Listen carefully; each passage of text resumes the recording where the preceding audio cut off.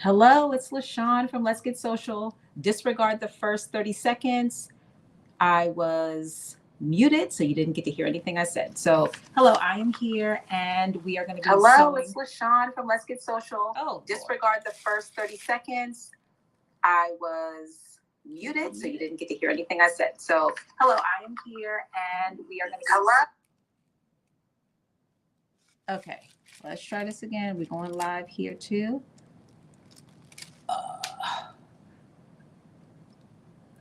This is what happens when you go remove, save changes. We're going to edit. We're going to add, save changes. Lord. All right, there we go. We are live, and now we're going live here. There we go. And now we're going live here. Okay. All right. Look, takes us a few seconds to get it together. So hello, everyone. It's LaShawn from Let's Get Social. And today is like an amazing day because not only are we going to be sewing McCall 7970, which is a very cute dress, and it's the last dress of our November sews, which we've been focusing on sweaters and sweater dresses and sweater covers. And so this is our last dress, and we are switching things a little bit, that we are not using a sweater. We're going to be using a velvet material, and I'm going to show you that, a knit stretch velvet. I'm going to show you that in a minute.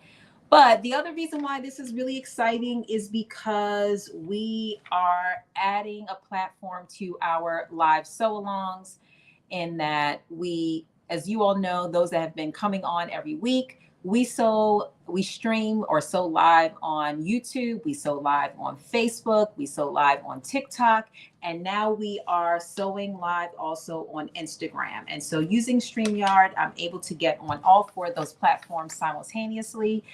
So if you see me, I have 3 cameras. Well, yes, I do have 3 cameras, but I really only need 2. If you see me kind of looking back and forth, it is because I am looking at the comments that are coming on both of those platforms. So thank you all for joining. Again, we're going to be sewing McCall 7970. And so let's get into it. Let's start. Let's see how things are going. And I'm also, at some point today, I think I'm going to add another camera, just because when I sew on StreamYard, I usually like to have a camera that shows my workspace. I don't have that camera up. So I think I will be adding that at some point, but we'll see how things go. So in the meantime, you'll see me doing a lot of holding things up so that you all can see what's going on the other platforms. So, and for those that are joining via Instagram, no, why is that a practice? It's not supposed to be a practice. Lord. Okay, hold on one second. We can ready to do this again. We're going to end this. We got little glitches. I'm going to try this one more time. That's okay. We're going to try this one more time. Discard this video. All right, so we are adding our Instagram. I did it wrong because I made it a practice audience instead of a public audience. And we're going to add them again.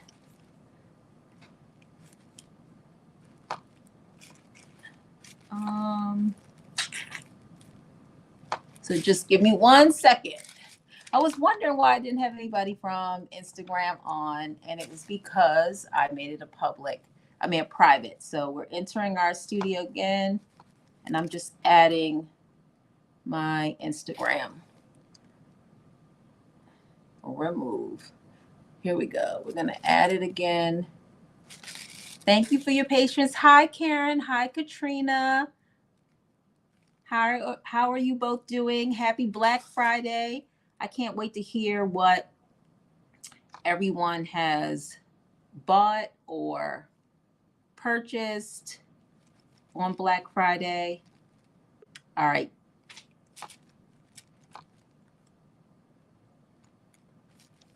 Give me 1 second. I am just adding another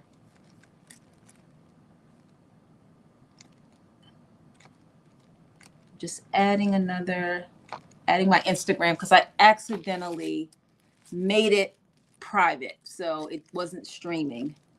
Instagram 2, and here we go. Copy the stream URL and copy the stream key.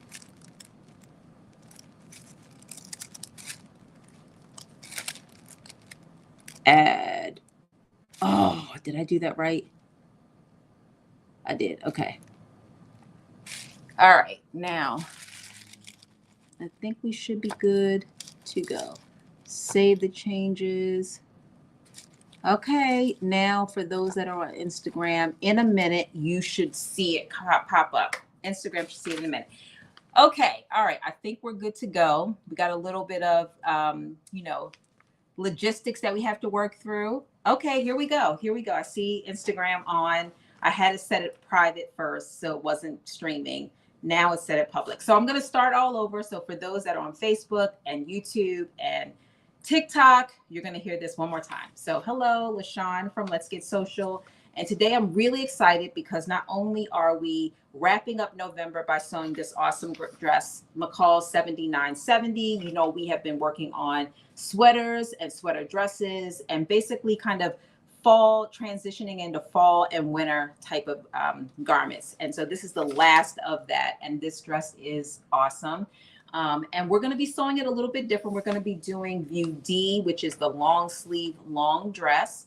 And we're going to be using a stretch velvet. So kind of transitioning away from the sweater materials a little bit, but I saw this velvet and I just had to flip the script a little bit. I was intending on using sweater, but I was like, this velvet caught my eye and we're going to work with that a little bit. So that's one of the reasons why I'm excited. But the second reason I'm excited is because we are adding Instagram, or we have added Instagram. So you all know every Friday I'm streaming live on YouTube, I'm streaming live on Facebook, I'm streaming live on TikTok, and now we are adding our friends from Instagram.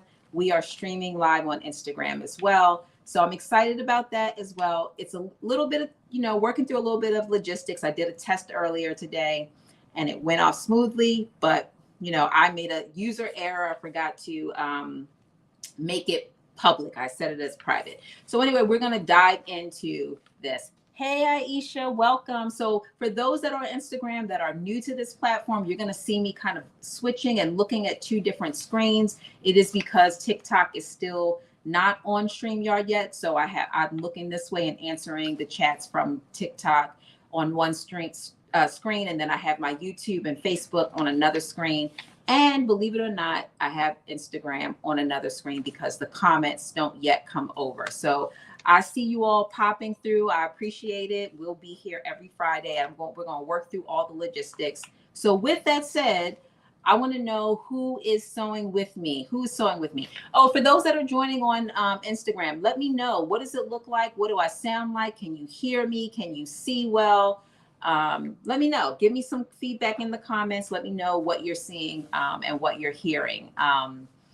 Hey, Carmen. Thank you. Thank you.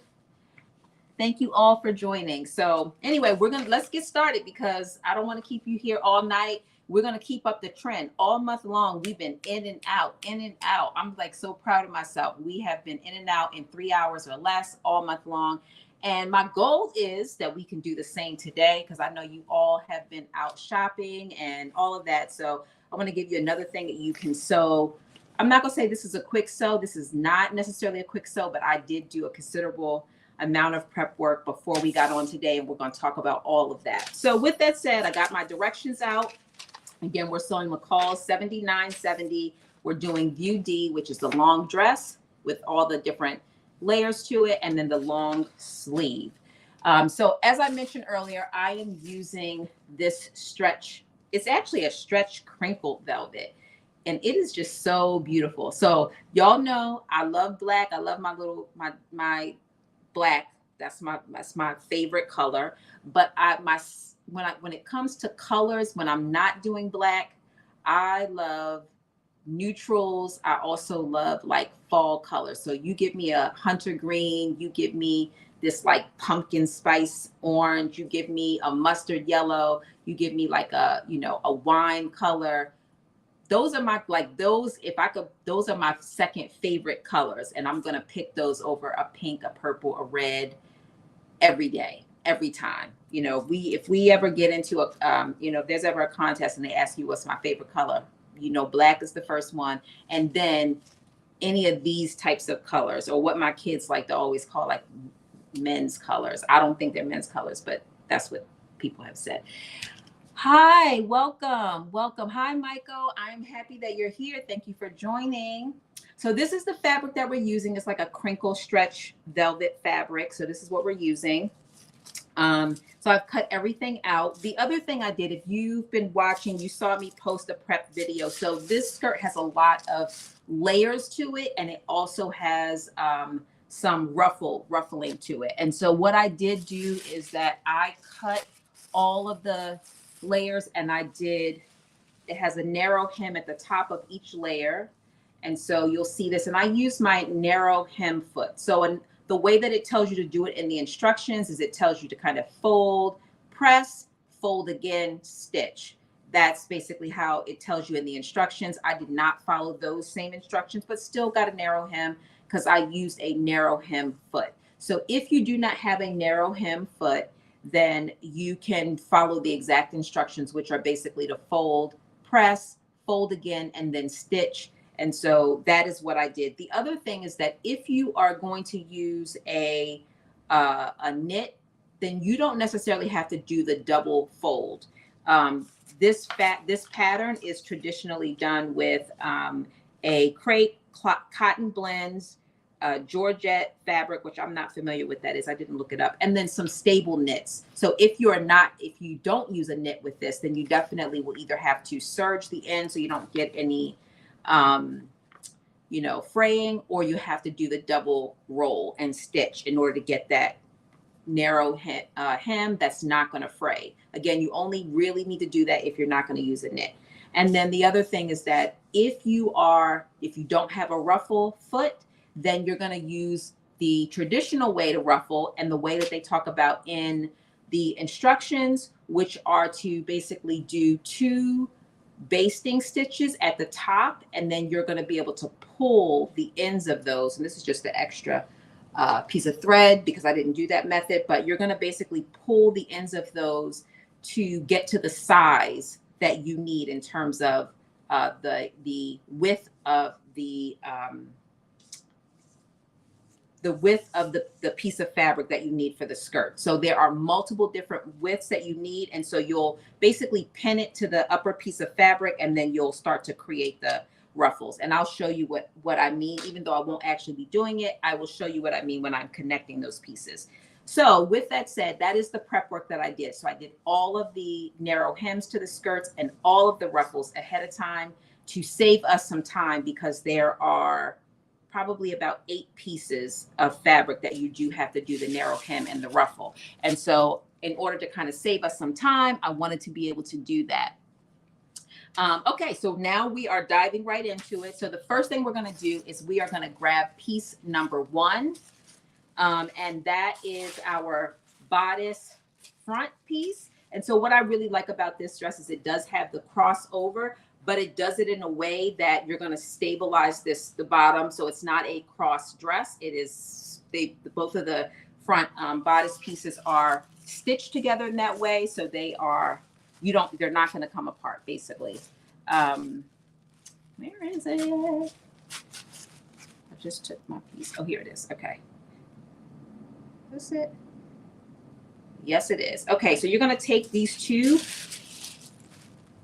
front pieces, and it is telling you to create a gather in the top part of this. So I did not gather this part at the top first. So we're going to do a gather at the top. So you have 2 options for gathering. Again, as I mentioned earlier, you can either do 2 basting stitches at the top. You're going to leave a little bit of extra thread at the side so that you can use those to create a gather, or you can use your gathering foot to create a gather. When I use my gathering foot, I am setting it on number 6. So a gather foot, and this is what I mean by gather foot. I'm just going to hold this close so you can see it. And on the gather foot, they have a couple of different settings that you could pick. And so they have a setting for 0, which is basically just a straight stitch, a 12, which is a gather every 12 stitches, a 6, which is a gather every 6 stitches, and then a 1, which is gather basically every stitch is going to be a gathered stitch. And so I set it on number 6. Now, sometimes number 6 is a little bit too, not enough gathering. And in that case, I will just do some manual overlap so that I can get the measurement that I need for the gather. So I am going to use my gathering foot again. I'm going to put that on, and I'm going to do the gather to the upper shoulder. So let me just show you that really quickly where you're doing the gather. You are doing it. So if this is your front bodice, you're going to gather right across this top, or you're going to put the 2 basting stitches in the top. And then when we pin the front to the back, you are going to then adjust your strings to get them to match each other, the front to match the back. So that's what we're going to do right now. And I'm also, so I might be a little bit slower because I am going to be looking at the comments. And for those that are on, if someone asks the question of something that I've already mentioned, I really appreciate it if you answer. And thank you all again for all the likes. And thank you for the gifts on TikTok. I appreciate you. All right. Thank you so much, Carmen. I appreciate you being in the chat and answering the questions. I just appreciate you so much. All right, here we go. So anybody sewing along with me, if you're sewing along, drop something in the chat. Let me know that you are sewing. If you are not sewing along, but you plan on making it after, drop something in the chat. Let me know what your plan is. If you plan to sew after, or if you plan to sew, if you are sewing with me today. I really want to know. I always repost with permission, of course. If anybody does sew before or after, you all are like awesome. I'm always excited to see the different versions of the garments that we made. You all have been sewing like crazy this month. Okay, here we go.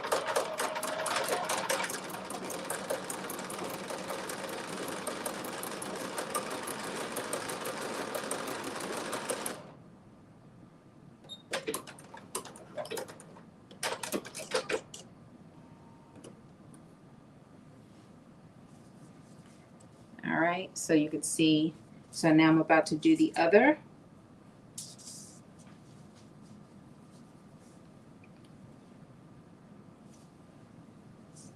Thank you so much for the gifts. So anybody go out and do any Black Friday shopping today? Anybody get anything like exciting?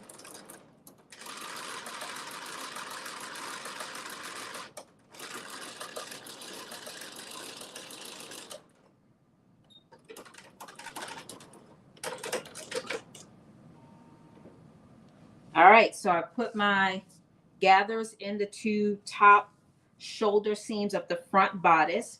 And then the next step is so that was piece number 1. We are now going to get piece number 2. And that is the back bodice. So we're going to take piece number 2. You said you went right to Joanne's. Okay. Okay, you said you are D. Hey, D, welcome. You're watching and listening while you're sewing something else. I know that's right. No shopping. Okay, okay. Look, I definitely did not do any shopping today. I'm not a no, let me not lie. I am a Black Friday shopper from time to time, but not today. Not today. I have to have a plan. I have to have a plan You say you stayed in and binge Black Cake on Hulu. Okay, I gotta check it out. I don't know anything about. Oh, and Key said I did too much shopping, so that's my problem. I have to have a plan. I cannot engage in the shopping world without a plan. Okay, so here's our piece number 2, which is the back bodice. So we're gonna lay it down on the table, right side facing up. So I know you all can't see that, but just know that the right side of the fabric is looking at me. It's facing up. And then I am taking each one of my front pieces. So piece number 1, which is the front bodice, and I am matching them at the shoulder seams. Oh yeah, that was perfect. Okay, I'm matching it at the shoulder seams. I'm pinning at the shoulder seams, and then we are going to stitch at the shoulder seams. Oh, here's my pins. So basically it's right sides facing each other. Back bodice is laying down on your workspace or your table facing up, and you are pinning the front bodice, which is right side facing down. So both of the right sides will be facing each other. And then you are going to pin them at the shoulder seam. And this is where, so you'll be pinning them at the shoulder seam, and you'll notice that if you use the traditional method of gathering where you put the 2 basting stitches in and you pull, once you do that pinning, that's where you're going to pull to make sure that you create enough gathers so that the front bodice matches the shoulder width of the shoulder of the back bodice. So see how mine match. You want to make sure that yours match so there's no extra fabric from the front. You want the shoulders to be the same size. Okay, and then once you lay the front piece down, one of the front pieces, you are then going to lay the other front piece down, again pinning at the shoulder seams. And then you're going to use, if you do need to pull your thread to create the gathers, you'll pull just enough to make sure that the shoulder width is the same. The front is the same as the back. And then we are going to stitch.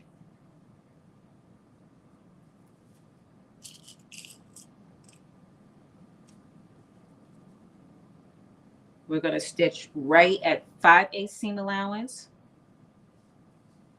right across those shoulder seams. So I'm just going to put one more pin, and then I'm going to show you what this looks like, and then we're going to stitch. So I'm so excited again. First time in a while, well, first time at all, streaming on all 4 platforms. So I'm so excited to have all my Instagram friends on here as well. So here's what it looks like. And then I'm going to just do 5/8 of an inch seam allowance, stitch right across this top. Same on this side, stitch right across the top. Hey, Terrence. Yes, you saw this fabric at Joann's. I went in, let me tell you, this was not the plan. This was not the fabric that I was planning on using for this dress. But when I saw it, I was like, oh, that's me. And let me tell you, so I did something that Carmen usually does. And some other people do it too, but I know, Carmen, you do this a lot, which is I took all the pieces after I cut them and I pinned them on my dress form because I really wanted to see what it looked like. I was so excited about this fabric. I almost sewed it before I even got on live. So to resist the urge, I pinned everything to the dress form. And I'm excited. I cannot wait to try this dress on. Now I'm sitting up here trying to figure out, I do not know what shoes that I'm going to wear with this dress. I have no idea what boots, because this is a boot dress. I feel like my, those tan boots or whatever you call them, whatever color that is. I just feel like they're not the right color. So I'm looking for any suggestions for any color, the color boot that you think I could wear with this. If I was making shoes, this would be the perfect outfit to make some shoes. But I need a recommendation for the color of shoes to wear with this. All right, here we go. Let's see.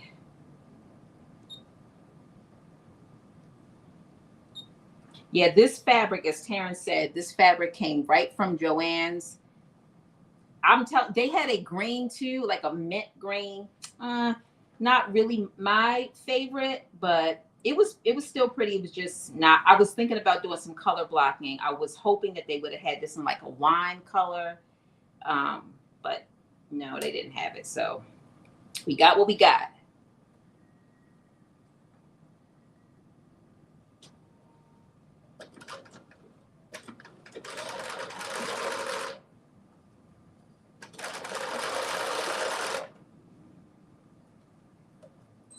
We got what we got. This is going to be a single monotone dress, or what is it, monochromatic dress. And I'm here for it.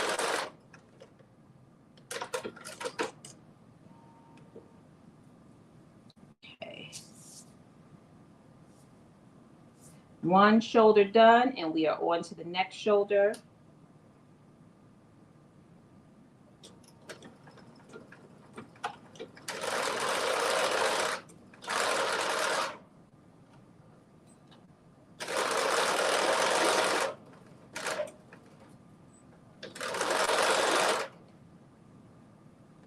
Okay. So I'm hoping that, you know, the prep work that I did is going to allow us to move through this dress fairly easy, because the longest thing, or the hardest part, which I don't even would call it hard, it's not hard, it's just time consuming, is doing those narrow hems on the top of all of those skirt pieces. That takes the most time. And so I'm hoping, because I've done all of that, that we'll be able to move through really all. At this point, what we are doing is literally constructing the garment, putting it together. So here we go. Both of the shoulder seams have been put together. And now we are going to, thank you. Now we're going to move on to the next piece, which is, guess what? It's the sides. So we're going to just pin these sides, and then we are going to stitch them. We're going to do 5/8 of an inch seam allowance and a straight stitch down. So I am pinning each one of these sides. I'm going to pin both sides, and then I will stitch both sides. Yeah, this dress would have been perfect for Thanksgiving. I mean, I just feel like it's giving me Thanksgiving vibes, kind of with the color. But guess what? I'm going to wear it. What pattern is this? So this is McCall's 7970. And for those that are just joining, we're doing View D. And we are doing it with a velvet stretch, or crinkle velvet stretch fabric. So this pattern is also rated as an easy. And I would agree 100%. On a scale of 0 to 10 or 1 to 10, 10 being the hardest, 1 being the easiest, I would say it's probably like a 2. Yeah, it's definitely a 2. It is not fat. It's not a fast sew, I would say, because it has a lot of that narrow hem. It takes a little bit of time to do those narrow hems to all the skirt pieces, but it is definitely an easy sew for sure. This is totally a beginner pattern. Yes, I have my tree up. Yes, I do. I have my tree up.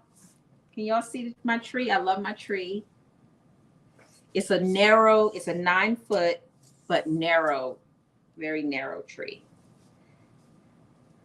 I didn't put up my tree last year, and it affected me. I love Christmas. I love Christmas, decorating for Christmas.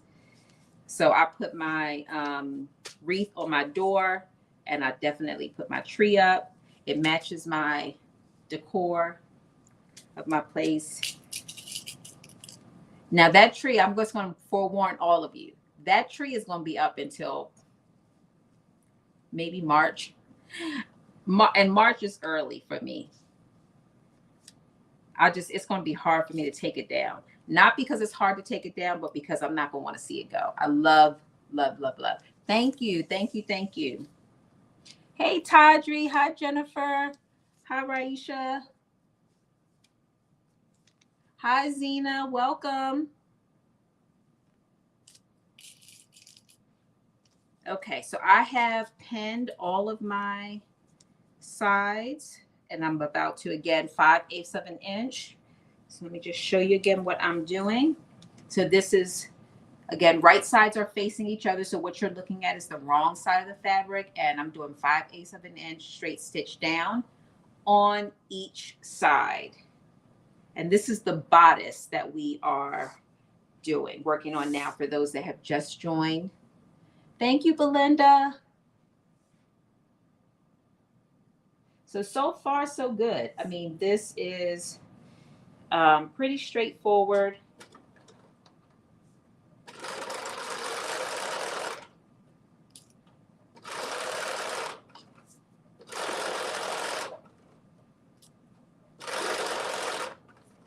Pretty straightforward. This fabric, I got it from Joann's. It is a crinkle velvet. At the Joann's that I went to, they had it in 2 different colors. One was like a mint green color, and then they had this like burnt orange.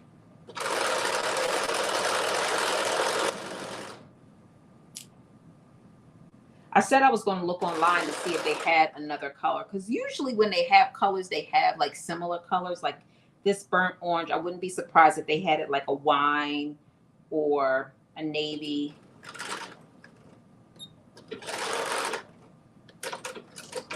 Okay, one side down, and we're going to do the other side.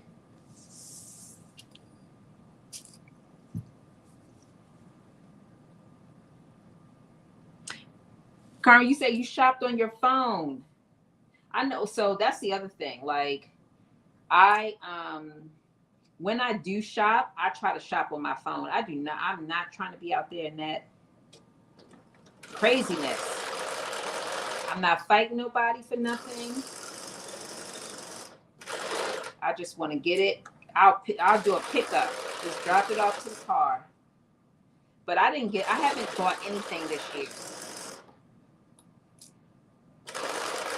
I have not bought anything. So a small part of me feels like I am hi Monica. Okay, thank you for telling me that, because I wasn't sure what to call you, but it was only a matter of time before I was going to ask you. So thank you, and thank you for joining. Okay, so look what we have done so far. We have put the front and the back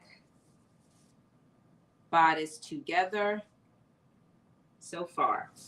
All right, so now the next thing that we're going to do, if you are following the instructions, because we're doing view D, we actually move all the way to step number 7, which is where we are putting on the facing. So it comes with a front and back facing, which is pieces 4 and 5, which I just had. Here we go. So it tells us that we should be interfacing pieces 4 and 5, which I did not do. So we're going to interface them together. You should have 2 pieces. Number 4, this is your facing that's going to go down the front, and then piece number 5 is going to go in the back. So it's going to be like this, and then your front facings are going to go down, and you should interface all of those pieces. So we're going to interface those.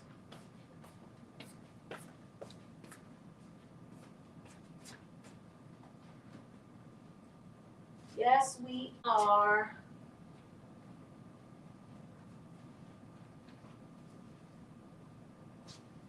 Maybe.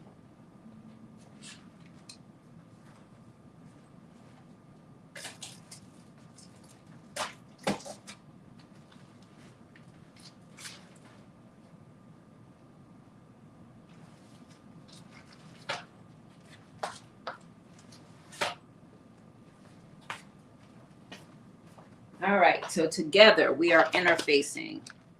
So interfacing is usually something I'd usually do off camera, but I did not get to interface it, so we're going to do it together.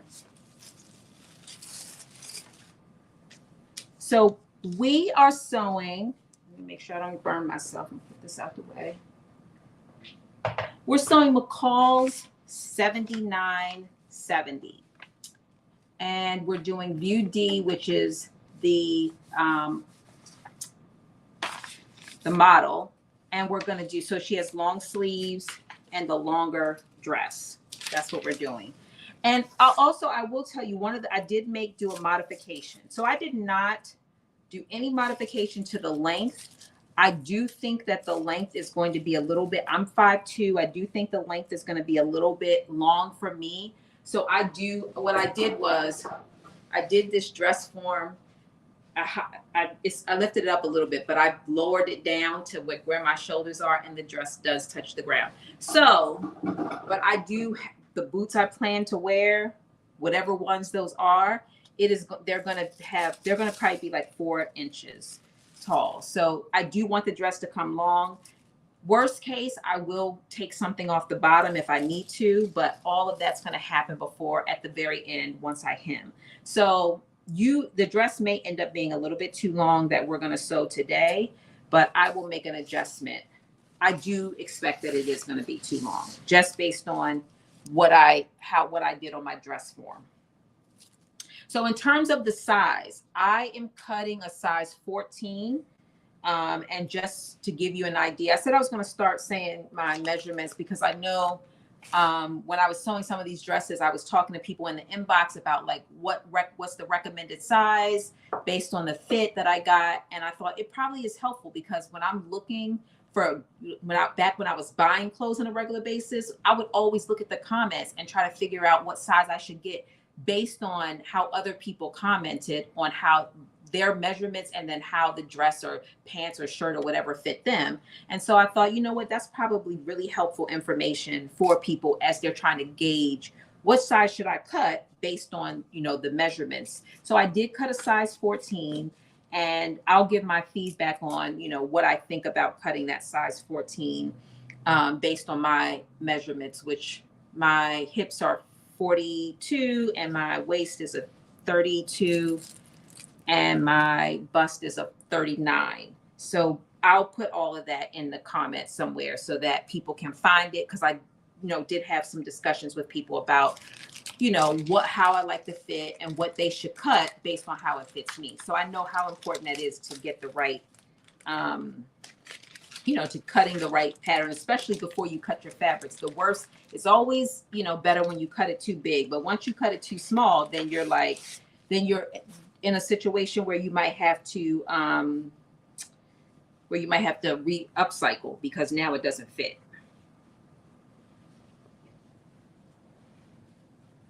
All right, so what we're working on now is we are working on interfacing, and we have to interface pieces 4 and piece 5.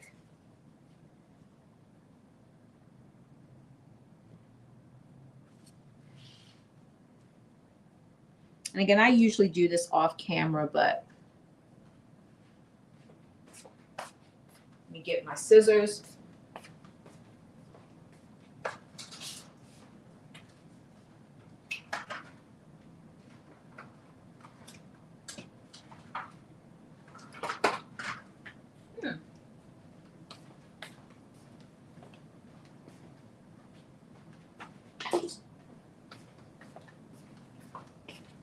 But today, we're going to be doing it together.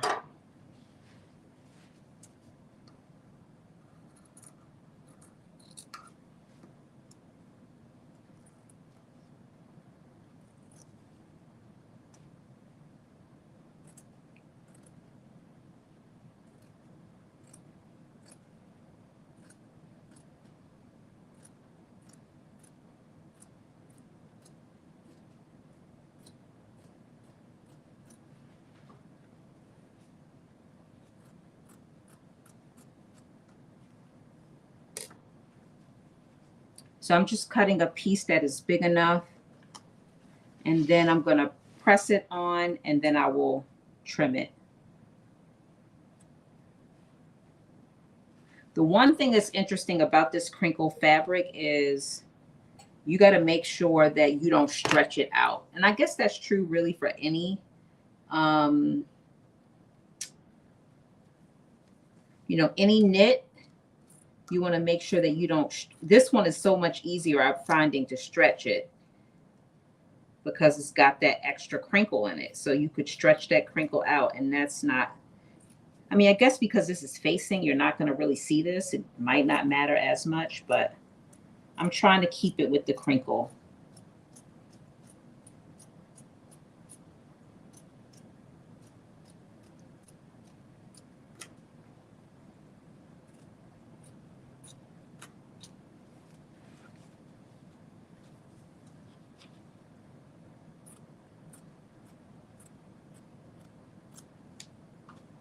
All right, 2 cut, and then I'm going to cut this last one.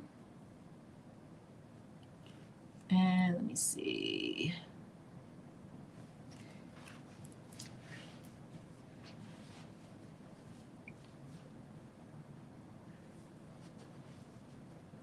I can't wait to hear feedback from the people that are joining from Instagram, how you are able to hear and see on this platform.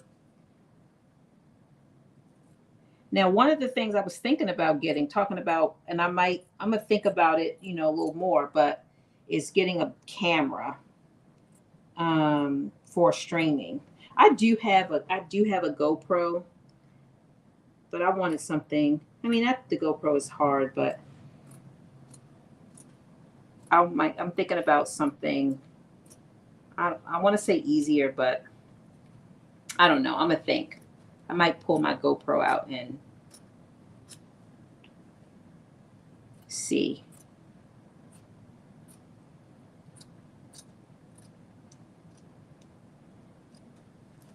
All right, here we go. So I'm going to move this to the side.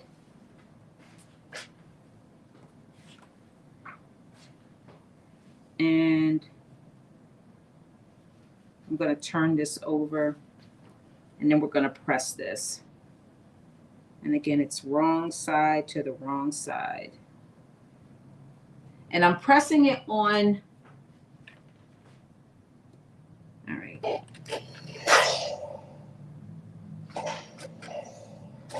I don't want to press those crinkles out.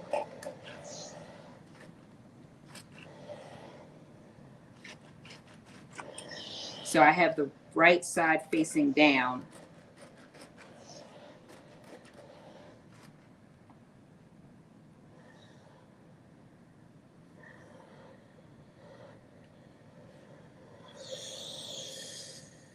Hello, welcome. Thank you for joining.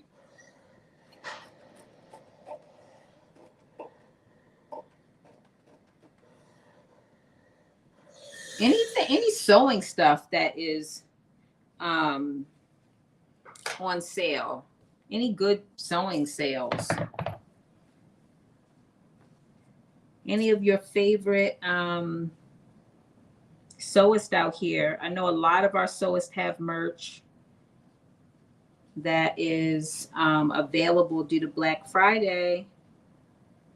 Anybody supporting?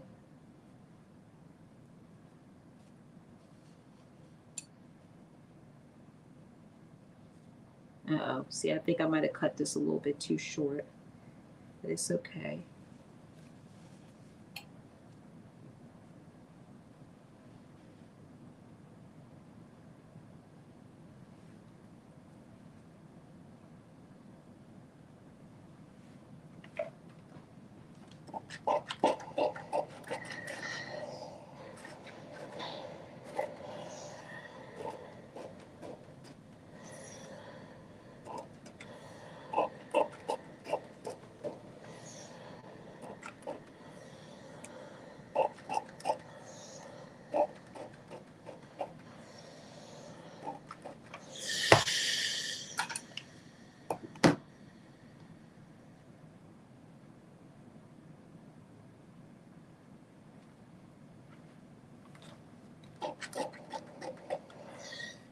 All right, there we go. Oh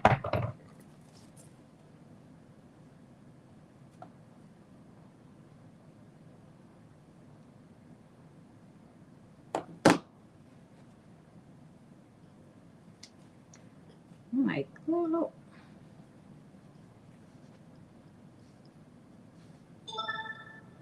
Here we go.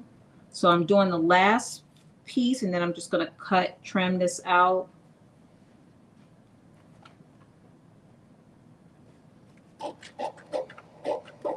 Let's see, Minerva's on sale, 10% off site-wide and 20% off for Minerva Club members. Okay, thank you, Terrence. And Terrence, I know you have your site, your headbands. I know I'm getting a couple. I'm getting some for my niece. I got her some during the summertime. I'm going to order her a couple more. My sister loved them. My niece is a baby, so she don't know no different, but my sister loved them. So she just wanted a couple different more to match her outfits. So I'm going to get her some. 31%. Okay, so Terrence has his stuff on sale, 31% site-wide. So I'm definitely going to take advantage of that. Terrence, how long is that sale?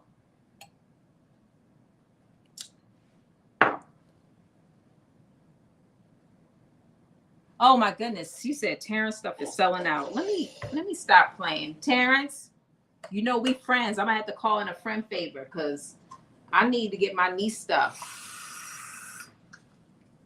And I haven't even started looking. I might have to pull a friend favor, like,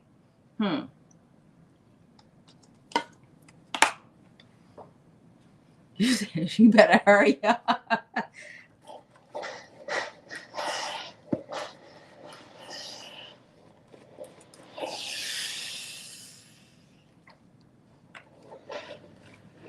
Okay.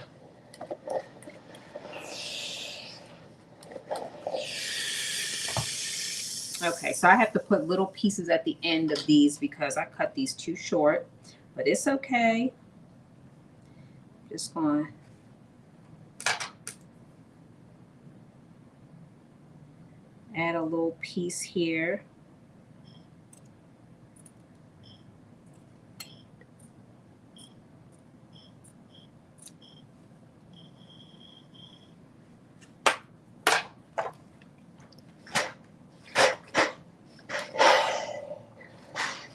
Hey, hi, Miss Alethea. Welcome. I'm so glad you stopped by. I always appreciate you. All right, so that's done. I'm adding another little piece on this end.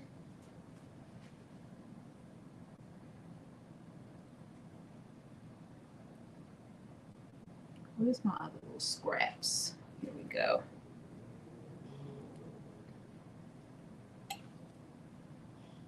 See, that's one of the challenges with using this crinkle fabric.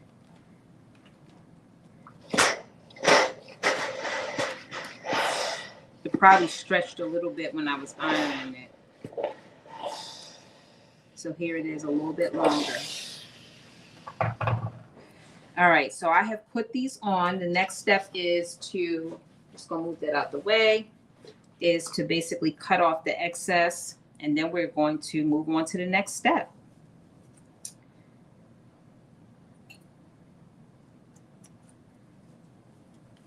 If any of our sewists on here who has merch, definitely drop it in the chat.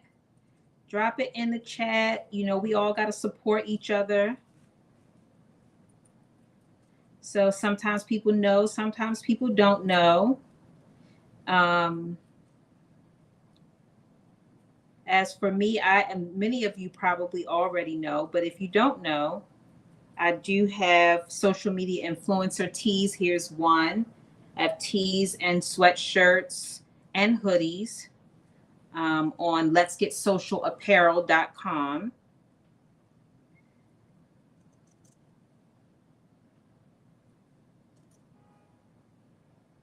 And I'll post something on my platforms about it because it's been a minute. And I know a lot of you have purchased, so I appreciate you.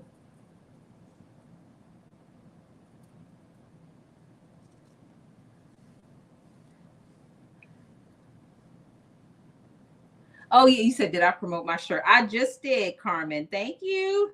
Look, Carmen is on it. She like, you talk about everybody else stuff, talk about your stuff. I know that's right. Look, if you don't have a friend that looks out for you, y'all better get one of them. I'm telling you, they are not to be underestimated. I'm telling you. Mm.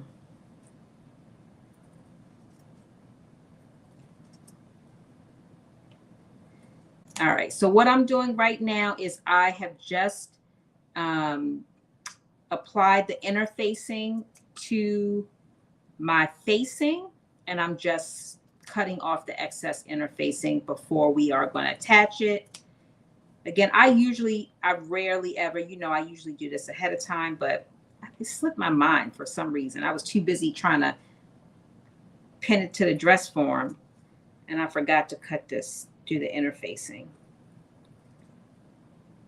And the interfacing is really important for this fabric because it's going to give it that little extra structure, and it is needed because the fabric is not very stretchy, but it's stretchy, and you just want to give it that support because this is going around your opening of your neck. So it is important to do it. Sometimes if I use a real structured fabric, I'll skip the interfacing step, or if I need the extra stretch, I'll skip it, but that's not the case for this garment. I don't think I'm going to have any problem getting this over my head at all. It's just not it's not that kind of dress. So again, I'm just cutting off the excess, interfacing.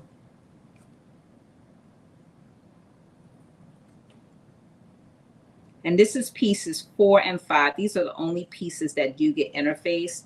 You have 2 pieces, 2 number 4 pieces, and 1 number 5.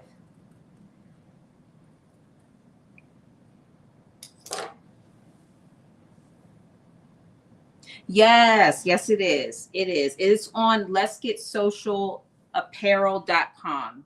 And so there's 2 versions. There is a social media influencer t-shirt. This is the t-shirt. There's a t-shirt, there is a hoodie, and there is a sweatshirt. And then there's also, I have a definition, social media influencer definition t-shirt, hoodie, and a sweatshirt as well.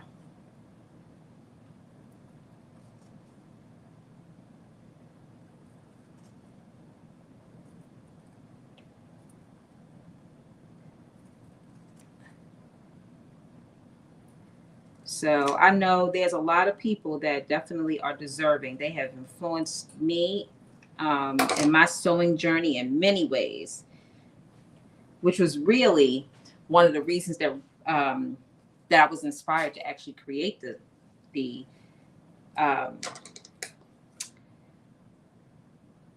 t-shirt, the definition t-shirt, because I thought when I was looking up different terms, and when I found it, I was like, this is it. This is my people.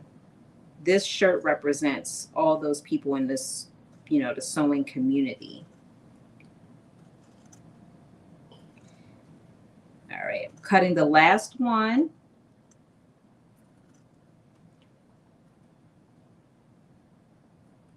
Hopefully I didn't stretch it out too much. Good news is that this is facing, it's on the inside. So any adjustments that we have to make will be easy to camouflage. All right, last piece. Thank you for indulging me as I go through this step.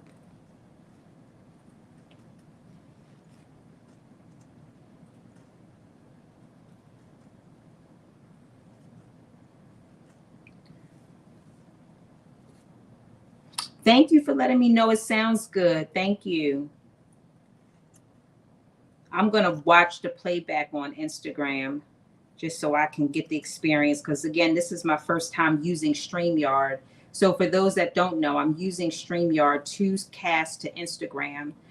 Instagram has been rolling out StreamYard to users for a while now, and I I have been checking back, and Carmen sent me a notification saying, hey, Instagram notified me that I have access. You might want to check and see if you have access. And I was like, girl, I've been checking and I ain't got it, but I checked and I had it. Oh, okay. D. So D asked, how is my how are my courses going with Pattern Making Academy? So I'm moving through it a little bit slower than well, first of all, let me say it's going well. I am really trying to make sure that I am not just going through the process, but I'm understanding the process of Pattern Making Academy.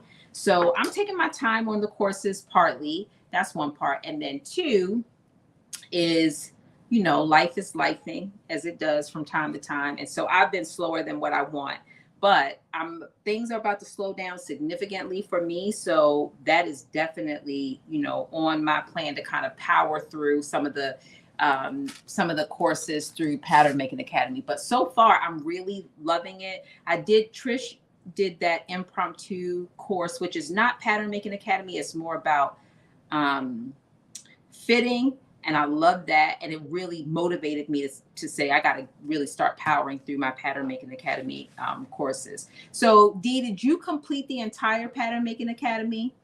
Or are you still like working your way through the courses as well?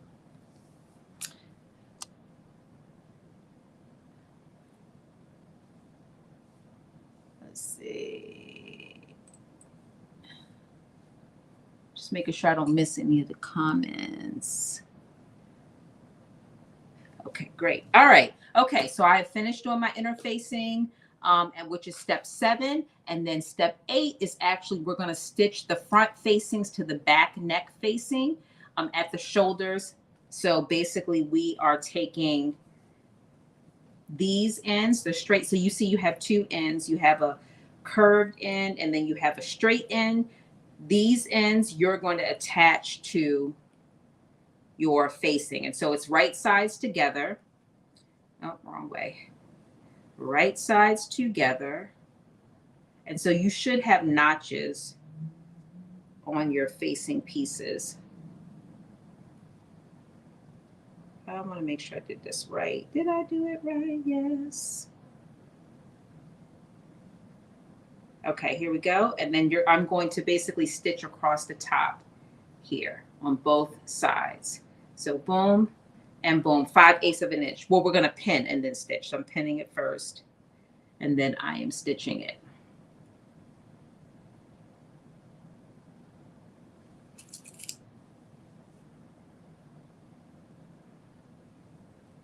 You say you skip some that you say you're still working your way through, but you skip some that you already knew. Okay.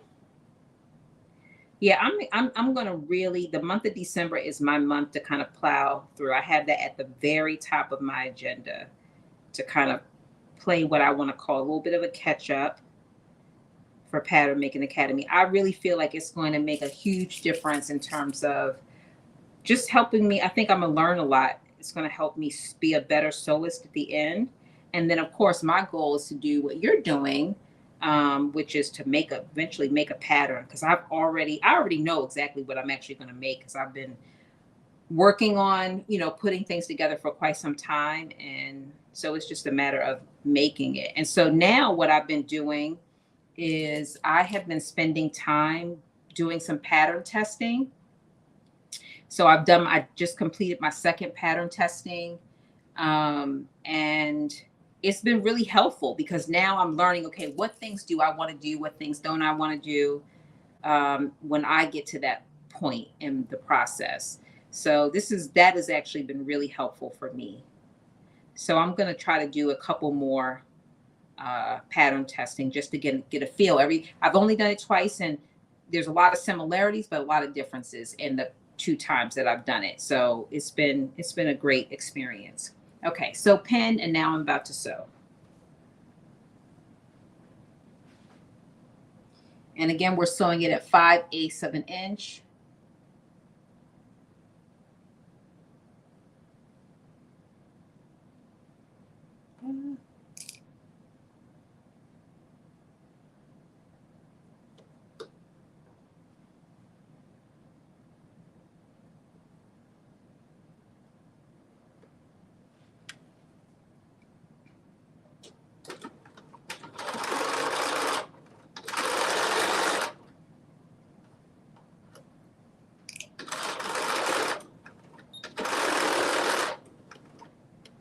Yeah, but I'm really excited about the patterns that um, that I want to make. I'm really excited. I mean, I'm so excited. So I just got to get there one step at a time. I just keep telling myself, slow and steady wins the race. You know, you don't have to do everything at once. Just, you know, work your way up so you have a product that is worth it in the end.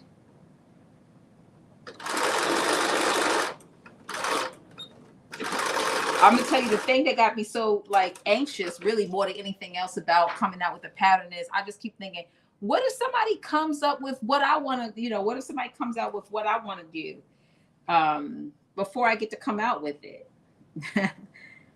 But I can't let that hold me back because look, Lyft didn't get stopped by Uber, right? So the testers for the jumpsuit are almost finished, so your pattern should be ready in December. Wow, that you're moving through that fast. That's exciting.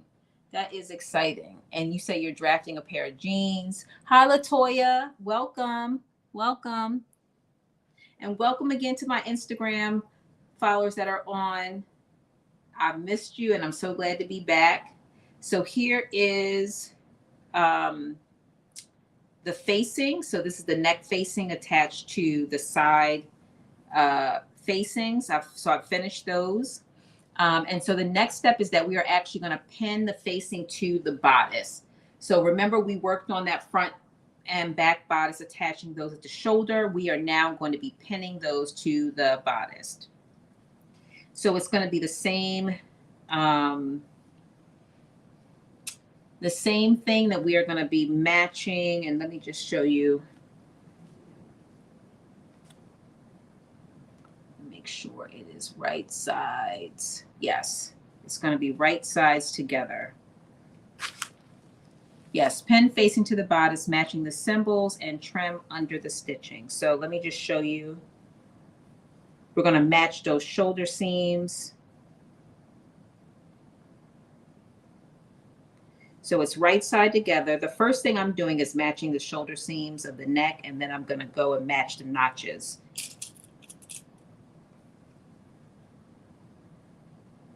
Again, all of this is on the inside, the facing. So as perfect as possible is going to be good.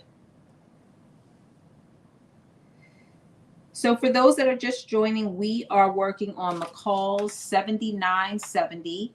We're sewing view D, which is the long sleeve and the longer version of the dress. And right now we are working on attaching the facing to the bodice is what we're working. We're pinning those pieces on. So I always start by matching the shoulder seams of the facing first, and then I match the notches.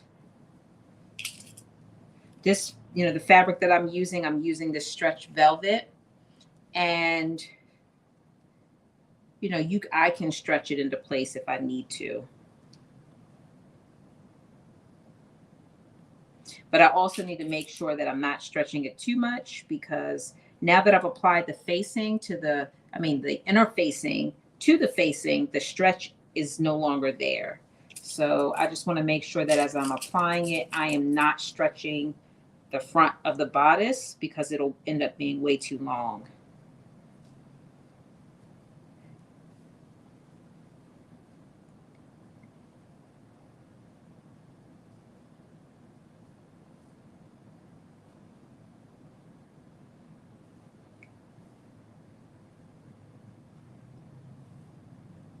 Again, just making sure that those seams line up. Not that you'll see them, but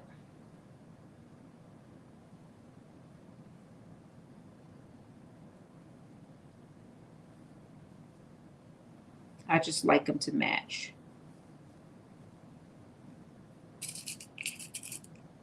Says whatever you come up with is always something different in your version of a garment. Yes, you're right. You're right. You're so right. And what I'm coming up with is, it's a compilation of other things that I've seen. So I have this inspo on my like a private Pinterest folder, and I also have inspiration that I've saved on my Instagram in a folder. And so it's a combination, and I'm just excited about it. I can't wait to get it out because I feel like it's going to be something that people are going to really like. Hey, Anthony, thank you for joining. So I just can't wait to be able to work on it. So the sooner I can get through this the pattern making class, the sooner I'll be able to really start making sure that I know what I'm doing when it comes to pattern making. So I'm very excited about it.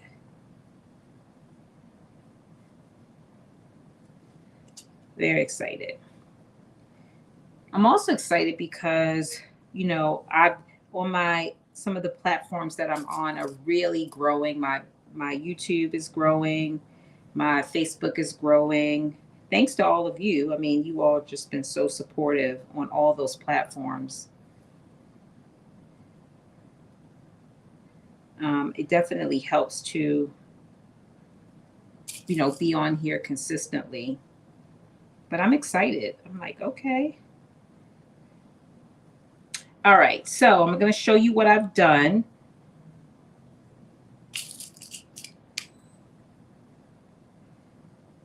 I have just pinned the I've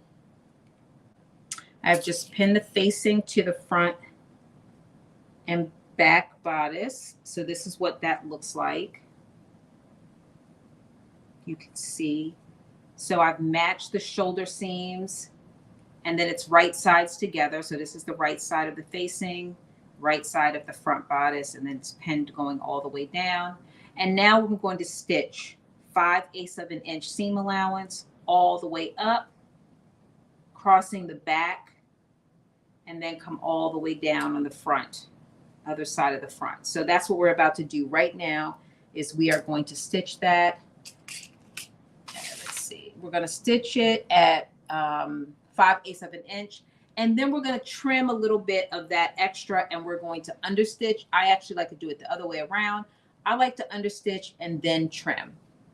Hi, Jacqueline. Today we are making McCall's 7970, and we're doing view D, which is the longer view with the long sleeves. And right now we are working on adding the facing to the front and back bodice. So we're just going to stitch that on right now, and then we are going to understitch it.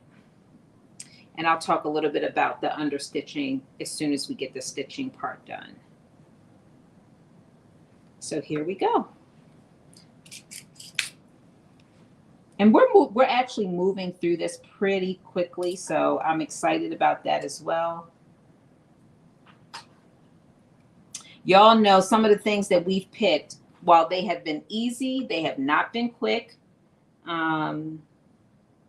So I'm excited to be able to have another day where we might actually, you know, get off of here in a reasonable time, like move through a garment. And it's always one of the things I'm sure you all probably know is that when you sew on live, it's always a little bit longer than when you sew it on your own. At least that has been my experience when I've had the opportunity to make two, one before I go on live and then one on live.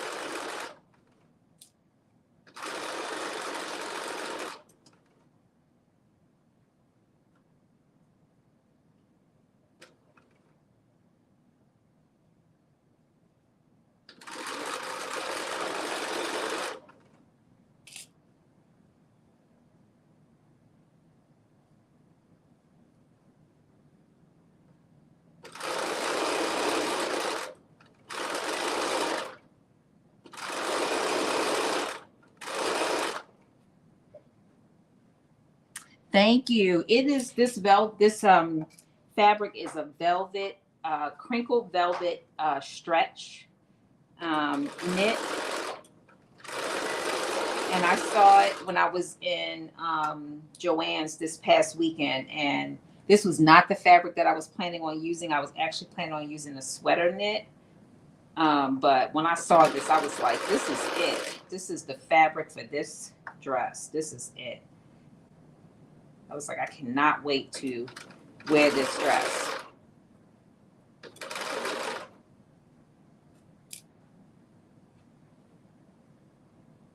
And I can't wait to try it on for everyone. I just know, you know, I'm feeling so good about it. I hope I'm not over talking it, but I'm feeling so good about it.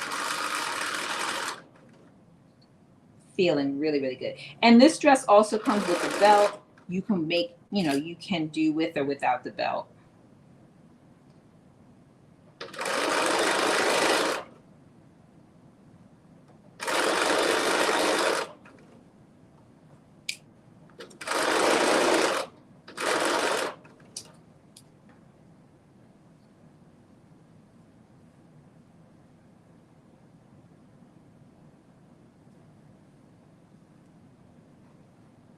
All right. Making sure I don't have any bunching underneath. Oops.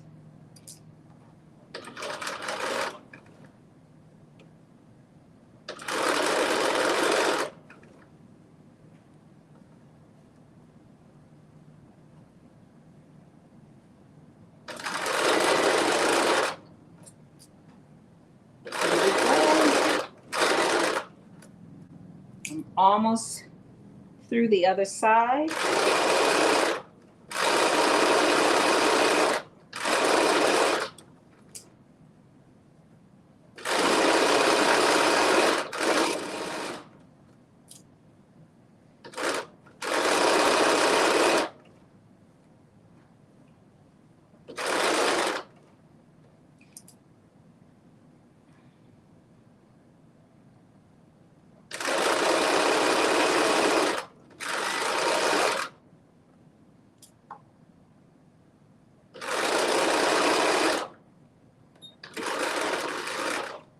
All right, there we go. So we have finished. Just making sure I don't miss any comments. Okay, so we have finished doing the initial stitch. And then the next thing that we are going to do is I'm actually going to fold this over, I'm going to fold it over this way so that all of this seam allowance is folded onto the facing this way. And then we are going to do what we call an understitch. Yep, we're going to do just an understitch, which is again a stitch that is stitching this seam allowance onto the facing. And then I'm going to cut off. So the instructions tell you to cut the excess off first. I like to do my understitch first and then cut the excess off. So I'm just going to look and see is my seams all lined up, and they are. If you can see that, it's, I don't know if you can see it well, but it is both there and there. If you can see that, it is lined up really, really well, which I love. So, all right, next thing is we're going to do this understitch. And then I'll cut off the excess after I understitch. And it does help to press it a little bit, especially because the fabric is not laying. So I'm just going to press it a little bit. And then I'm going to understitch it just so it lays really smoothly when I am understitching.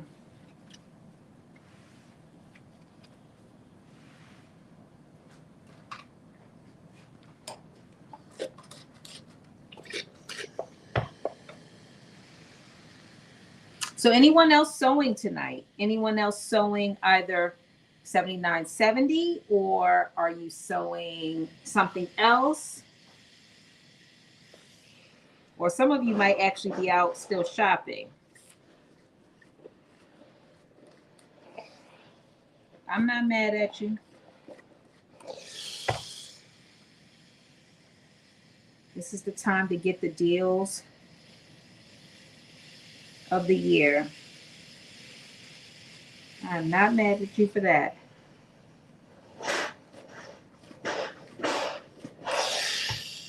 So this fabric actually irons really well. It's just laying down with very little pressing required.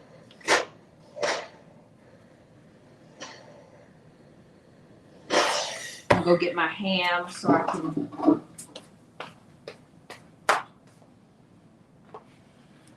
get around this curve a little bit. So I got my ham just to make this lay a little bit easier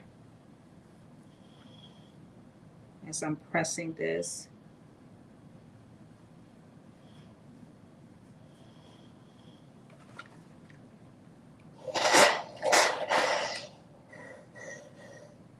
Oh yeah, that made a huge difference.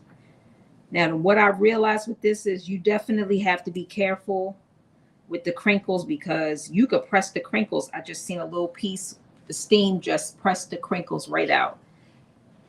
Hi, Miss Carol. You said you're cutting out stuff to sew right now. Okay, I can't wait to see it. Belinda said she just finished making 2 infinity scarves. Okay, infinity scarves. That's another great gift idea. Are you making them for you or are you making them for someone else? Are you making them to sell?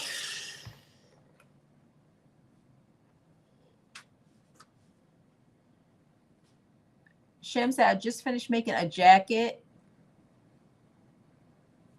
That's nice. You said, Monica said, I am sewing Vogue 1643 dress and adding a Simplicity Creative sleeve. Okay. Oh yeah, that reminds me. Well, first of all, let me look at what is Vogue 1643 because I'm excited to know what that is. Vogue 1643. I'm sure that is super cute. Okay. Oh, I actually have this pattern. I have this. I want to see that. Please let me, I want to be able to see it. I'm excited. I have that pattern. So let me show you all with this. This is a cute, super cute pattern. Hold on, let me see how I can get it to come up. Okay, so you can all see it. Come on. Well, anyway, I don't know if you can see that, but that is cute. And I do have this pattern. The dress. So I don't know if you can see it clearly, but it's the dress one. So there is, oh yeah, that's view C. Super cute. You say you're sewing an infinity scarf, one for you and one for your daughter. Okay. I love a good infinity scarf, especially this time of the year. That was, it's Vogue 1643, yes. So then I'll show you again. Let's see if you can see that. I'm sure it's got a little glare on it. That is cute. I do have this pattern. And I haven't done anything with it, but I definitely have it.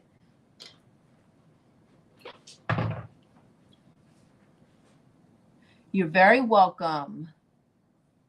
Let me see, did I miss anything? You said, how do you add a picture to show me the sleeve? You know what? I don't know that if you can add a picture. I don't know if you can, Monica. I have to investigate that. That's a good idea. Do you know what pattern it is? Because I can look it up on my phone.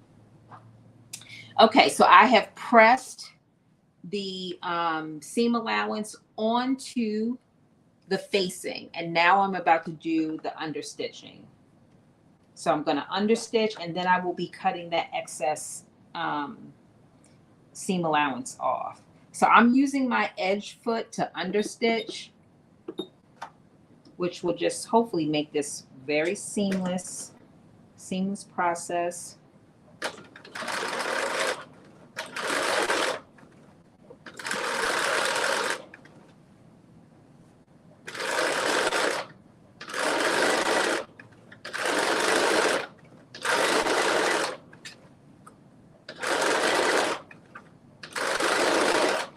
I love understitching. It makes everything look so neat and professional. Although on this fabric, you can't really see the stitching, the understitching.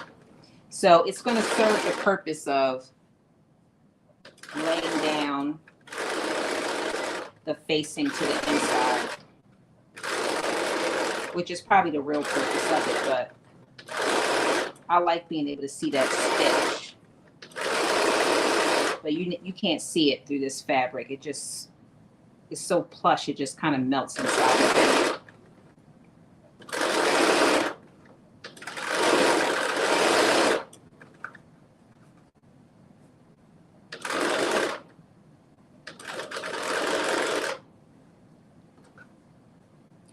This is going to be tricky. So I'm going around this curve and I can already see it's going to be a little tricky.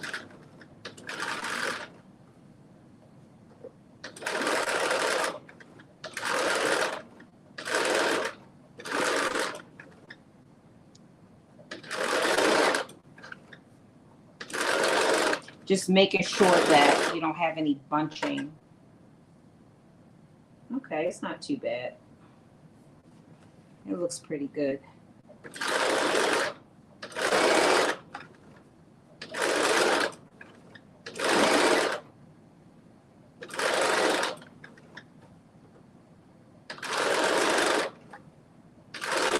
I realized the trick to doing understitching is making sure that you pull the fabric so that it does not bunch up.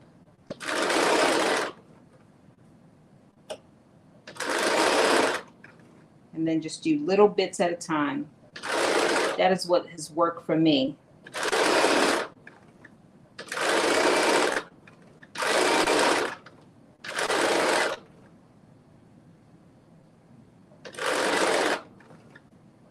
Okay, almost done. Almost finished.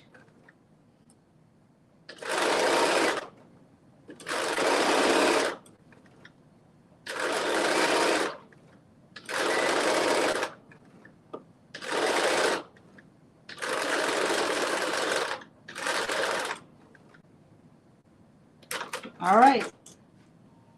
I have finished doing my understitching and I'm going to just press this under. All right, let me look this up. Okay, so that dress that I just showed you that Monica's doing, she is doing that. So she's replacing the sleeve and she is doing it with a Simplicity 8695 UF. Oh, so this is just sleeves. Okay, I have not seen this before. So let's take a look at that. Let me see. Oh, these are vintage sleeves, View F. Wow. Okay, let me put that up on the screen. How do I make that bigger? Okay. Oh, I'm excited to see that. So that is, I don't know if you can see that, but that is View. Is that View F? Yes, it is. So that's View F. Can you see that? And so here, for those that can see on this side, let me see if I can make it focus. So this is View F, this one. So she is replacing the sleeve. Oh, you say you have this pattern? Yeah, this is nothing but sleeves. So I'm going to tell you, I'm looking at this. I like View B. I like View D. Okay, let me show you. Oh my goodness. I've never seen this pattern before. So I like these two. Boom, boom. Boom, boom. I love those. Those two top ones. I like them all, really. Honestly, I feel like I can see where. So View F, that's a lot of buttons, Monica. That's a lot of buttons. Oh, you said Bursa. Oh, you would love that pattern. Yes, this is Simplicity 8695. So I see the vision. So she is doing the dress of Vogue 1643, which I showed you all earlier, removing the sleeves and adding Simplicity 8695 UF. That's going to be, I can't wait to see it. So you said you are doing the dresses in navy blue, a navy blue knit sweater from Joanne. Okay, okay. And the sleeves are with the same fabric on the top and then ivory on the bottom. Oh, that with the loops. That I can't wait to see it. I can picture it. You say you're gonna do, oh, they're full loops, so they're not even buttons. Okay, that is gonna be cute. I wanna see it. I cannot wait to see that. That's gonna be a whole vibe. I'm here for it. I'm here for it. Okay, so we have added the facing. I'm just pressing it under. We've done the understitching. I'm just doing a nice quick press.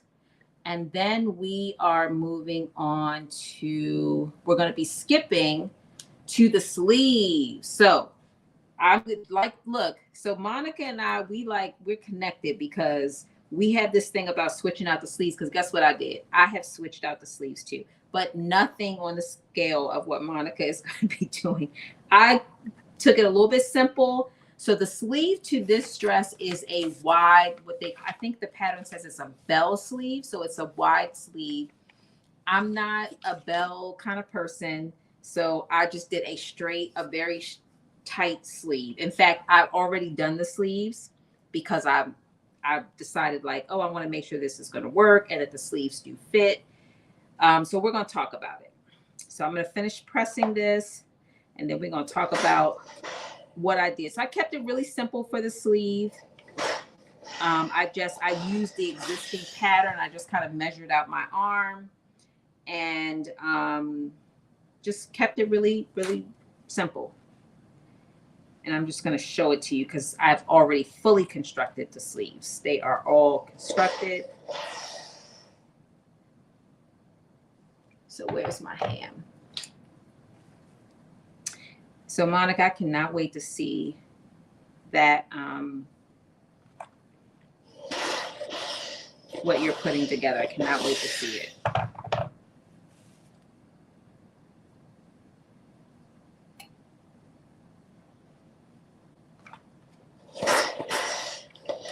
So the one thing I will say, I think I said this earlier, but if you do decide to use this crinkle fabric, you definitely want to be mindful that when you iron it, you can iron these crinkles. I don't know if they come back when it cools off. I have to look, but I noticed when I was ironing it at the top, the crinkles were kind of melting out a little bit. So let me just see if they did come back. Nope, they did not. So just be mindful that when you apply all that steam, I mean, it doesn't look bad, but I could see where they kind of are flattened. This fabric is not just crinkled in a look. It's actually, you can feel the crinkles. It's textured. So anyway, so this part is done. I'm going to actually, not done, but I'm going to put it on the dress form so you can kind of see how it's starting to come together.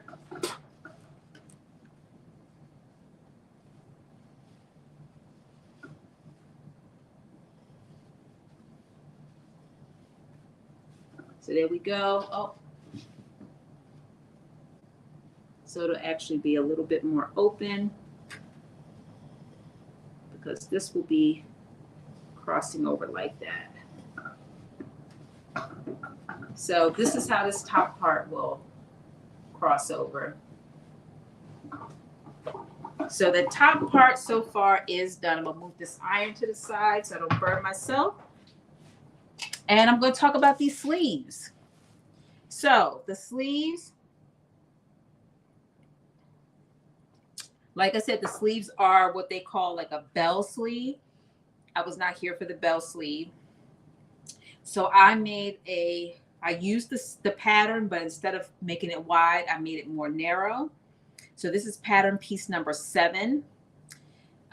It does ask you to do an ease stitch at the top so that you can fit the sleeve in, so you can create a little bit of a gathering. So what I did was I just used my gathering foot and created a gather at the top of the sleeve. So you can see that there's like a little gather at the top of the sleeve. And I will ease the rest of it in. I'll kind of make some manual gathers if I need to. But here is what the sleeve is going to look like on my arm. This is not a bell. This is, if I can get it. What do I have? Okay. My watch is stuck on my watch.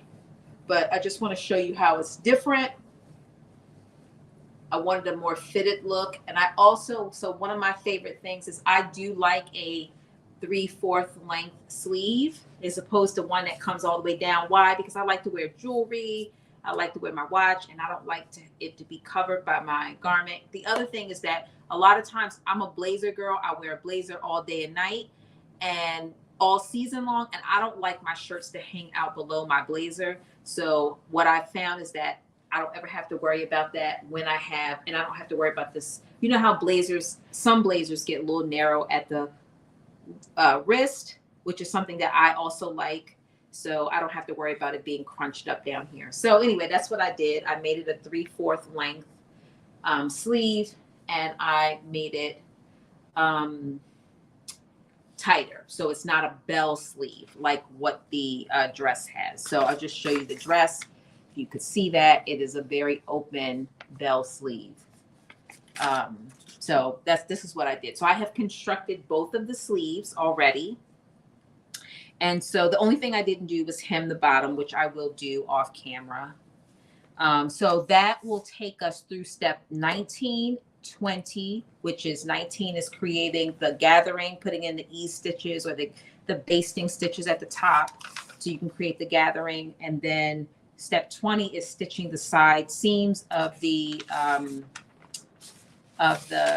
sleeve.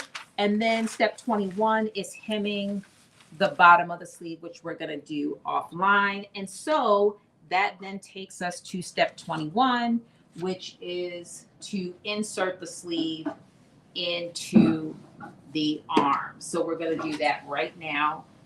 We're going to insert the sleeves into the arms. And so you will have notches on your sleeve. You'll have 1 notch for the front, 2 notches for the back. And so you just want to make sure that as you're inserting your sleeves into your arms, well, first of all, you're going to put your sleeve, put the wrong side facing out. And then you are going to insert your sleeve with the right side inside of the hole so that basically it's right sides together. So this is the inside of the bodice and this is the sleeve. And then you're going to match. What I like to do is match the seam, the bottom seam of the sleeve, and then work on matching all of the notches. So I'm going to pin both sleeves and then we're going to stitch. There we go.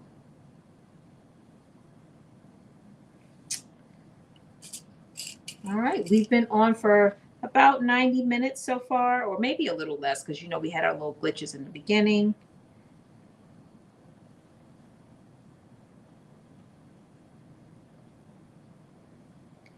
So we are making great progress.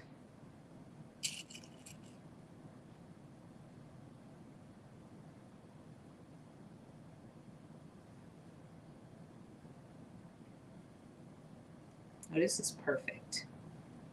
This is perfect. I'm telling you, if you use a gathering foot, that number 6 is like your perfect stitch. It gives you the perfect stitch length. I have to do very few modifications when I use the settings number 6 on the gathering foot in terms of having to adjust the width of whatever the pattern piece. It just seems to work so well.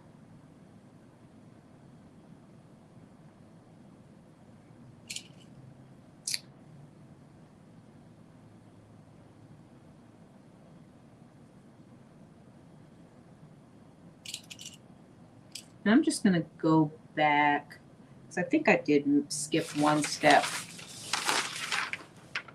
I did. Okay, we'll do it after we do these sleeves. We'll go back. We have to do a basting stitch to connect the bottom of the bodice, like where it crosses over. There's like a little basting stitch that goes in. I skipped that. We're going to go back to that. But we can put these sleeves in first. So I've pinned in one sleeve and now I'm going to pin in the other. The same thing. Again, you're keeping it wrong side facing out. And you're going to turn your sleeve right sides out. And then you are going to insert it into the garment so that the right side of the sleeve is to the right side of the bodice. Match up your bottom seams. So the bottom seam of the sleeve, I match it up to the bottom seam of the shirt, of the bodice. And then I pin those so that those seams match. I put a pin right through the middle of those seams.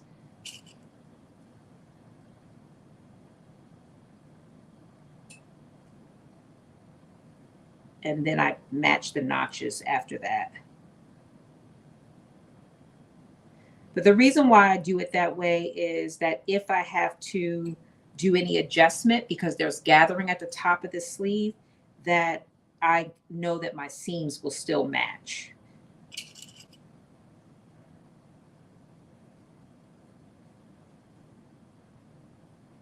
The notches really in this case are just to make sure that you have, the right sleeves on the right side, I guess.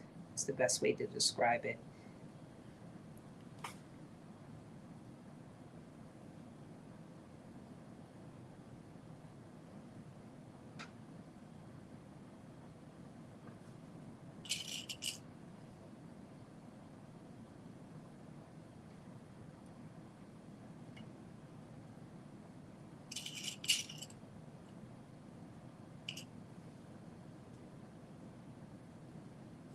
I'm also making sure, again, because this is crinkly fabric, that I'm not overly stretching anything, which is very easy to do with this fabric because it's got extra, it's got crinkled fabric. So it could be stretched out.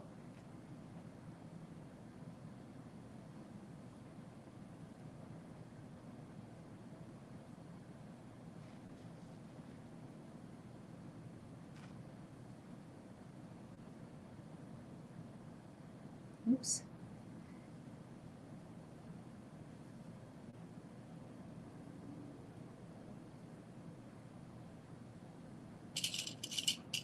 All right.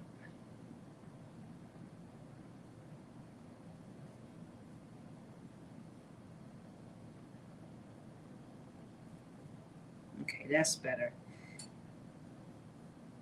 One more pin, and now we're going to stitch. So when using the foot to gather on number 6, you have gathers from dot to dot, and I don't have to adjust. So very minimal adjusting. So what I usually do is I put the first dot under the needle of the where the needle comes down to make that first stitch for the gathering foot, and then I will gather all the way until that dot gets to the second needle, and then I back stitch at that point. That has typically worked for me, that I have not had to make any adjustments, or when I do have to make adjustments, it's usually sometimes I just have to add one more gather in there. So what it has done is it's never been too small where I have to take it a loose. Usually it's not enough gathering, and so I might have to usually add like one extra, fold over. So I'll just usually make another one manually and just stick a pin in it. If when I'm pinning it, if it doesn't work, I'll just fold over a little piece and pin it so that when I take it through the final stitch, it just treats it like a gather. But it has worked really, really well where I've had to make very few adjustments when I use number 6. But worst case scenario, if it does end up too small, you can, take a loose at the end of one of the stitches and it should give you what you need. But 6 seems like it's the pretty neutral number for the gathers. All right, so I have it all pinned, and now I am about to stitch the sleeve on. And again, I'm stitching it at 5/8 of an inch seam allowance.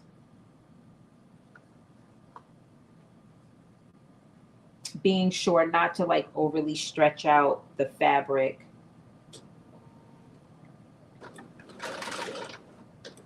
Oops.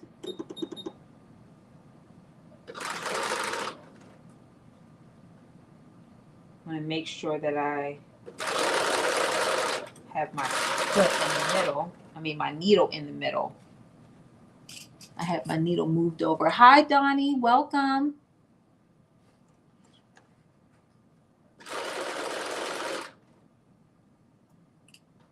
Yeah, I love, I love the gathering foot. Like that's one of my favorite feet. I also like the narrow hem foot. So that's the other thing that I use. I'll talk about that a little bit in a minute. But I use that, and it took a while to get used to it, or a couple of tries. But now that I use it, I'm like, fold over what? I'm gonna use this narrow gathering foot whenever I can use it.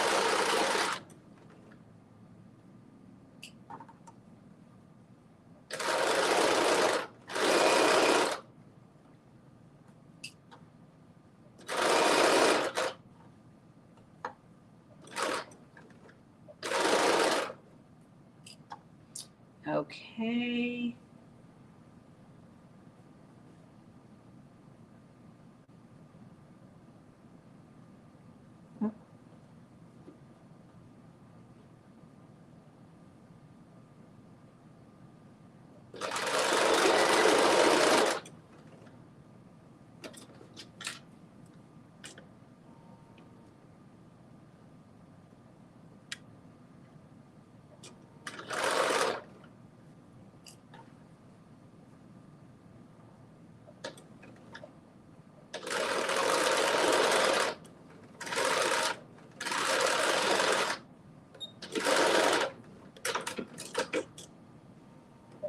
All right. One sleeve down. And now we're going to do the second sleeve.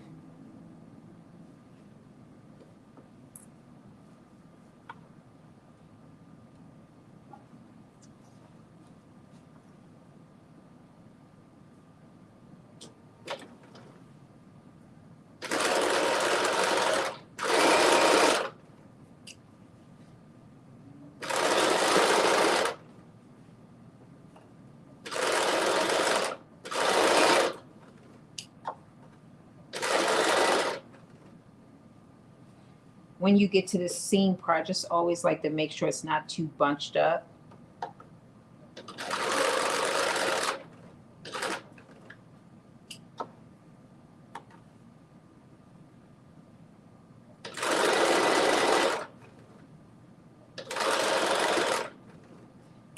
All right.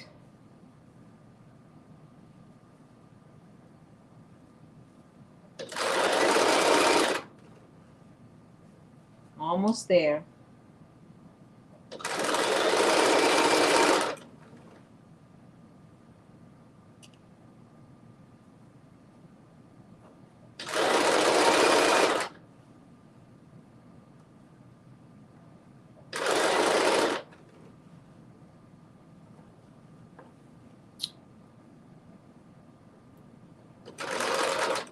Okay.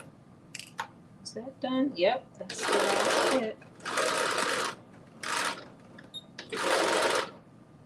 There we go. So sleeves are in. It says, what if you have a regular old sewing machine that you use a dial? How do you gather? Do I need a gathering foot? Okay, Donnie, that's a great question. So if you don't have a gathering foot, then you can use the what I call the traditional method of creating gathers, which is basically that you are going to. Oh, what happened? Hold on. My computer might have died. I didn't pay attention.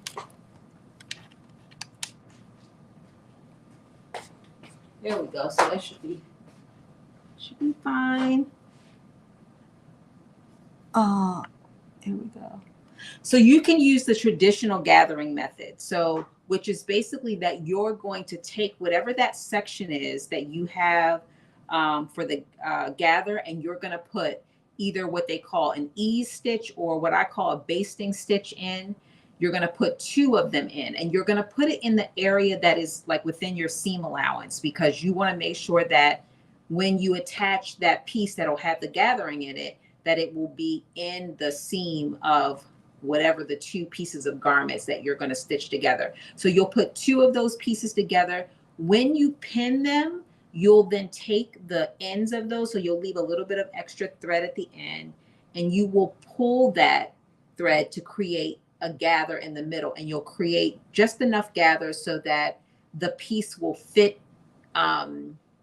It will line up with the other piece that you're attaching it to. And so in the case of like the sleeve where they want us to create this gather, where the sleeve attaches to, you can't really see it that well because of this. Yeah, my laptop died. I didn't realize it. You don't really see it because this garment is already so crinkly, but basically when you're doing it, if you're using the gathering stitch to do it, then you are simply going to pull those strings just enough to create those gathers so that it fits within that armhole perfectly. And you'll know that once you pin it, you'll see that, oh my goodness, this sleeve, this hole of the sleeve is way too wide and you want it to be a little bit narrower. So you're gonna then pull those gathering strings so that it will get smaller. You'll see a little bit of gathering at the top. And then you will, once you get it to where you want it, you'll, put those pins in, you'll stitch it around, and then you can remove those gathering stitches later once you put the permanent stitch in. So hopefully that helps a little bit, but the way that it talks about doing it in the instructions, they don't talk about a gathering foot at all. They talk about using those 2 ease stitches or the gathering stitches to be able to create the gathers so that your sleeve, in this case, we use them for the sleeve, but there's other areas where you are doing them as well to make that garment that is oversized on one part. And then, so you're saying, oh, okay, you know how to do it the old way. Yeah, that's basically, if you don't have a gathering foot, then that is the way that you would do it to put the gathers in. So now we have attached it. I'm just going to put it on here so that you're able to see.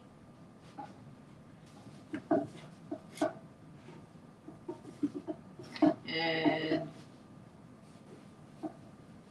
this is what it's going to look like.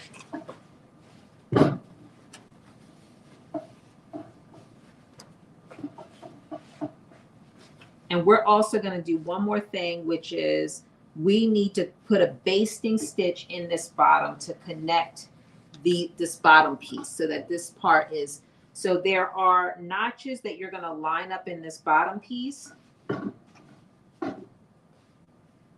And you should have had notches on this front part. So here are mine, these 2. You're going to line them up with the notches on this. So it's basically going to be like a stitch that's going to go. Let me just show you. I'm going to pin this so you can see really quickly. And then we'll put those stitches in, and then we're going to move on to the skirt. So let me just pin this just so I can show you where it's going to go. Where's my 2 notches? Here's one. Oh, the other one is right here.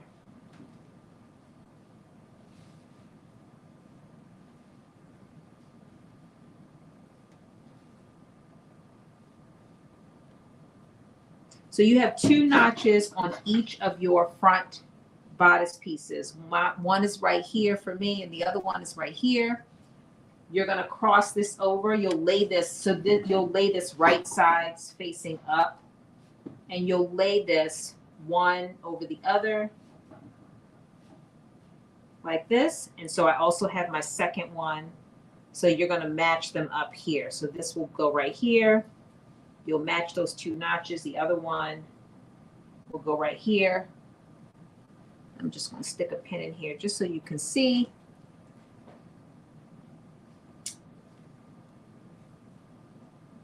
And basically I'm going to do a basting stitch within the seam allowance, or actually I think I'm going to do it at 5/8 because we have to create a casing for our elastic that we're going to put in there. So let me just see what it says. Yeah, it just says base the lower edges. So I'm going to actually base it at 5/8 so I have enough seam allowance to be able to create the casing. So you're going to match those notches up, and then just across this middle, in between those 2 notches, you'll do a basting stitch. And that's what we're about to do right now. And then we will finish the bodice, and we're going to move on to the skirt.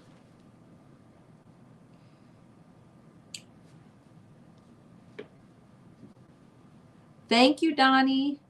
Thank you, Miss Tata. How are you? Welcome. Let me just see what's going on Instagram because my screen is frozen. I just want to see, am I live? I am live. Yay. Okay, I'm still on.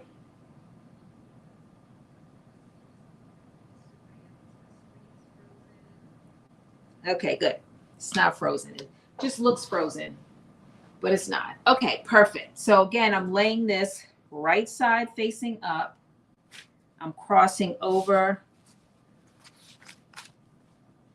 my bodice, and you should have, again, 2 notches in that front bodice, and you are going to match up those notches to each other because that's where you're going to stitch in between.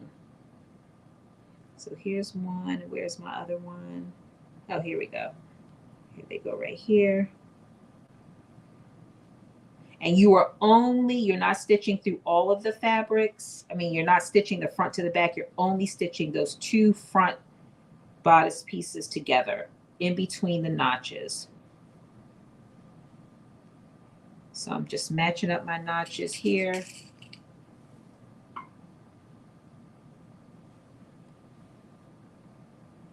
And I'm going to sew it at 5/8 seam allowance because we will be creating an elastic casing between the skirt and the bodice. So you need enough seam allowance to be able to do that.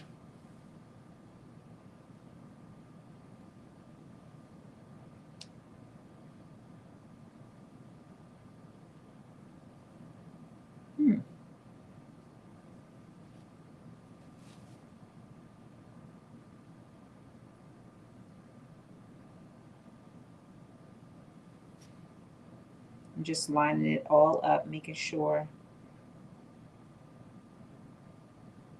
that it's lined up the way it's supposed to be.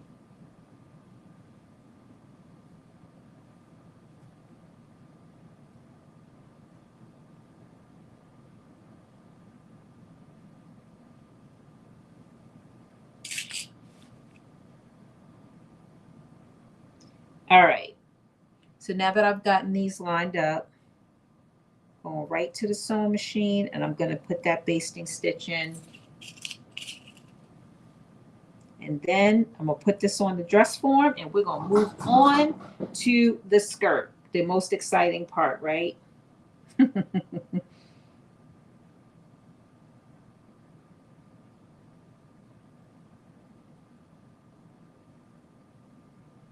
just going to pin this right here.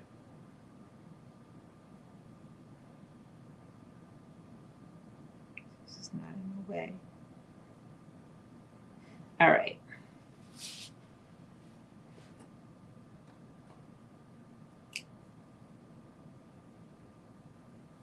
Again, you're just stitching in between those notches or dots, which however you transferred them.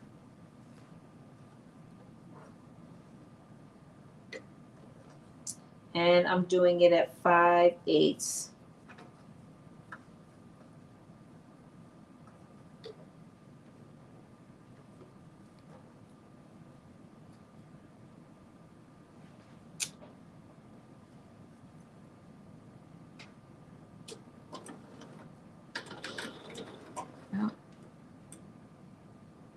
And I'm just adjusting my stitch length to 5.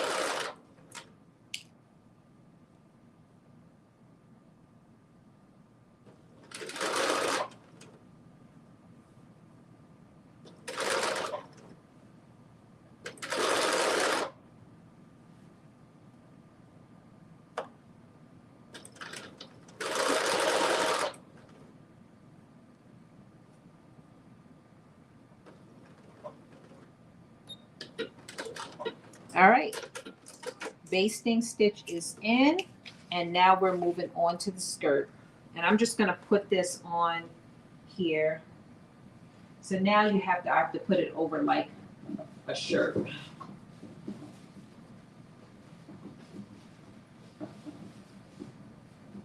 Because it is closed at the bottom now. Oh, there we go. just going to turn the facing in.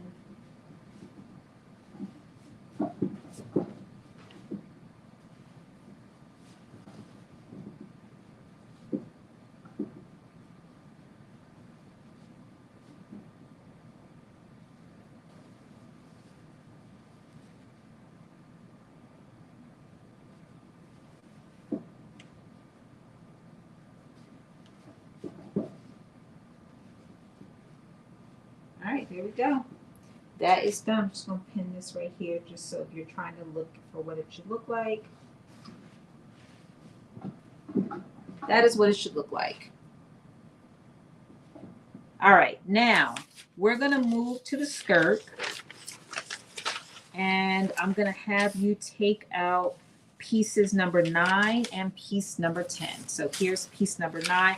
So the pieces that are going to connect to this, there is no, you don't have to do a narrow hem to those pieces, and you don't have to do any gathering. So the pieces at the top of the skirt that are going to connect to the bodice, you don't have to do any narrow hem or gathering. So that's the first piece that is like that is piece number 9. And then the next piece that is like that is piece number 10. Oh no, sorry. We're not using that. We are going to, because that's view A, we're going to step number 29 because we are doing view D. So now I'm going to have you take out piece number 12. And piece number 12, which I've already done, you're going to put a gather and a narrow hem. So for those that may have joined a little bit later, one of the things that I did to help prep for this, to make this go a little bit quicker, is I did all of the narrow hems and all of the gathering ahead of time before we got on here. So I'm a huge fan of using feet. So the way the instructions tell you to do a narrow hem is they tell you basically fold over. You're going to take the top edge of the skirt, whatever piece section that you're doing, because you're going to do this for multiple pieces. So let's just say if you're doing piece 12, you're going to take the very top edge of piece 12, and you would have marked it because there are markings on your pattern piece that you would have transferred over. You're going to fold it once, press it, and then you're going to fold it again, and then you are going to stitch it. And that's how you're going to create that narrow hem at the top. Instead, I used a narrow hem foot. So I used foot number 66. This is what it looks like, foot number 66. And I created a narrow hem that way. So I did all of that. The other thing is that the instructions tell you to do your gather first and then do your narrow hem.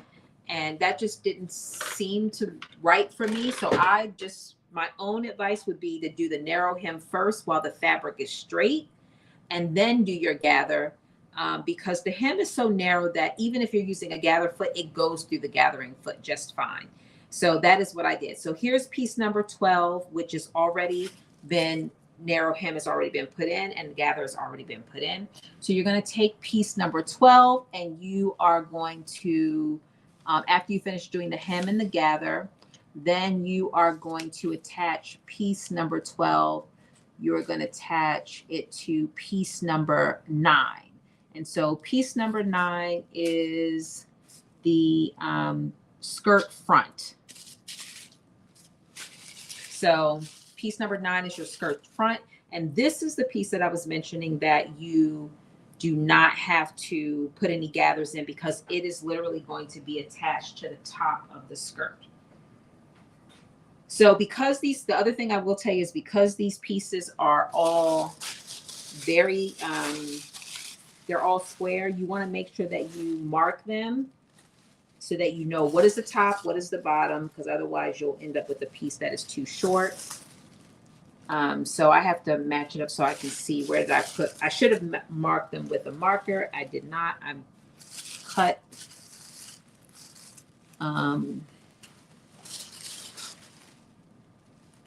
Okay, here we go.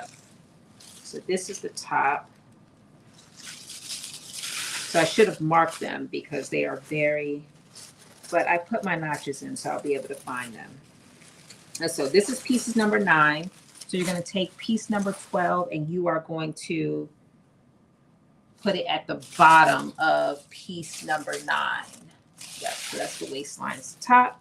So right sides together. Let me just get this out the way.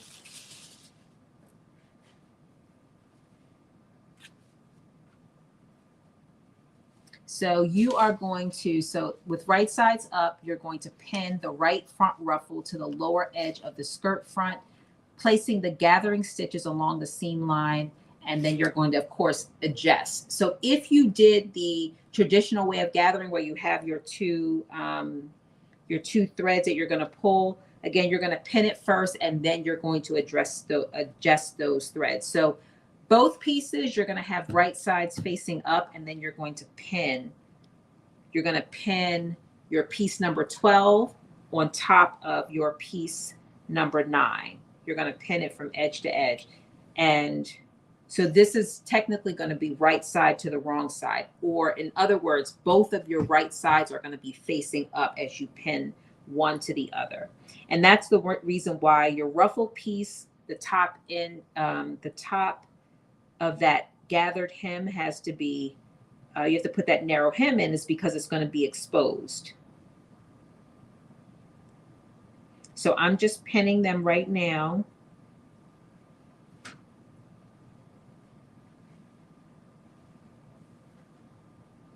And then we're going to be stitching across. So you can't see it, but just know I have both piece number 9 and piece number 12 facing up, right sides facing up, and then I am pinning piece number 12 is laying over top of piece number 9, and then I'm just pinning them in place. And then if you do have to do gathering of your hem, then you will, once you pin them, you're going to gather, and then just make sure that piece number 12 ends up the same size as piece number 9.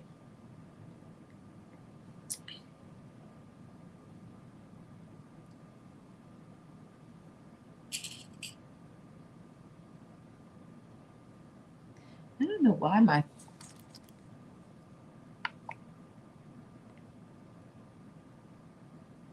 okay, there we go.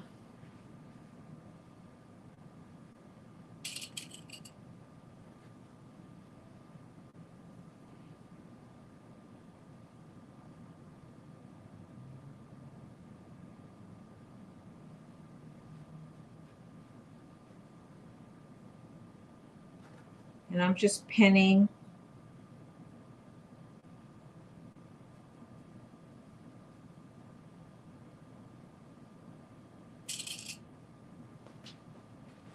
And there are markings that you will transfer over to the pieces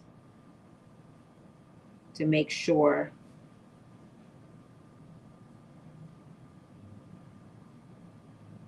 Both markings for where you hem, where you put the gatherings in and where you attach it.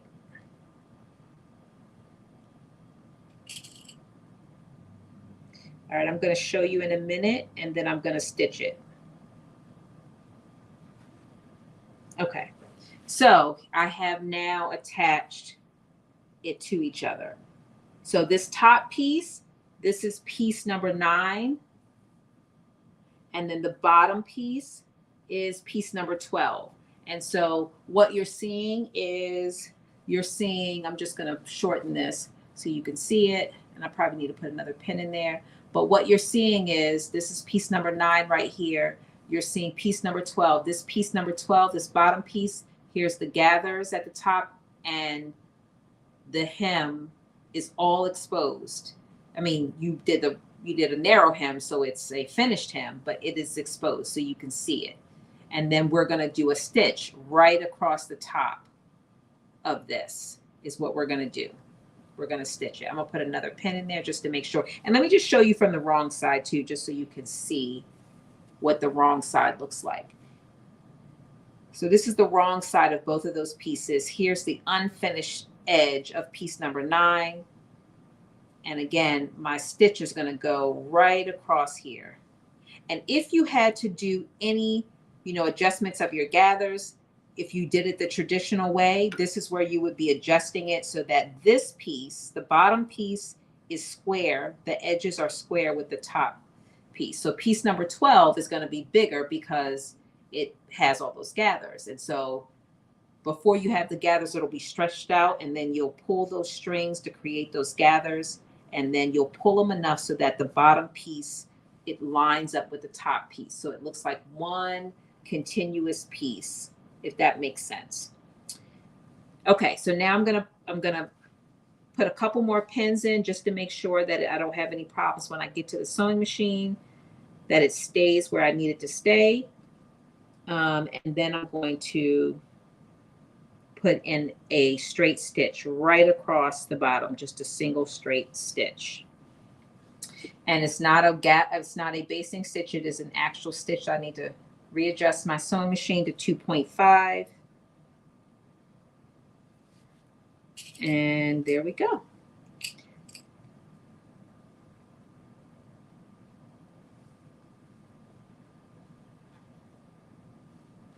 All right, so now I am going to start my stitch.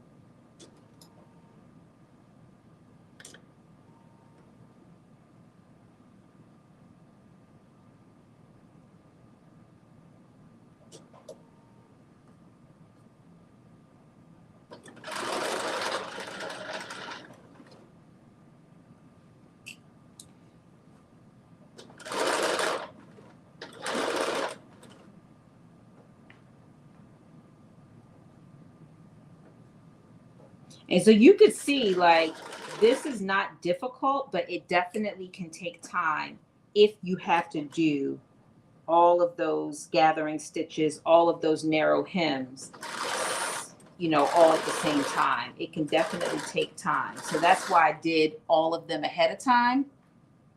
So Diane says, you can't tell, I can't tell how the ruffle top, is it exposed at the top of the front side? Yes. So Donnie asked a great question.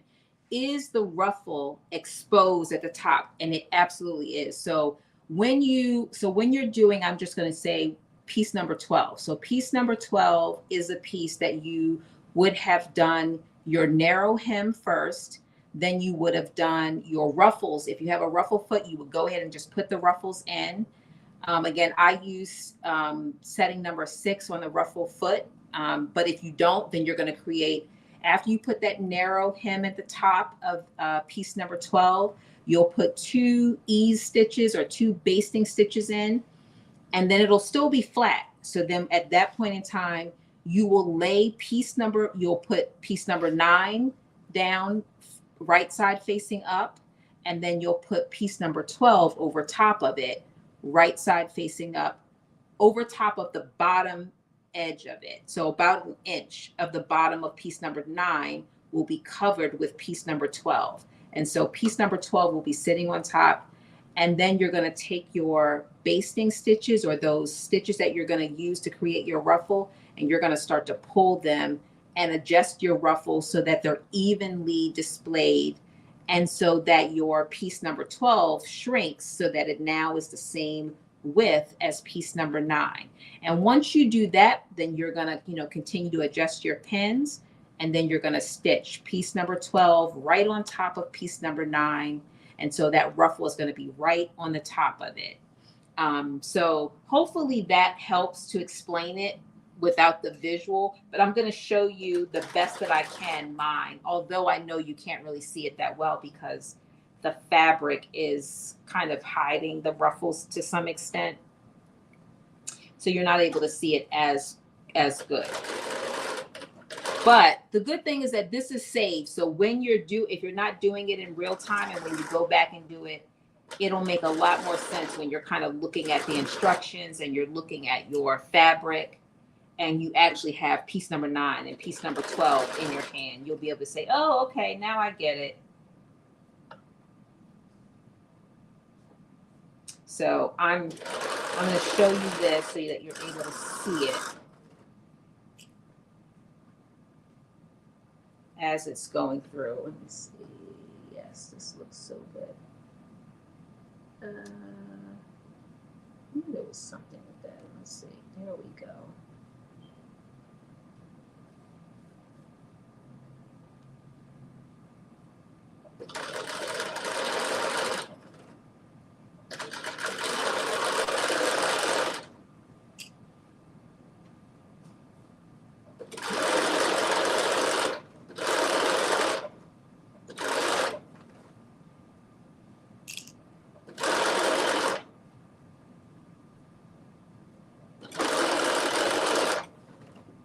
Okay, almost to the end.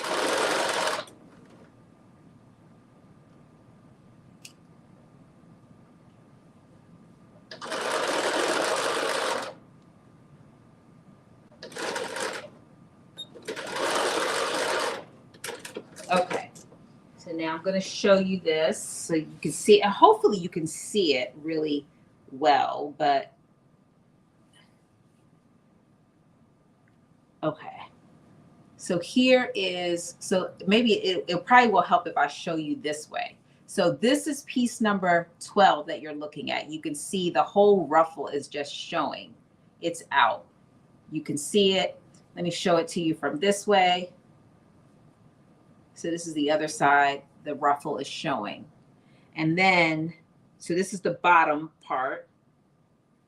And here's the top part of the skirt. So this is the top part that's going to connect to the bodice, what I'm holding, what my fingers are touching. And then this is this is actually the middle. So there's another ruffle piece, piece number 13, that we're actually going to connect to the bottom of this as well.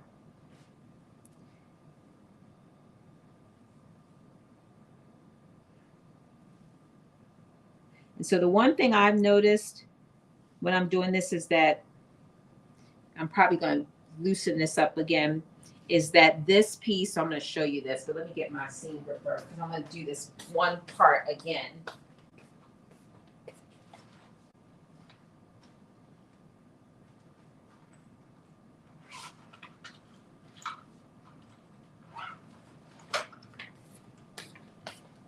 So you want to make sure that when you are pinning it, that you don't pull your fabric too much.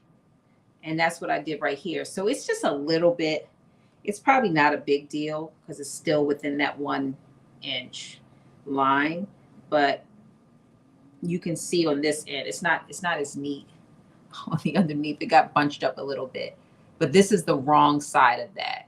So it's not as neat on this side, but I'm going to actually take this one part loose just so I can make it a little bit smaller. And I think when I stitch it this next time around, I'm going to check the other side just to make sure that it's all flat before I stick it under the sewing machine.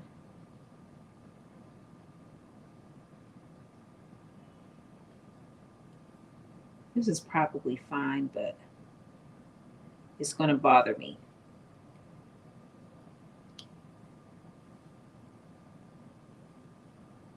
So I'm taking it loose, just half, not half of it, just this one side, so I can lower it a little bit.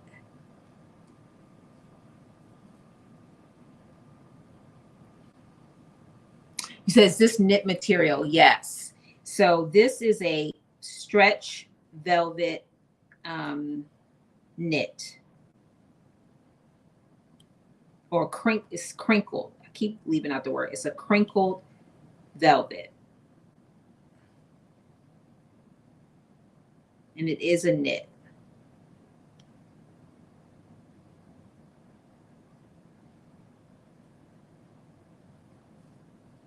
So I'm just taking a loose a couple of these stitches just so I can lower it, because when I was pulling it through the machine, I pushed it up and it went a lot further than what I wanted. And so I just want it to be even.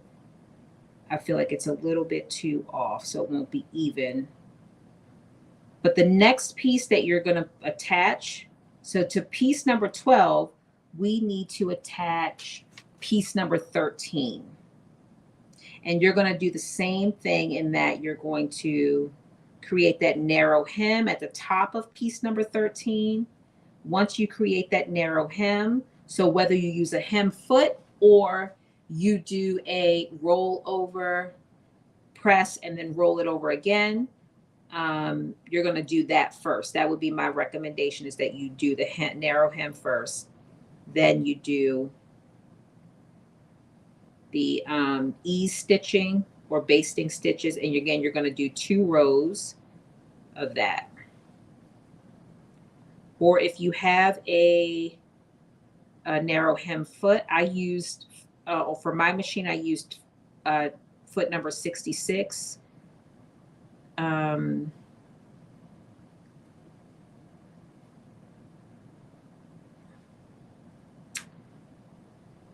then if you have a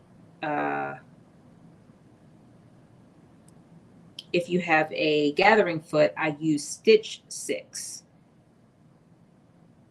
is what I used.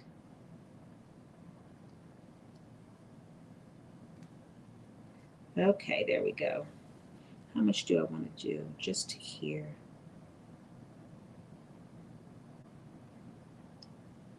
And I'm just taking this out because, again, it was a little bit too, I pulled a little bit too much fabric through, and it's not even. One side has much less seam allowance than the other. And it's enough where I feel like it'll make the skirt kind of lopsided. So I want to just take it and even it up a little bit.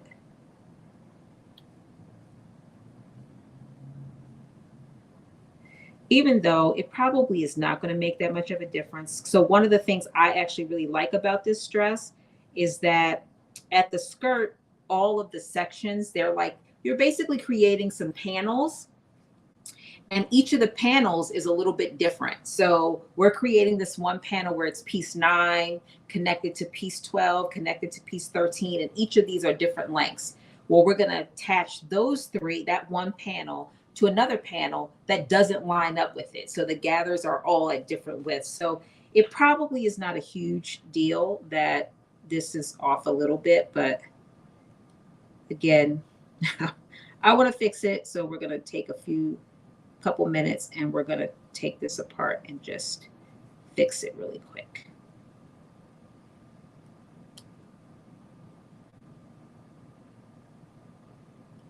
So Donnie, are you sewing this right now? Or is this something you plan on doing later?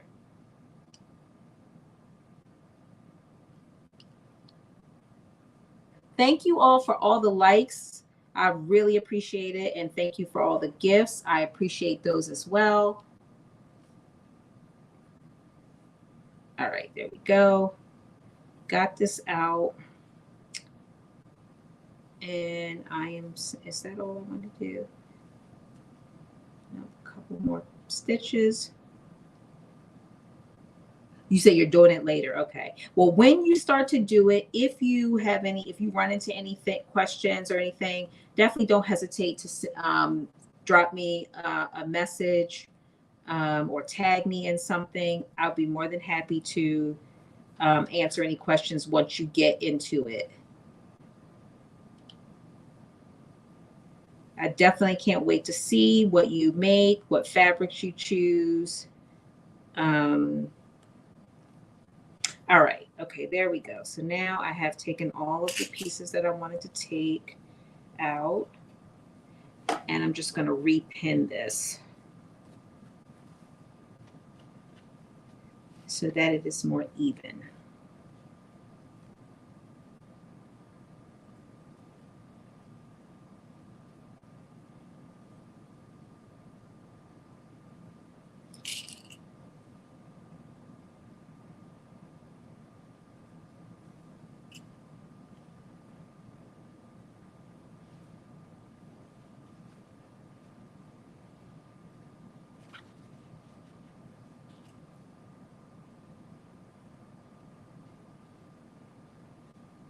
Okay, here we go.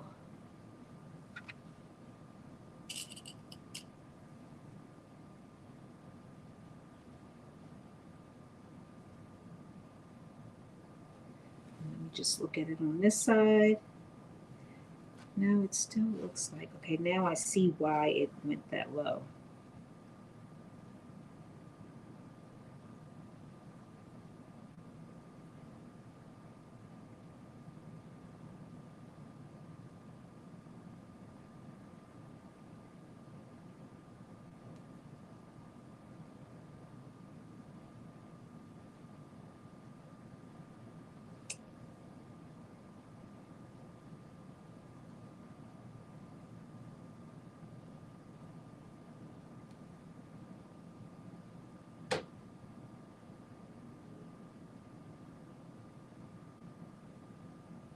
All right.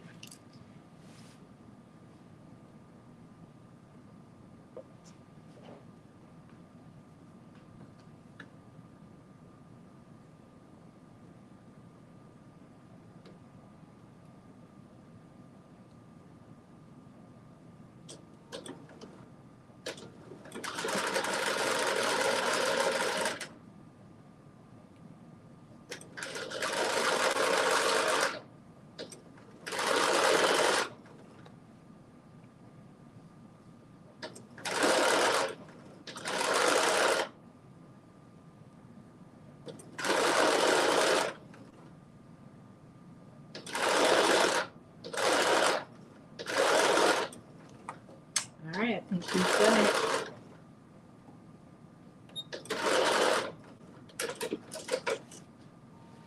Okay, so now we have officially attached this to that. Piece 9 to piece 12. So now we're going to literally do the same exact thing, but now we're taking piece number 13. This is piece 13. And we are laying, so we're now laying this, the piece that we just did, piece 9 to piece 12, right side up, facing up. And now we're taking piece number 13, and we are also putting that right side facing up. And we're literally going to do the exact same thing in that we're going to match end to end. We're going to pin, and then if you need to do your gathering, once you have it, you know, kind of pinned, you're going to pull your gathers so that it lays the same width, so that piece number 13 is now the same width as piece number 12.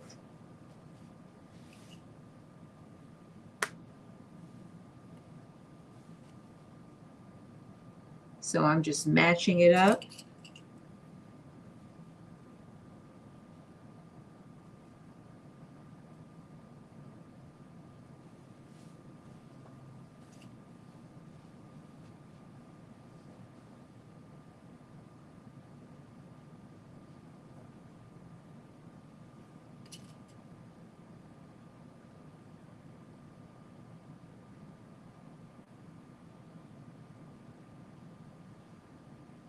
And I'm just pinning.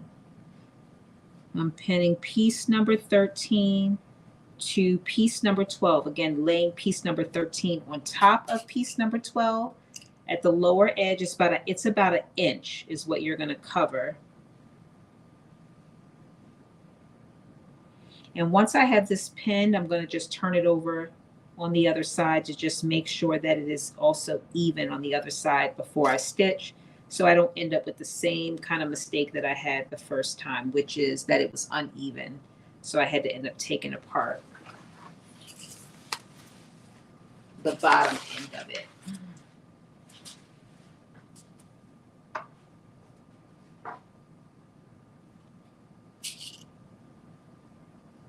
And once I have this pinned, I'm literally going to do the exact same thing I did before, which is I am going to just do a straight stitch right across the bottom, stitching piece number 13 to piece number 12.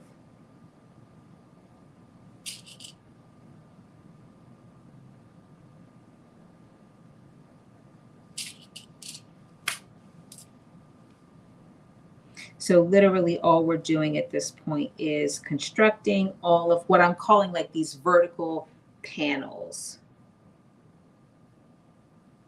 is what we're doing.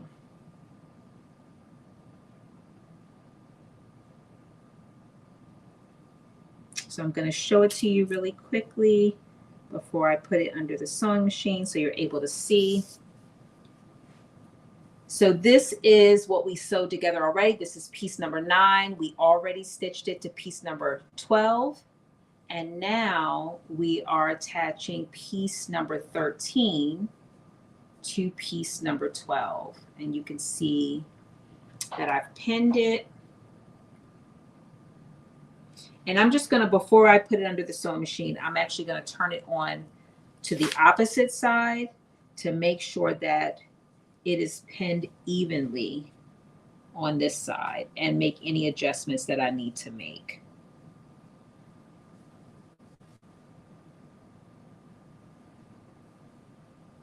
So like I found a piece where it looks like it's too much fabric, and I'm just going to adjust it.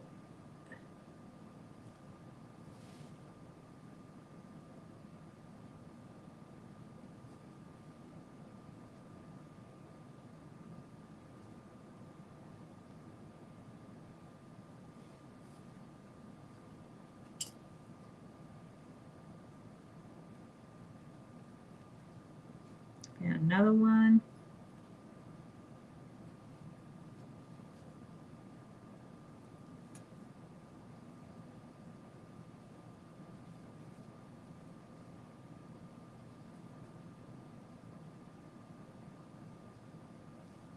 All right, now I am about to stitch this, and we will be done with the first panel.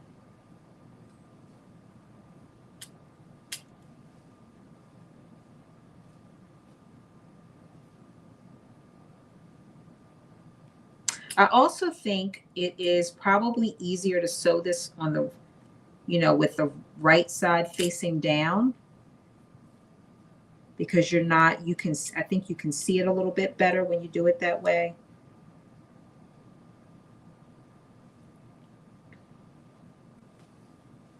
So I'm going to try to stitch it that way this time.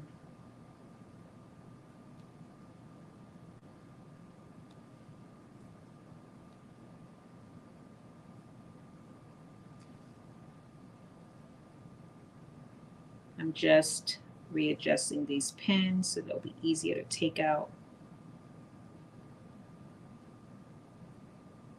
when I start stitching them.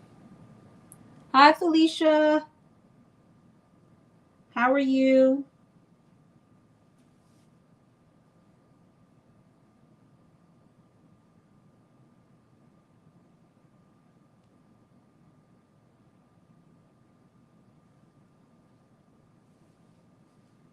All right, I feel like that looks pretty good.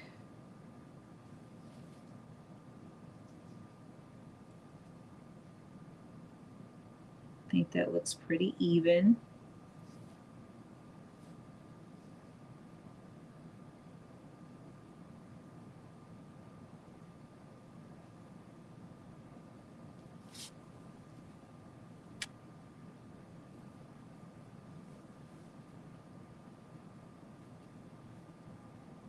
Yeah, so that I definitely agree that it is going to be easier to stitch this to sew it from the back, from the wrong side. So wrong side facing up. So I'm about to put this through the sewing machine, and we'll see.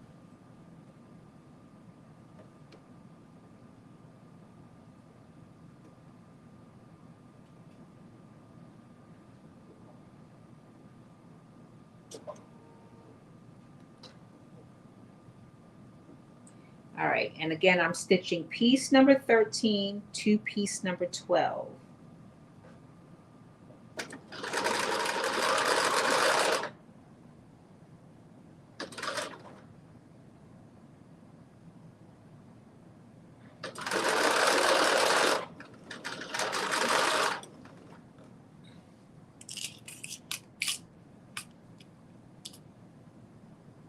Yeah, you can't see when you pin it. And so what I'm doing is I just put the pins on the other side, on the wrong side of the fabric. That's what I just did, so that I can remove them as I'm pinning, because I feel like it is easier to see it from the wrong side than it is from the right side, because the ruffles kind of get in the way a little bit.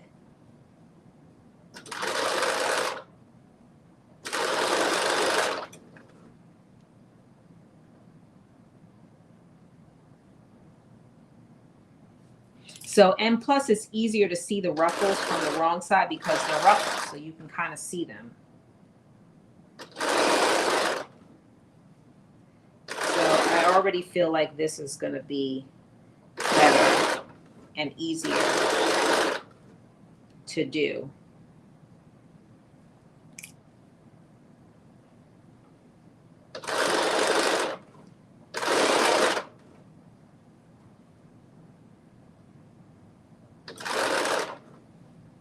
So we'll see in a minute. I'm almost, well, I'm halfway done this part.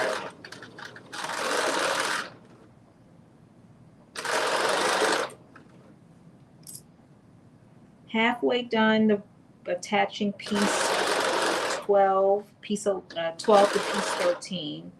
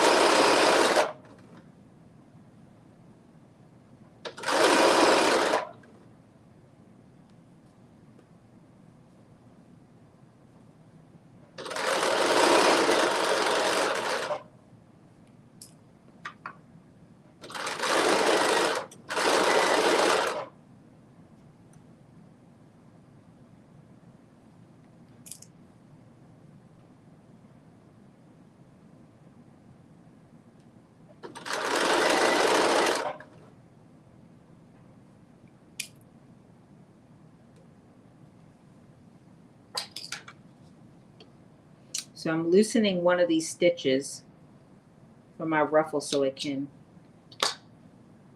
meet up with the end.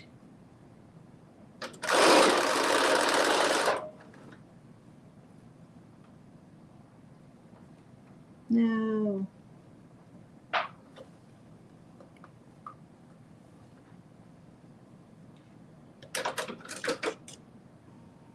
So one thing I just saw that I did, oh no, I didn't do it. Okay. I thought I had caught up the extra fabric under there and I did not. Thank goodness.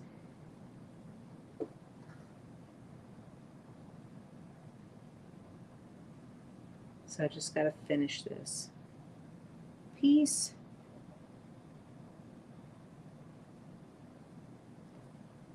And I'm going to show you what it looks like.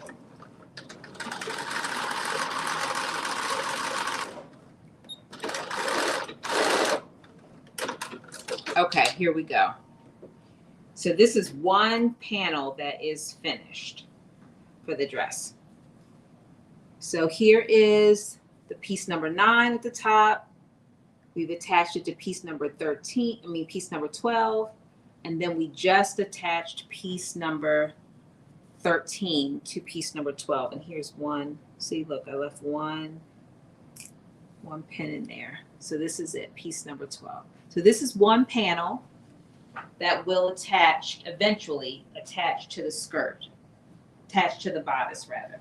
So we finished one. I'm just going to lay this over top and we're going to go to the next kind of panel that we're going to put together. Let me see. I'm doing pretty good. I'm excited because I have literally finished. I mean, this is our last week number 4. We have done 4 dresses this month in November. So all kind of sweater, and except for this one, which is velvet. But the theme is kind of transitioning into fall, winter. And so all great things that we've done. All right, so now we're moving on to our next panel. So I'm going to have you take piece number 14.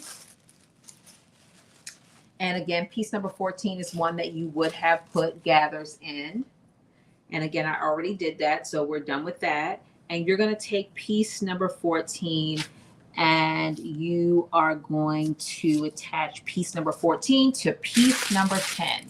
And piece number 10 is one that you will not have gathers in. So this is one that's going to be at the top. It's going to fit at the top part of the skirt, the part that's going to attach to the bodice.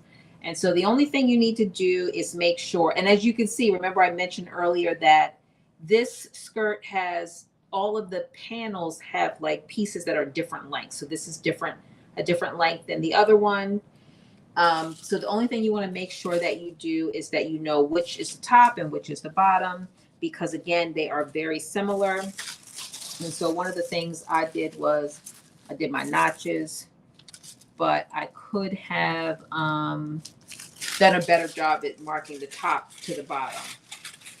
So, but I look at my notches and then I know like, okay, that's that. So again, same thing. You're going to lay piece number 10 right side facing up. You're going to take piece number 14 and you're going to lay it on top of piece number 10, matching up the edges, and you're going to pin it. And I'm actually, sorry, we're going to do this a little bit different. We're going to have it facing down. Piece number 14 facing down, and then piece number 10. So basically wrong side facing up, because I believe that it is a little easier to stitch it that way or to sew it that way, because you can see clearly. You can feel the ruffles from piece number 14, and you'll make sure that you have it evenly pinned. So we're still doing the same thing. We're just going to put the pins on the opposite side so that they're easier to take out when you're sewing. And I'll show you in a minute. It's literally the same thing we did, but we're just doing it. We're just going to be sewing from the wrong side of the fabric because it's easier to sew that way. So I'm just pinning. And again, if you do need to pull your gathers, you'll pin first. And then you'll adjust you'll pull your gathers to make it fit.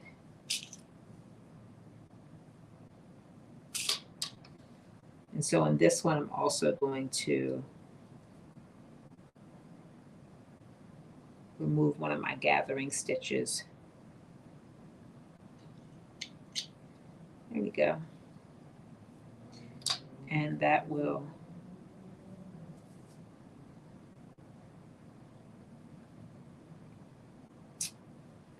all right, that's that.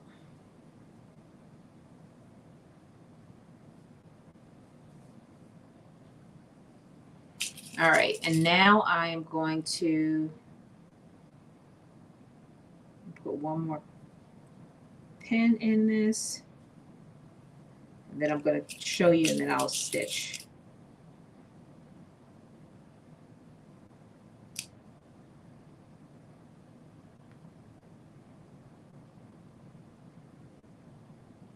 Oh, come on, don't give me a hard time.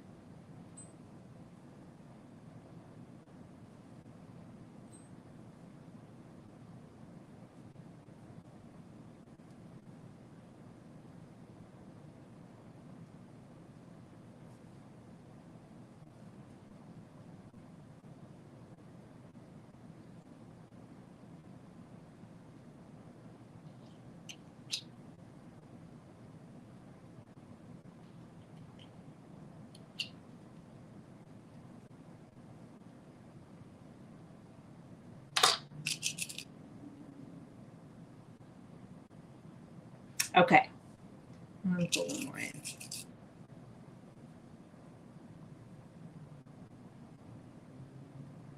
All right, so here is the top piece is piece number 10. That's this long piece, no gathers in that piece. And then I've attached it to piece number 14. That's this piece. And so I put my pins on this side to make it easier for me to see them. I'm going to put this side under right side facing down of the sewing machine. I'm going to stitch across, and I'll probably put one more pin in here just to make sure that it can stitch evenly. So again, I'm going to stitch right across, and the ruffles, piece number 14, is on top of piece number 10. So on the right side. So I'm going to stitch that, and then I will show you exactly what it looks like.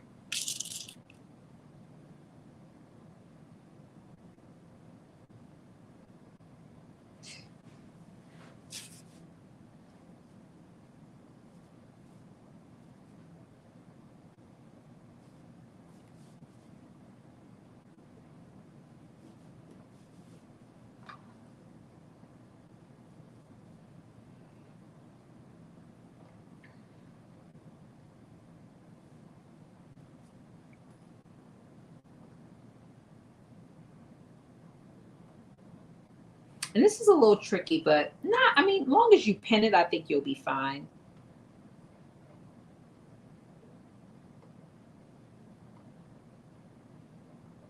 I definitely think it's easier to lay them right side facing down. Definitely.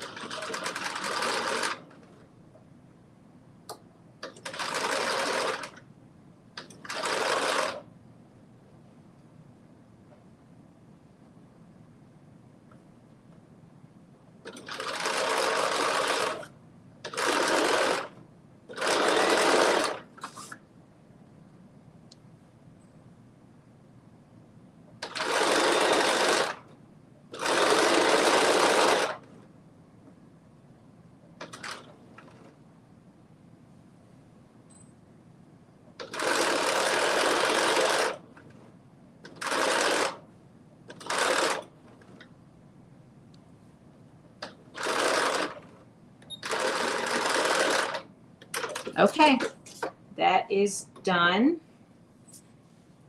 Let's just see. Yeah, definitely easier to do it this way.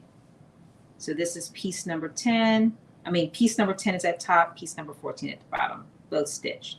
So the ruffle is on top of, it is on top.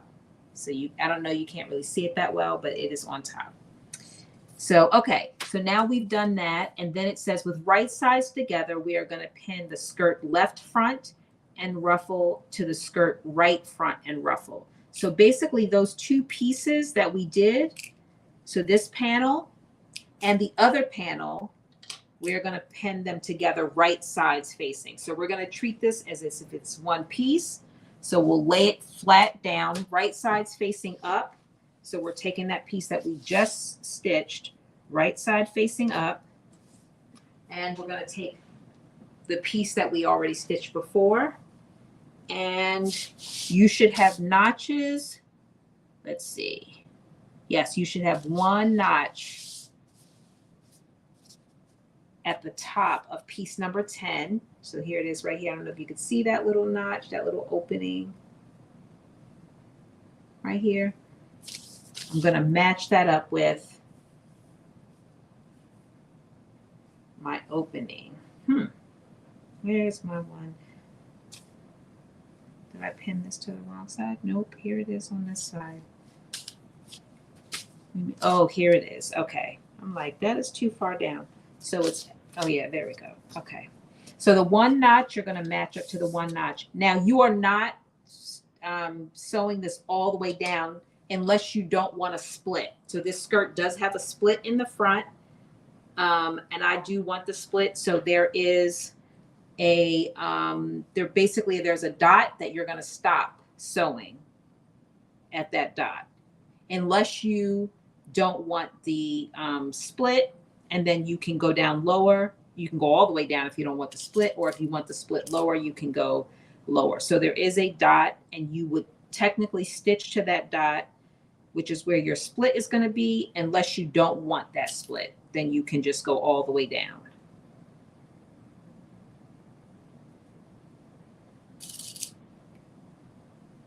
Thank you, Shem.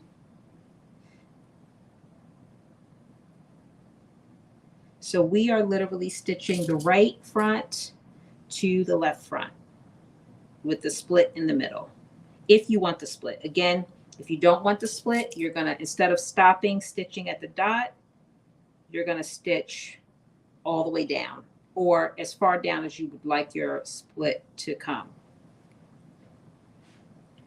So I'm going down probably a little bit further because I want my split to come like mid-thigh, or a little bit lower than mid-thigh.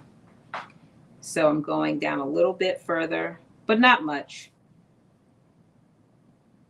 Not much. Okay, so I've pinned it again, right sides together, and now I am about to stitch this together.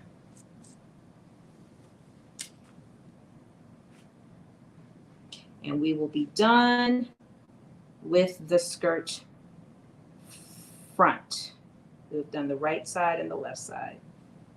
And I'm also stitching this at 5/8 of an inch.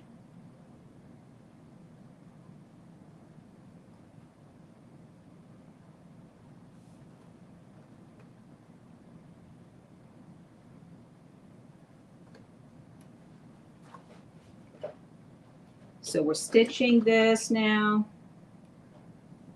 The other thing is, again, with this fabric, I keep saying this, but I always have to be mindful that I don't stretch it as I'm sewing, because it can stretch.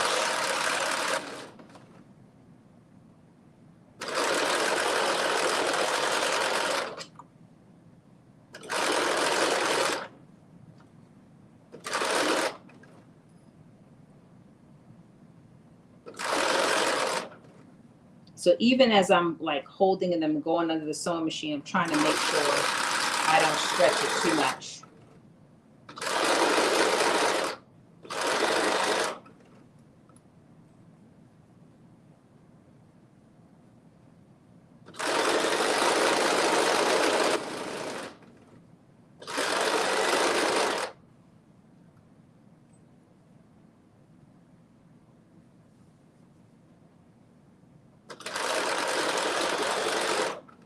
And I will probably go in after the fact and serge the edges of this,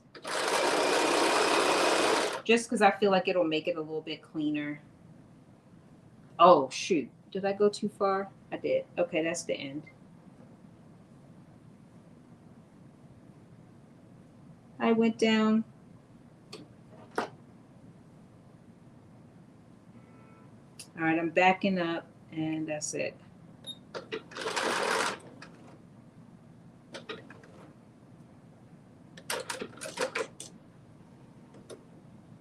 Okay.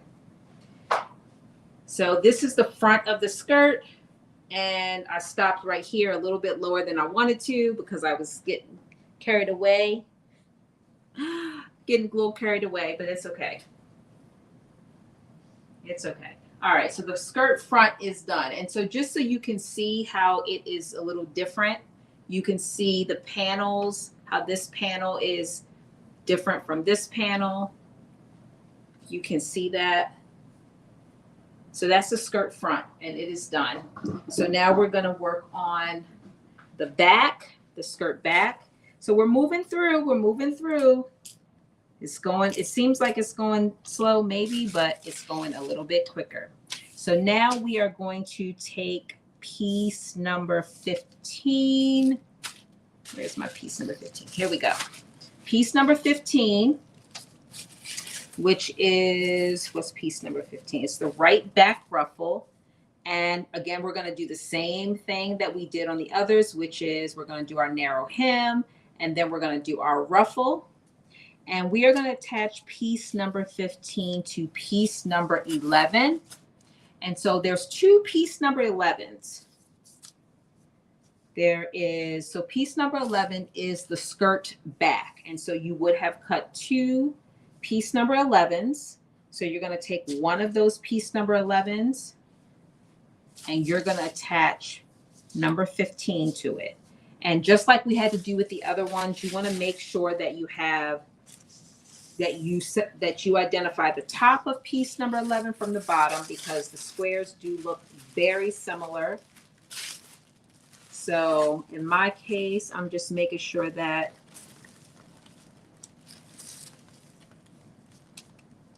Okay, yep, that's the top.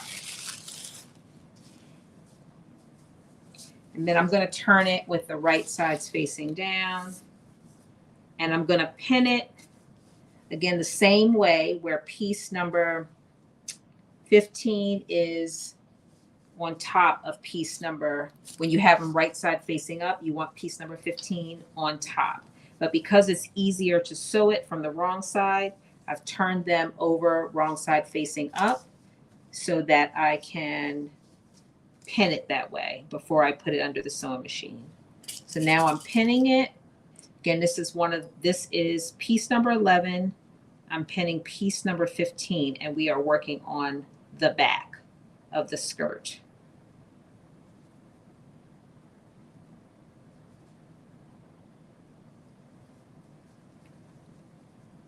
Hi, Tia. Platforms. You said platforms. Oh, Jalen, did you see me on Instagram? Did you go on Instagram and see me?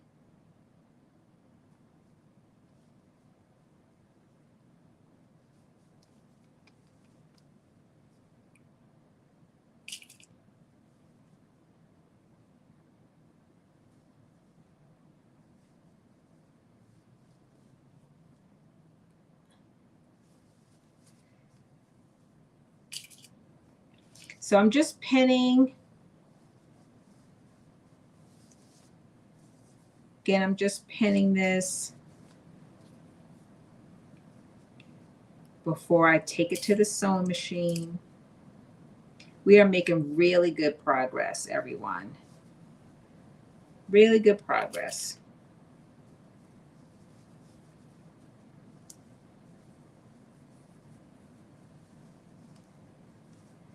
Come on.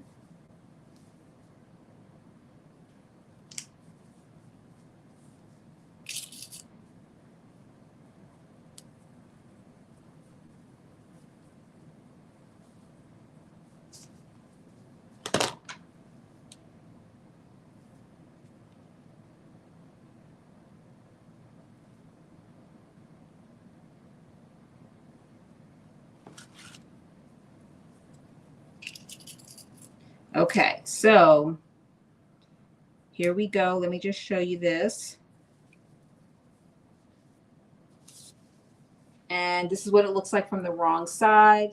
Again, I have my pins in. This is what it looks like from the right side. And now I am about to go to the sewing machine. It is easier again to stitch from the wrong side to make sure that it shows up evenly.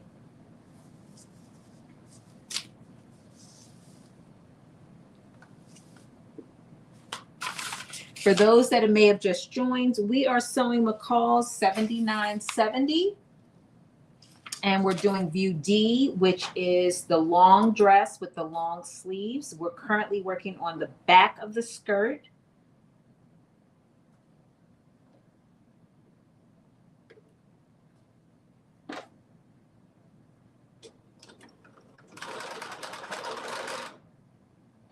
And making great progress. We're on the one side of the back of the skirt, and we'll be moving to the other side soon.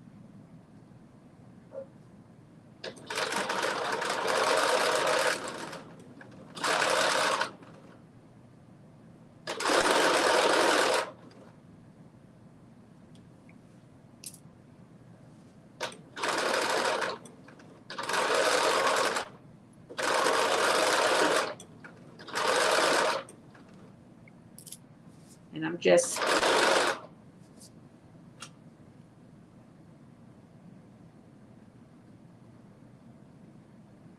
yep, there we go.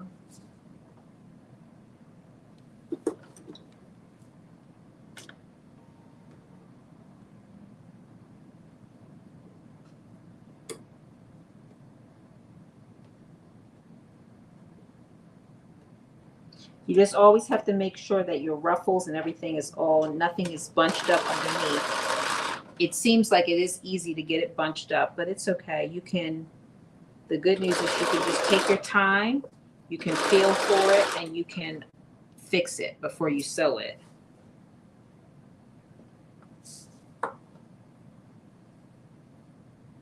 Which is what I'm doing as I'm sewing these, attaching this.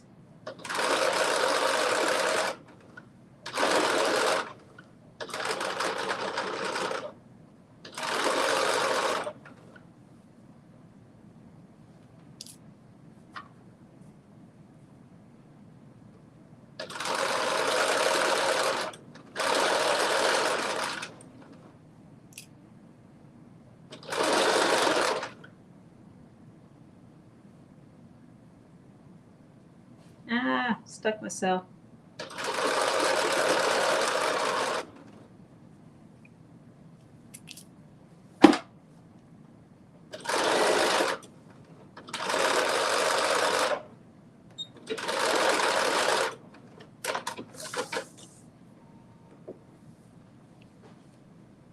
All right, there we go. So that is done. So this is piece 15 to piece 11. And then it says we are actually going to be attaching piece, for the lower ruffle, we're actually going to attach piece 16 to piece 15.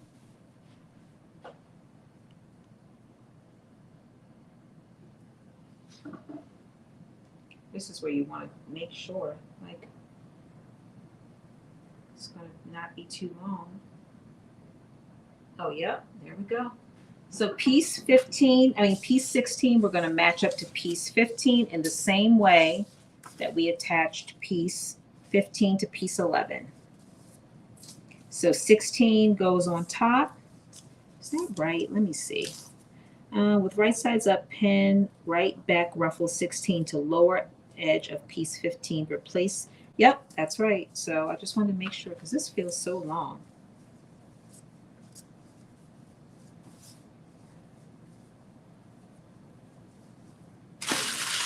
Piece 16.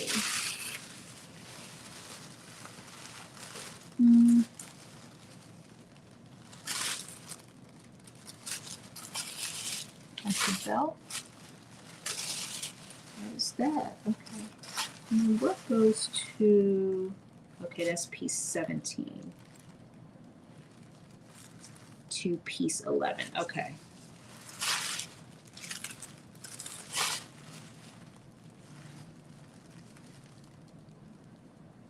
This must be piece 17. Yep. Okay. That's piece 17. All right. That's right. Okay. So we are now attaching piece 16 to piece 15.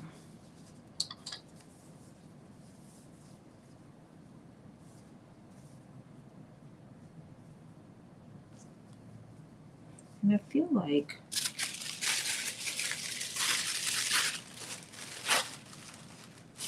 this was probably piece 15. And this was probably piece 16, baby.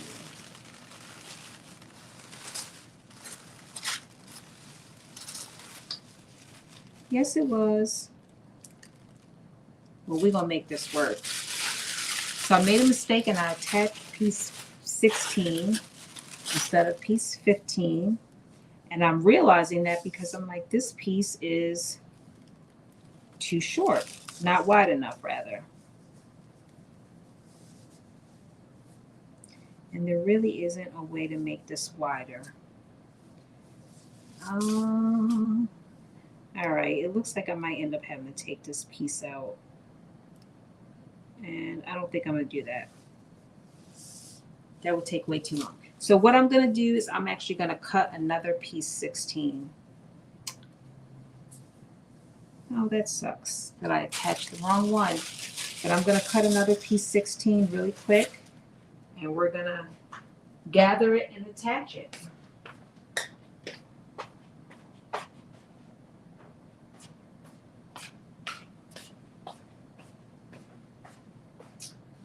That is what we're going to do. So I'm putting this to the side. And we're going to cut another piece 15 really quick. The old-fashioned way, without the rotary cutters. We're going to just cut it.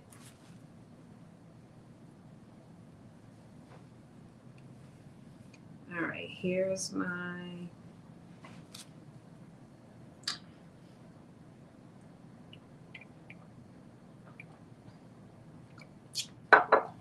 I don't know how I did that. I must have grabbed the wrong piece, but it's okay. It's not irreversible. If I wasn't on live, I probably would take it out, but it would take forever to take that piece out. And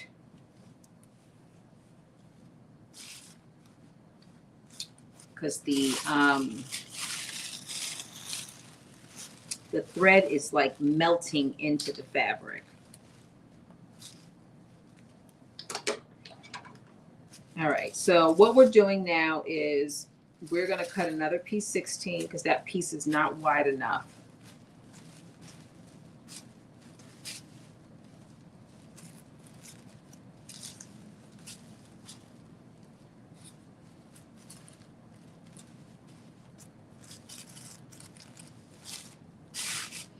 Let me just look at this really quick. Where is it? I'm trying to think if it's worth it to even just cut it off.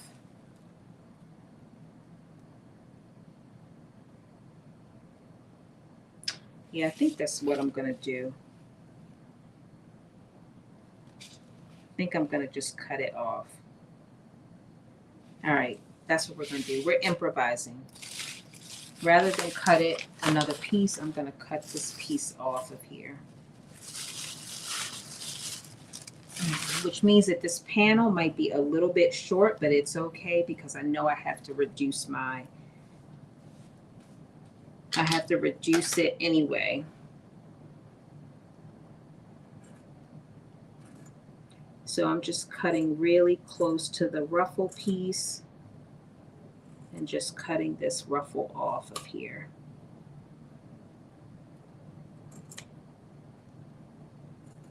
And then I'm going to attach my original piece 15 to piece 11.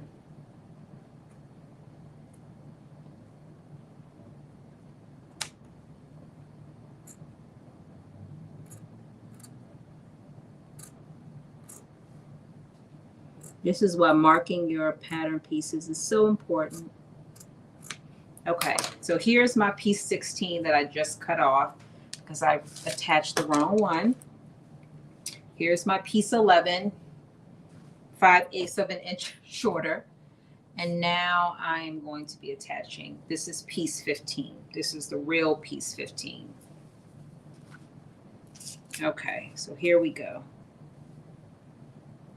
I knew this. I was like, that is too good to be true. Okay, here we go. All right, so now I'm pinning it again. We're going at this again. Pinning piece number 15 to piece 11.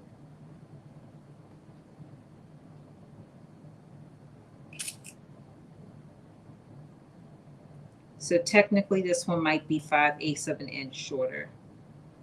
But like I mentioned, this dress is long for me, so I'm gonna have to hem the bottom, and I think I can just even it up at the end.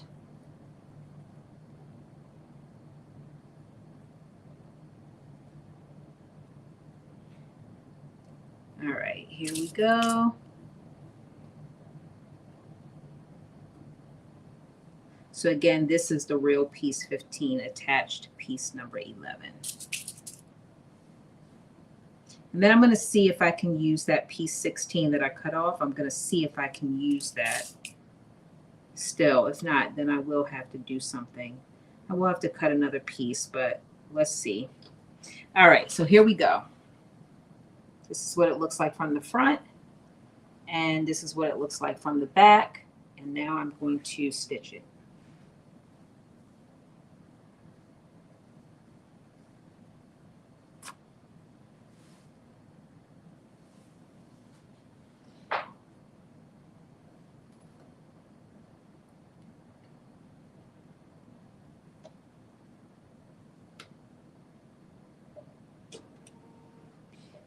All right, here we go.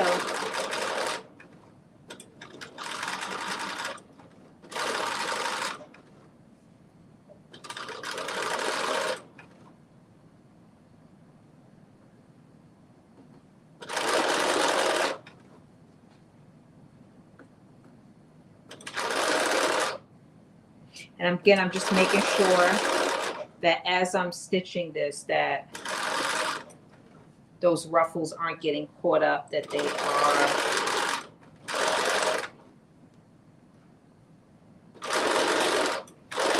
staying flat.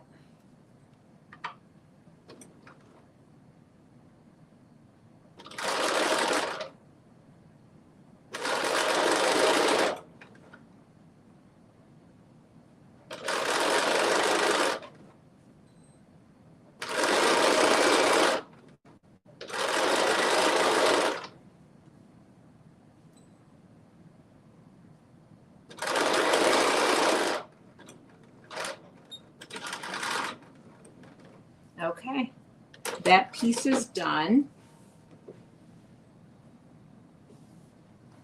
And let's take a look at this. And here you go. All right, so we're gonna attach piece 16. Let's see what we're working with here. So here is my piece, and it's a really narrow, so I cut it really slim. So I think we're gonna be okay to attach this. Oh, so much better. Okay. So I'm going to turn it again on the wrong side, but piece 16 is going to lay over top of piece 15.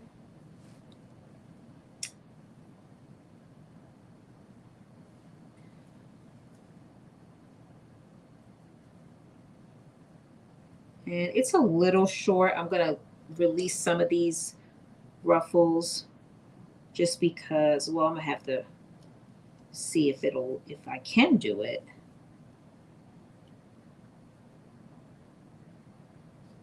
Let me see.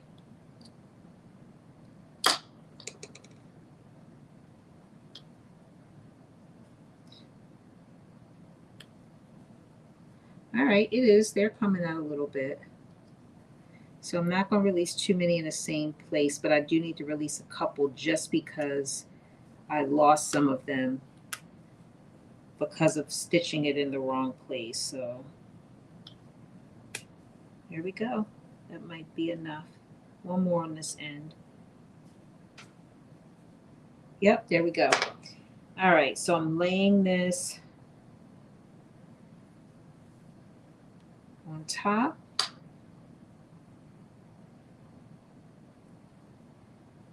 And now I'm going to pin it. And we will be finished with this one side of the back. And then all we have to do is stitch piece 17 to piece 11, which is the other back piece. And then we'll be stitching those two pieces together, two back sides together.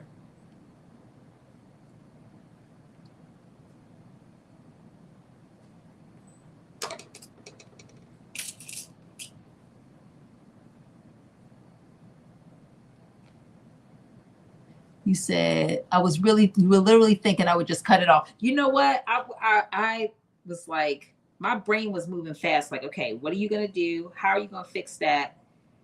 Shem, I was like, okay, let me cut it off. I was like, at least let me try it. If it doesn't work, then yeah, we'll cut a new piece. But here's for saving time and being efficient, right?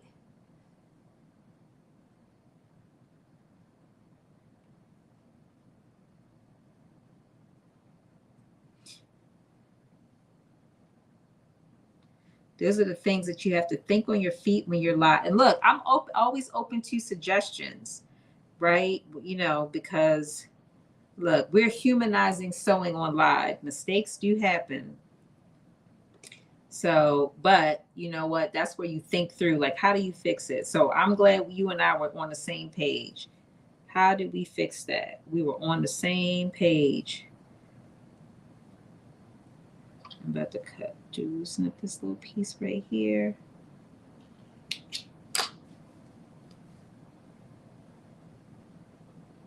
Okay, we're going to take this to the sewing machine. I think we're good right here.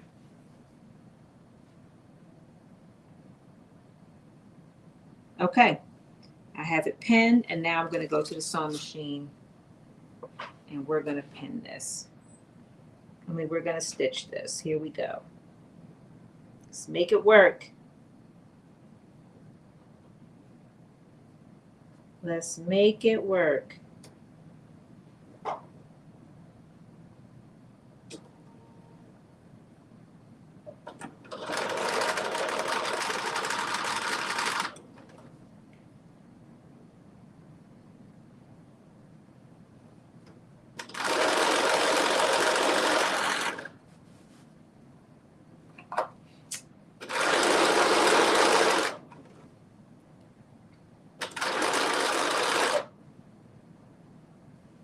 Because of all of those, you know, that the gathering, I would definitely say that, you know, this is probably,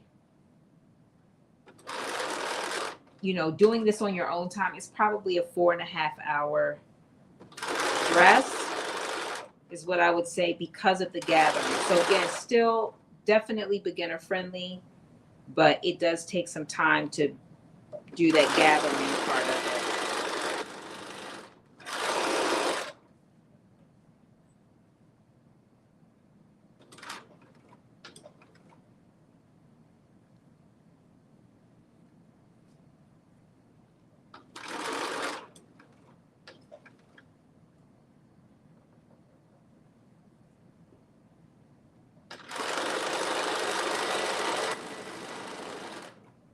Almost done this.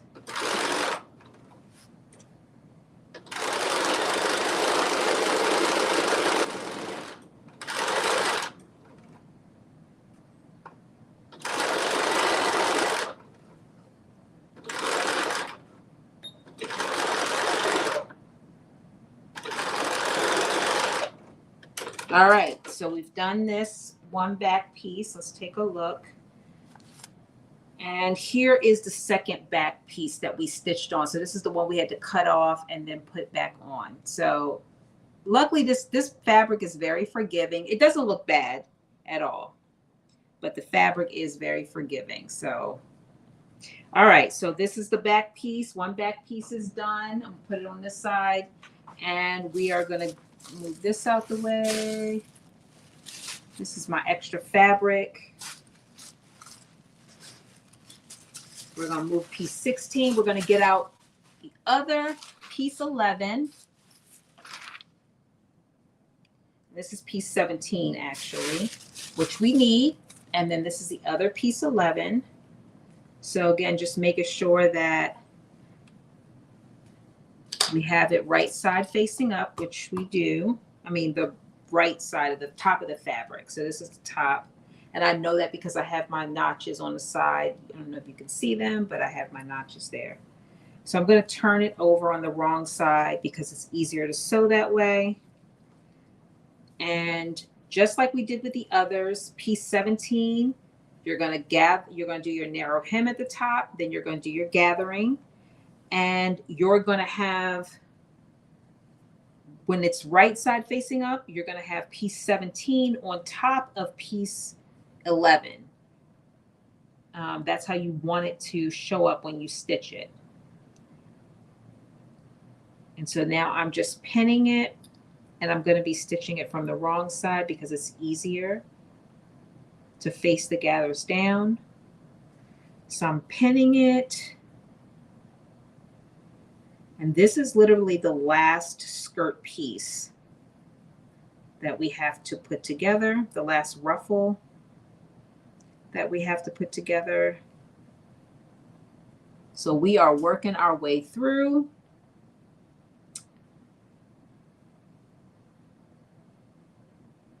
Y'all are hanging in there. Thank you.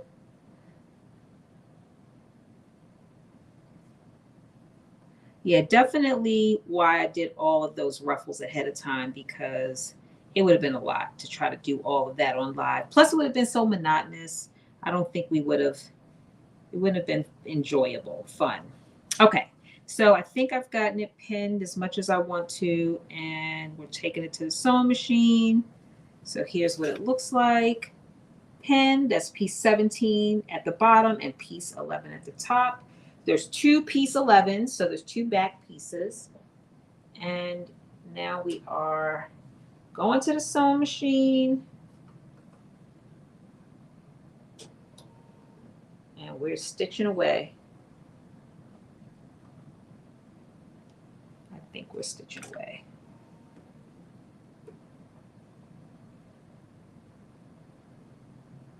Okay, here we go.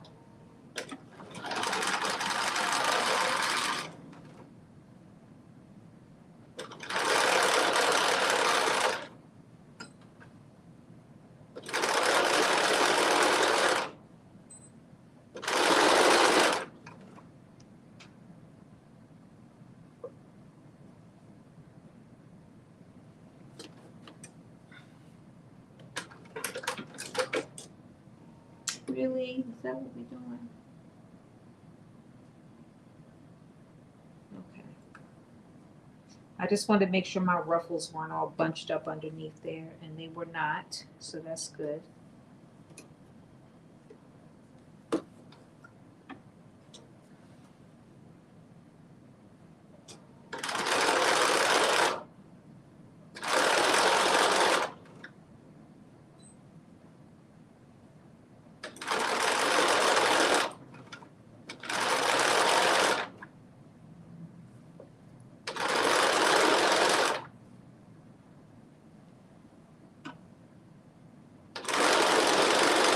All right, almost done.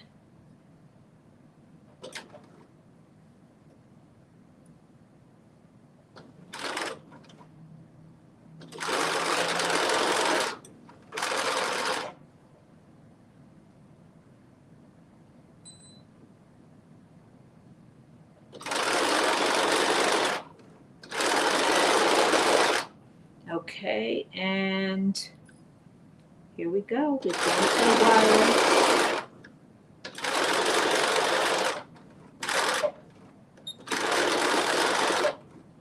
There we go.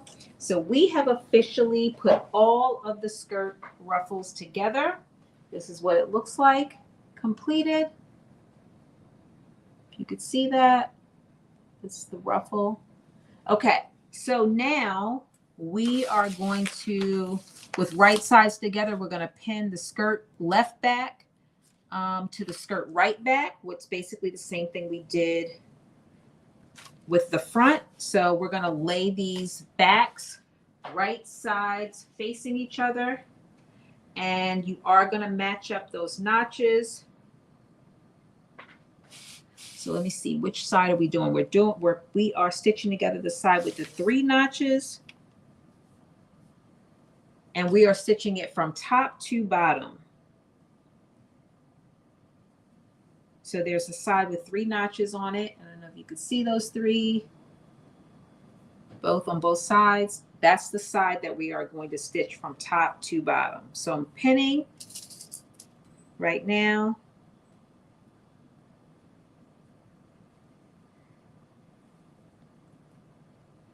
It's coming along. Look at us. We are making progress.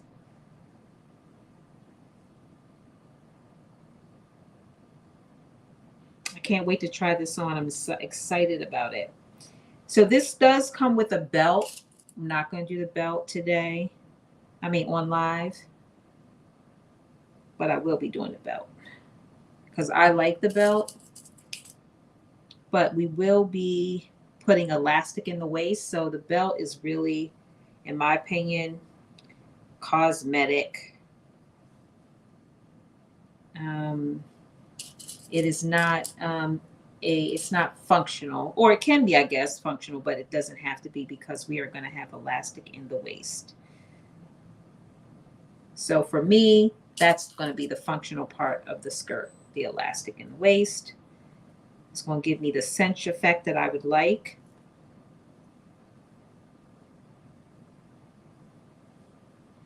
So the belt for me will be purely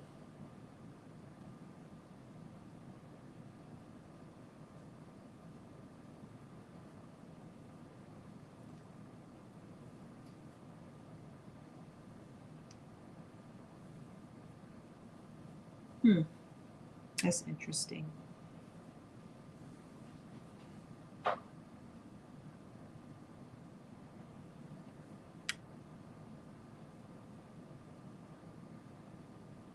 So almost if this piece is missing a piece.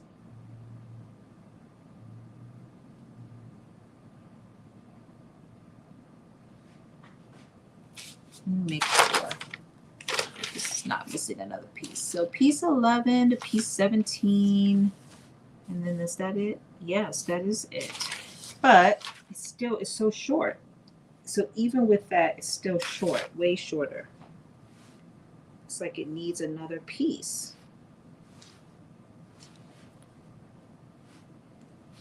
So let me just show you.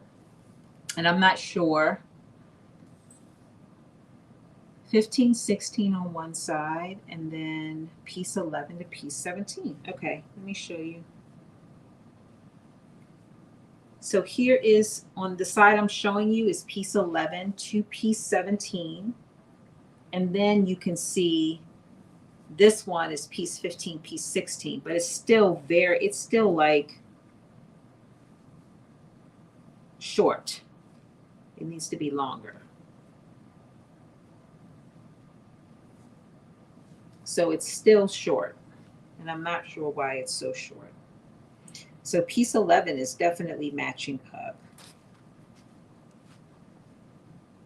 And piece 17 is the piece that is feeling like it's shorter than it should be. That's piece 16, piece 11, piece 15, 10, 14, 6.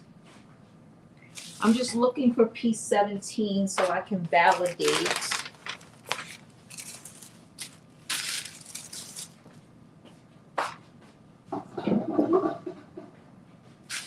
Oh, here we go, piece 17.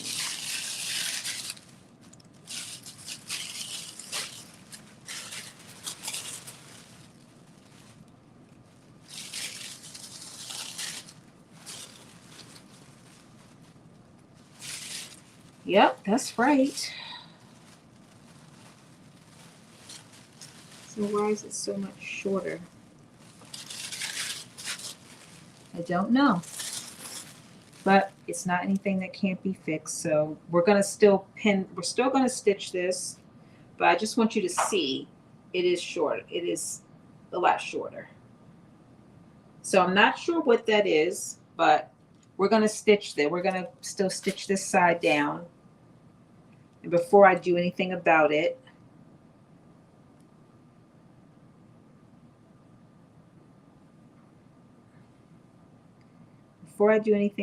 I am going to stitch this, just because, again, I know that I have to cut some off of the bottom of this.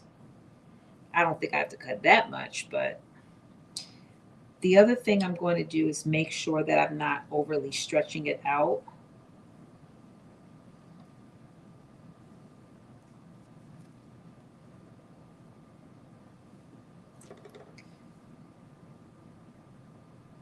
So I'm just going to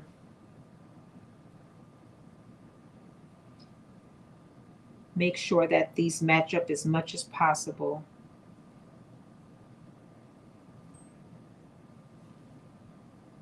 Again, I don't think I'll be able to make up that much, but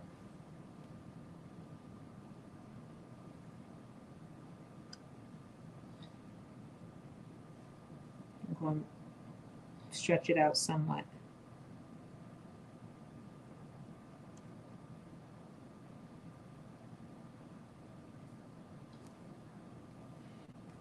He said, is the shoulder seam dropped down? No, it's not. It is not. I'm going to show you the picture in a minute. You'll see that it hits right at I don't know if you could see it, but it kind of hits right at the shoulder. the shoulder seam. So the shoulder seam does not drop down. So if you could see it on here, you'll see the shoulder seam. It sits like right there at the shoulder. And even though I slimmed it out some, it still is not, that wasn't one of the things that I took out, took out of it. All right. Okay, I pulled it down a little bit more, but not that much. So we're going to still put this together as it is. And then we will figure out if I need to either add a piece, which I will, which is not going to be too out of the norm, because guess what? This skirt is all about layers. And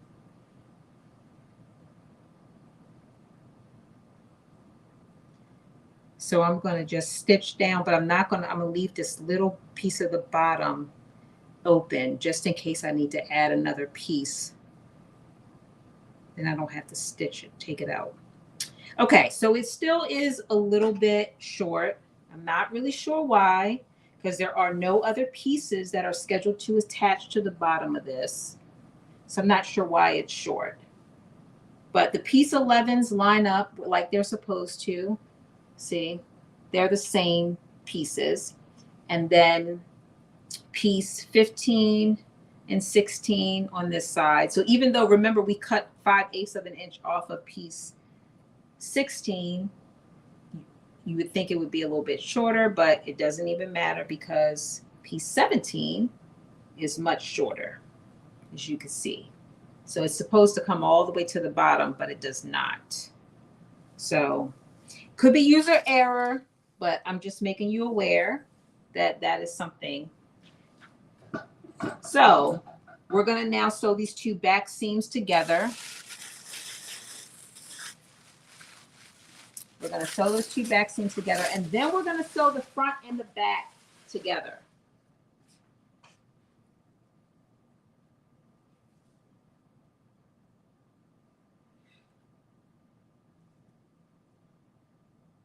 So 5/8 of an inch seam allowance. Here we go.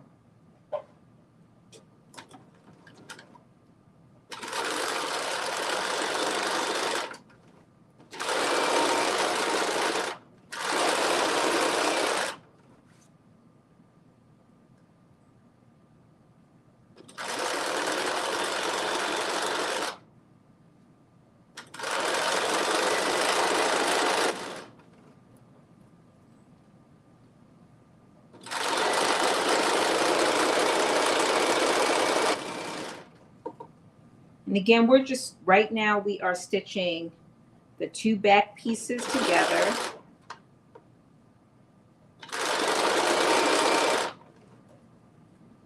And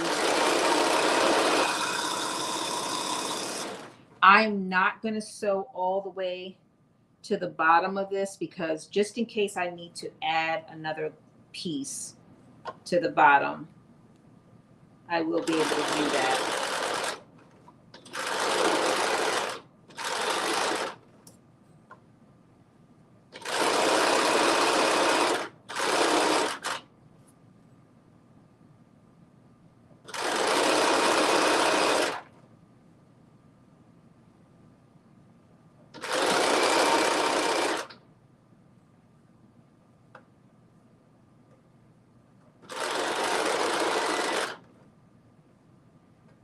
Almost done.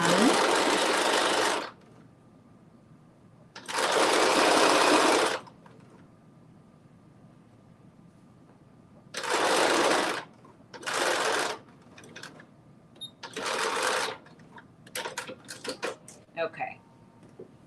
So I'm leaving this little bottom piece, little edge open, so that if I do need to attach another piece to this, I will be able to do that without any problem. So, because we're going to figure out if I need to, if I'm going to shorten it that much, which is a possibility because it is very long, then I'm going to. But for anyone that's going to make this, It could definitely be user error as to why 17 is not lining up, but I just want everybody to be aware that that is something that has happened. Okay, so now what we're going to do is we are going to pin the front to the back skirt. So we have put all the skirt pieces together, all those panels. We've stitched the 2 front panels together and the 2 back panels together. We are now going to pin the front to the back at the sides. So the first thing I'm going to do is we're going to match some notches. So we have 2 notches to the front, 2 notches to the back. We are going to pin those pieces, matching up those notches at the sides. And so I'm pinning them, trying to match them up, but not stretch them out of place because, again, this fabric can easily be stretched. We are down to the wire, people. Doing the last little bits, putting the skirt together.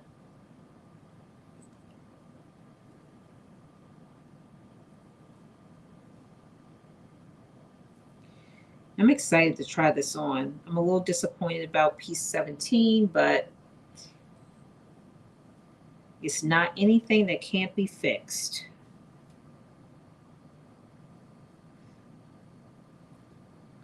I feel like this fabric is perfect for this pattern. For those that are just joining, it said, you didn't mix the piece with another view, did I?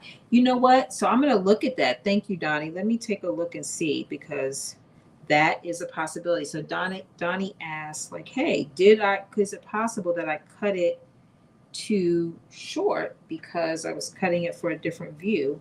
Because there are several views here. So that is definitely a possibility. So I'm about to check because I'm just curious as to what happened.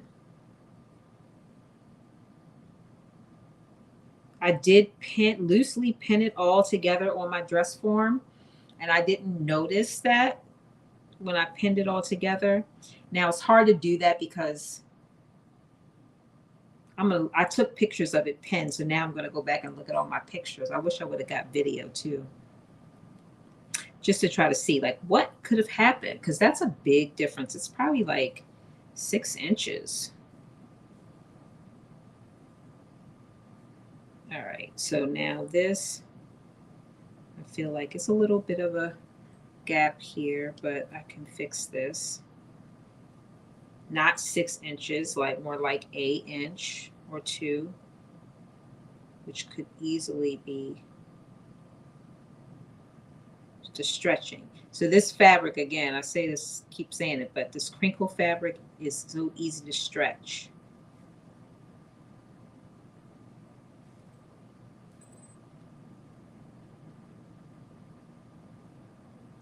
So you just have to make sure that you're not overly stretching it as you're manipulating it.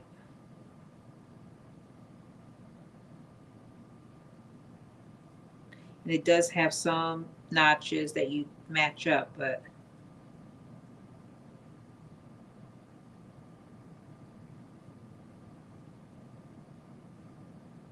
in between those notches. All right, I think this is good.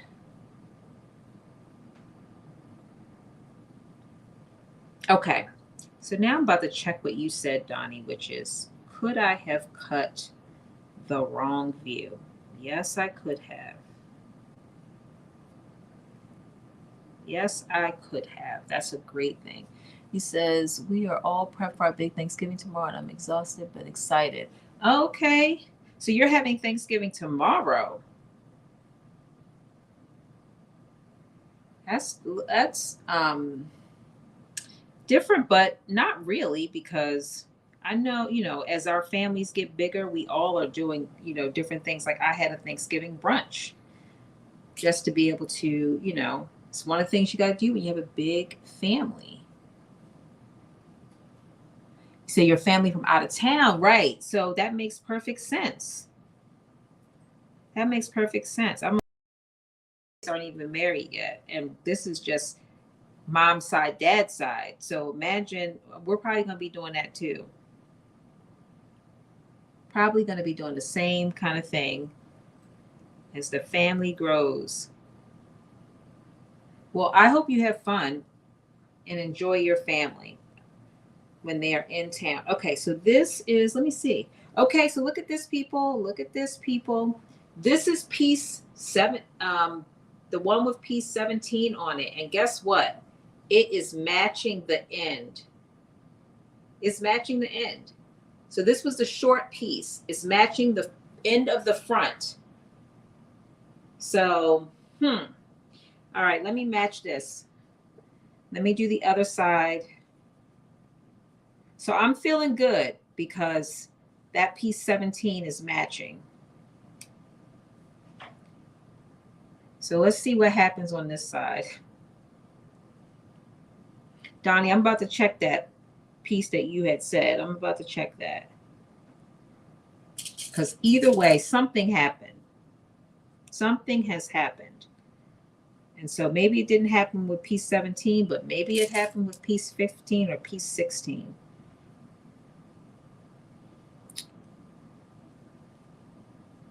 But I'm about to check.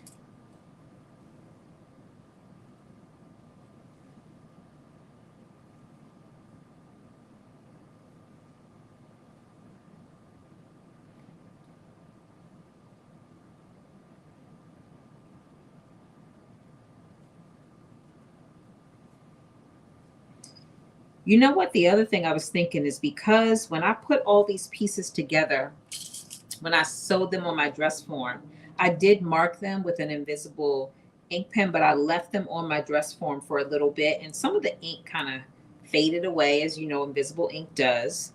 And I was thinking, did I mismatch some of them back together when I was putting them back together with their pattern pieces? That's possible. That is possible. And that's probably what happened. Yeah, so look at this. So for whatever reason, this piece 16 is too long. It's too long.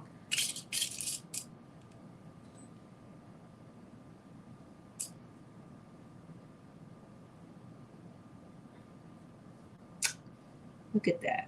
It is too long. So here's the other back side, and you can see it's too long. So on both sides, this piece is too long. So I'm going to just cut that piece. I don't know. Let me just try to show you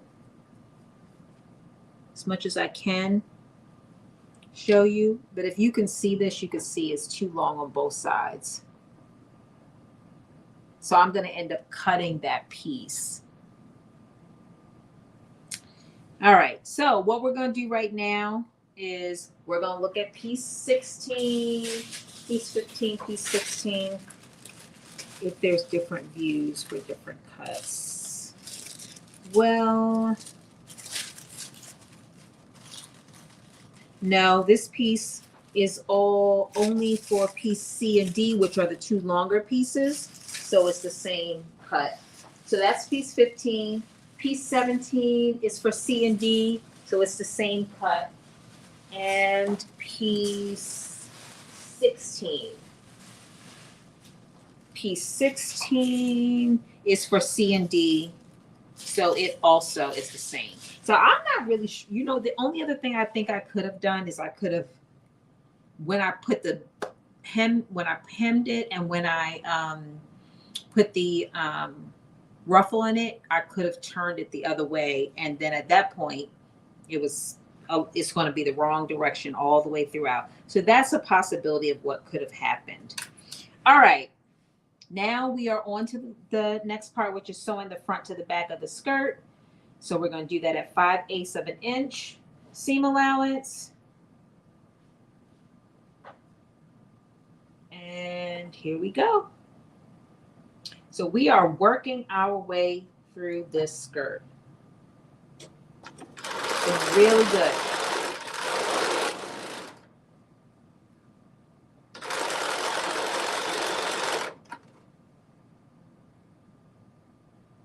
I'm glad that they put the split not on the side but towards the front. I'm glad they did that. I did stitch mine down a little bit longer, so I might, depending on where it falls, I might go in and seam rip that to make the split a little bit higher.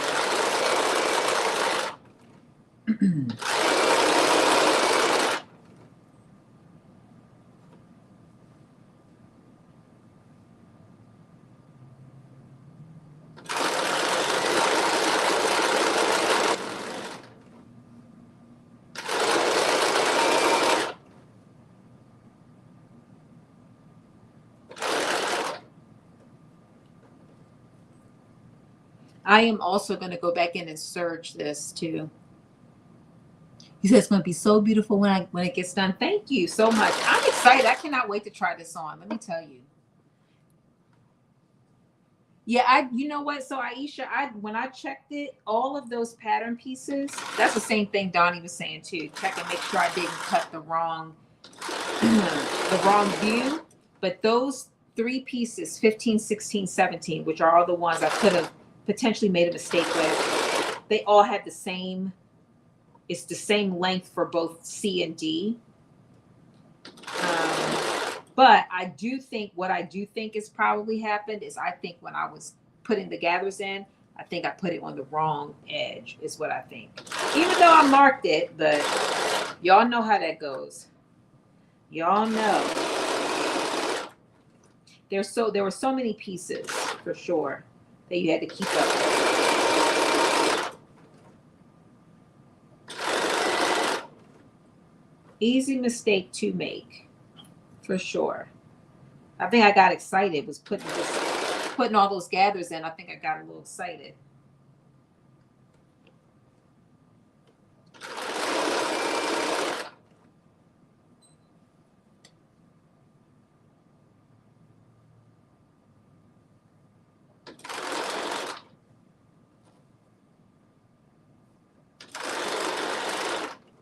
All right.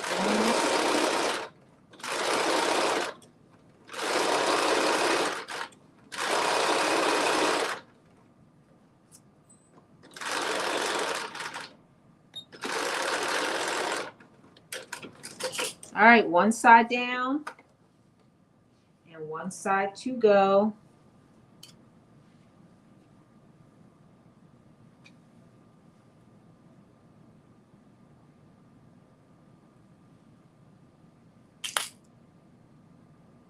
Here we go. I'm so excited. I'm getting excited because we're getting so close to the end.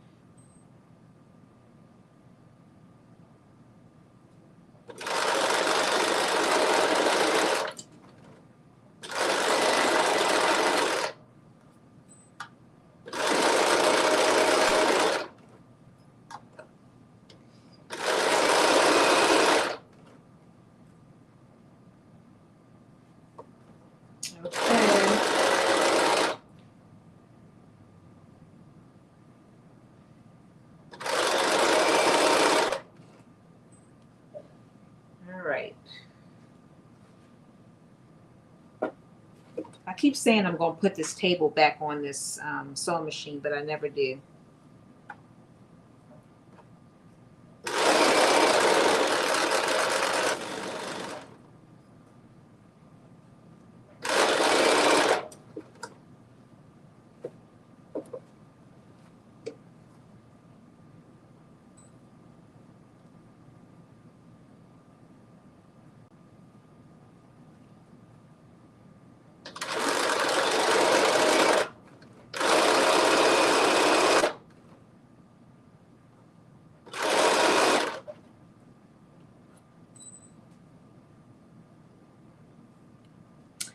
down to the last little section.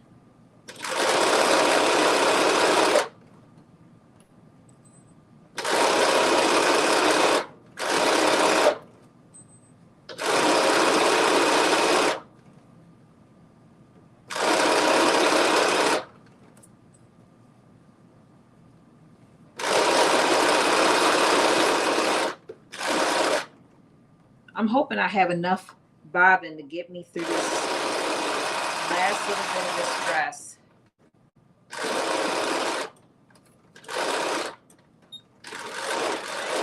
All right, skirt is together. Skirt is together. Skirt is together. This is the skirt on the wrong side, of course. So I have that one piece that is longer. So I just need to cut that off. And then of course I need to also stitch. So that's my split. Okay, I need to finish this piece. I left that little piece unsewn thinking I was going to have to stitch another part onto it, but that was not the case. So I'm just going to stitch this closed.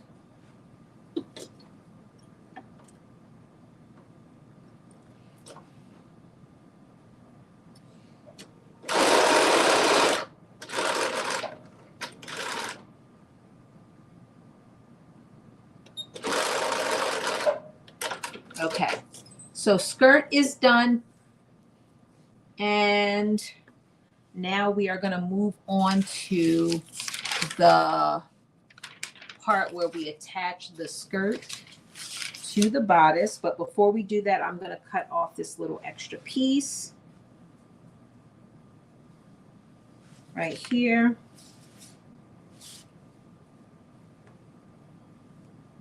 And this is so interesting because, yeah, I definitely did something.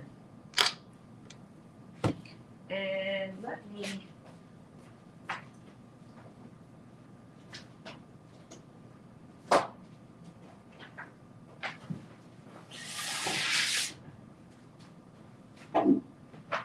okay, I had to bring out my little big mat because guess what? I want this to be perfectly straight. So I'm using my rotary cutter to cut that.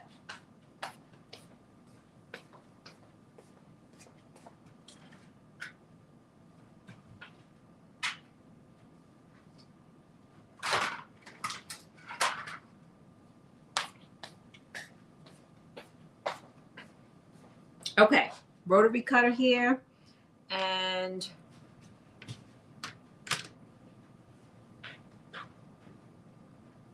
I need my ruler.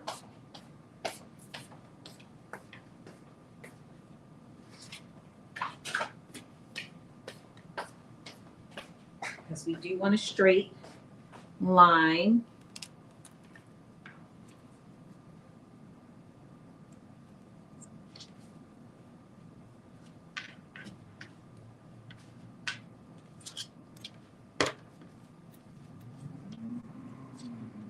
Here we go.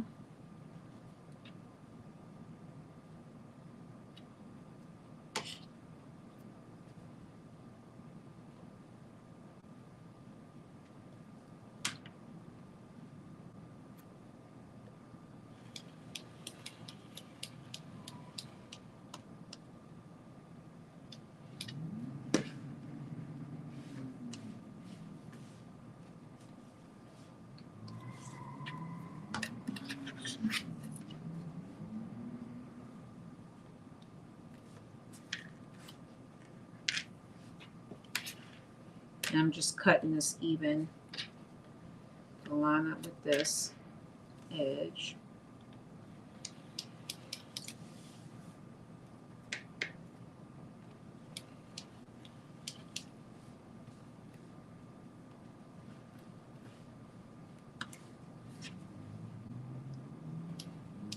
There we go. That's done. Done and done. Just move this out the way. And now we are going to attach the skirt to the bodice. So it says we're going to pin the skirt to the bodice, matching the centers. We're going to stitch, and then we have to form the casing at the top, which is why we made sure that we had that seam allowance at the top.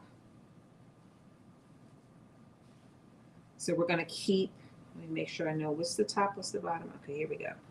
This is the top of the skirt. And you can see this is big, so definitely you need the elastic to shrink that in. So we're keeping this on the wrong side. I have my notches in here.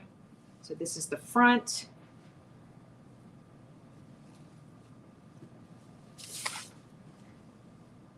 And then we're going to take this out.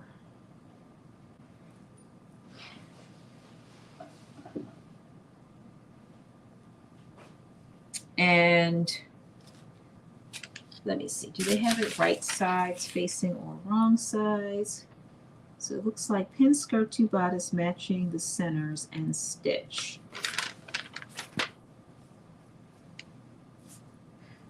So it is going to be, I feel like, so they're not saying, they must have the bodice on the inside. Okay, they do, because we don't see it. So we're going to take this bodice, we're keeping it right sides out, and we are putting it inside the skirt. So you have the skirt wrong side out, the bodice is right side out. And we're going to put front to front, back to back, and we're going to put the bodice inside of the skirt, making sure that you have the front going forward and the back going backwards, but we're placing it on the inside of the skirt.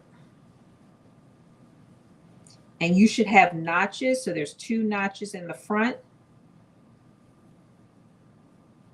that you're going to match up, and then you're going to match up the side seams.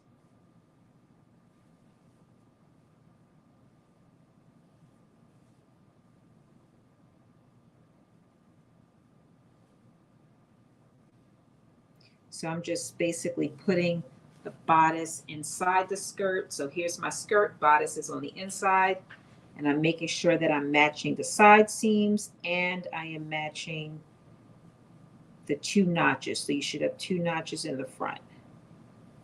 And you're going to match those 2 notches in the front to the same 2 notches on your skirt.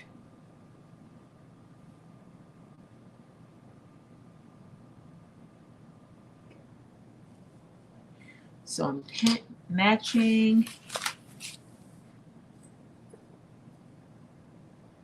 And then once I match those 2 notches in the front, then I'm going to match my side seams.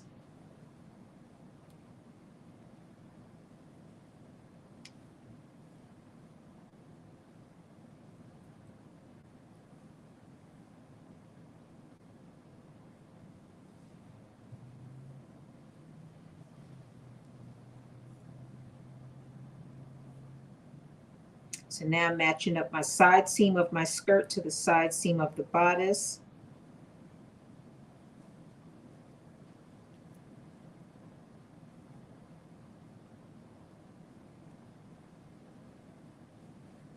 Same thing with the other side. Side seam of the skirt to the side seam of the bodice.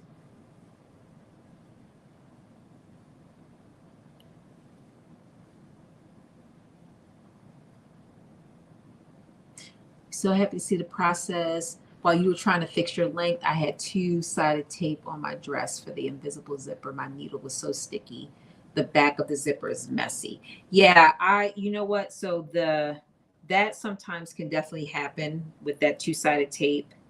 I've been fortunate that I haven't had any crazy mess. I do still love the 2-sided tape though, but I'm glad you got it, I'm glad you got it figured out. And guess what? No one's going to see the inside. So only you will see it, Monica.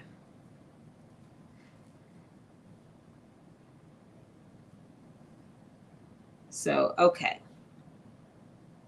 Yeah, look, the process, that's why when I first started sewing on live, I was like, I would make the whole, and I still do sometimes, make the whole garment before I get on live, just so I can, have it be as perfect as possible on live. And one day I couldn't do that. And it was like, literally, Julian had to help me hop on one day and help me sort through something because I was like, I didn't know what to do. And he, helped me. So that's the great thing about having having this sewing community, because we're all in it together. Like, you can phone a friend, you're going to have people that are going to be on, just like how I got stuck with that length thing. Somebody was like, oh, they were thinking, why don't you just cut it? So it's always good to just have people that you could reach out to, or people to see the sewing live process, that it's not all perfect. Like, as good as it might turn out in the end, it's a process, and it might look, not so perfect. So you say you got that sleeve got on your last nerve, but I'm sure it looks good though. I'm sure that sleeve looks good. I'm going to be looking for that pattern, Monica. I hope it's not like gone, not in print anymore. I'm hoping that I can find it. I'm going to go right on simplicity.com and see if I can find that simplicity pattern, because those sleeves, there were sleeves in there that I really liked. Okay, so I have it all pinned. Ooh, don't get stuck. Everything is pinned. Before I go, I'm making sure, like, I line my side seams up. I line my 2 notches on the front. I line those up. I'm going to put in a couple of little extra pins for good measure. I'm feeling very good about how this is going to fit. Very, very good.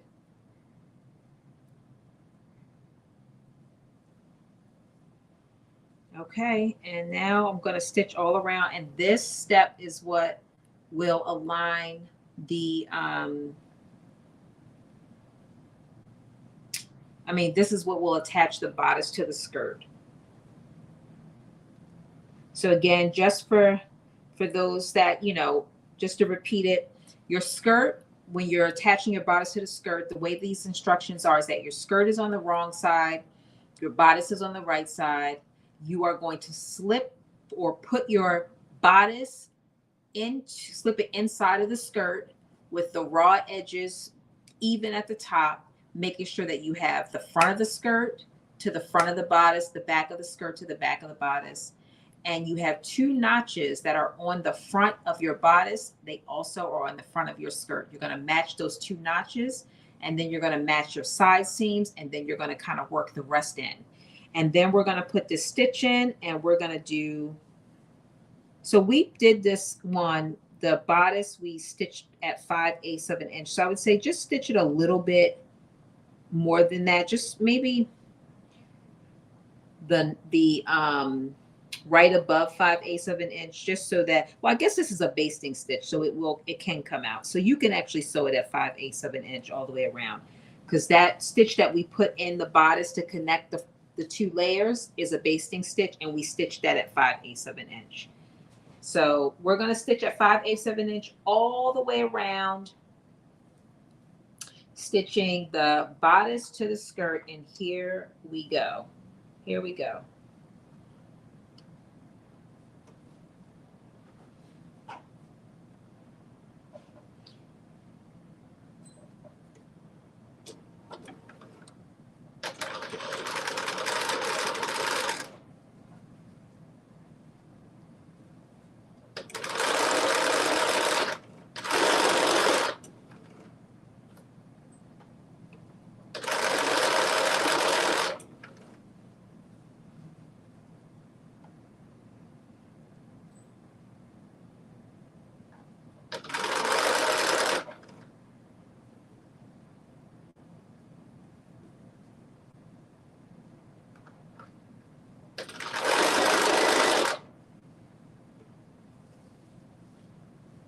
All right, it's going smoothly so far.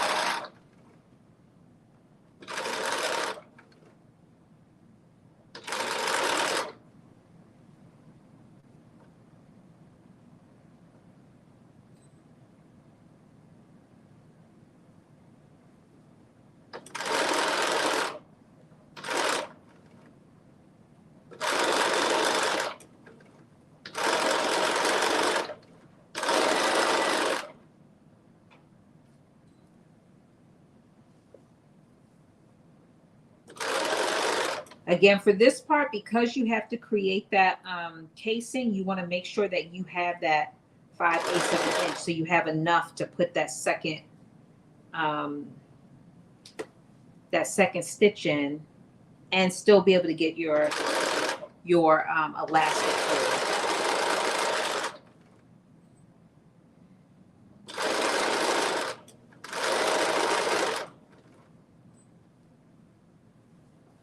The worst thing is to not be able to get your elastic through. To fight with this to get your elastic through. Nobody wants to do that.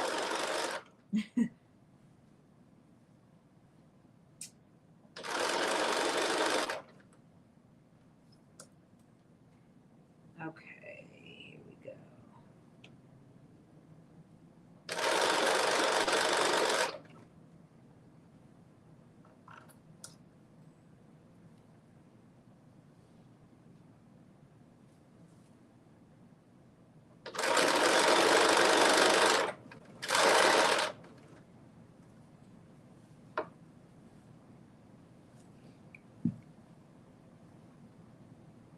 Let me see. So you just purchased it in October. Okay, I'm gonna look on Amazon.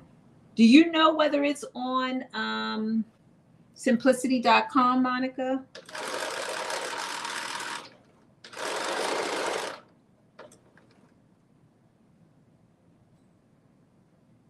I'm definitely gonna look on Amazon. I'm gonna find it.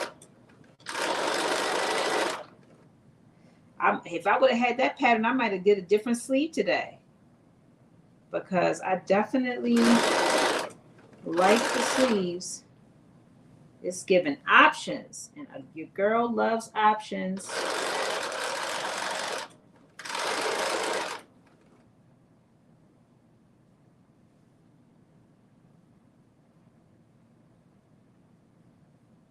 All right, here we go, the last little bit.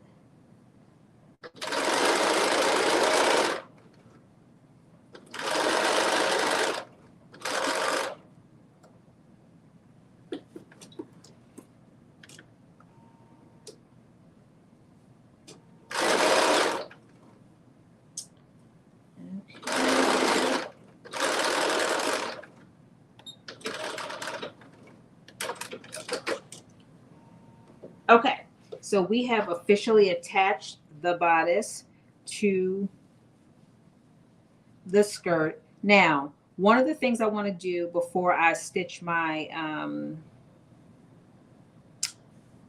before you create the casing, is I want to go in and kind of clean up a little bit the front where you have all those layers.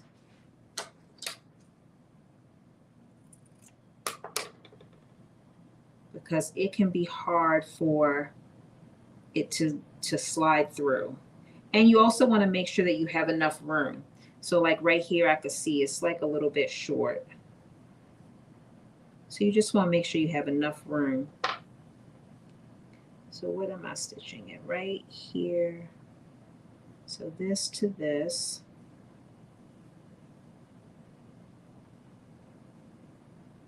So that's all one. So you just want to make sure, one, that you know where, okay, so it's going in here. So that doesn't matter. It's going to go in here. That's going to go in there. That's fine. Yeah, you just want to make sure you have enough fabric all the way around. And if you need to clean up anything, that you can clean it up. All right, this looks pretty good. So now once you have where you're going to, oh, this is short.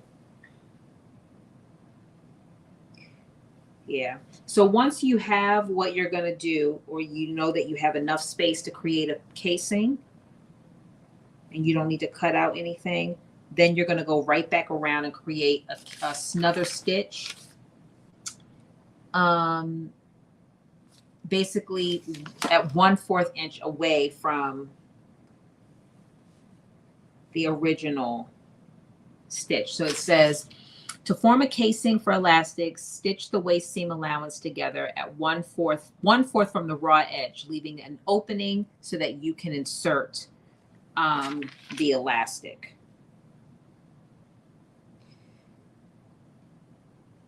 So I am just Going to adjust one small section where I see I don't have enough room to create the casing because it's so narrow.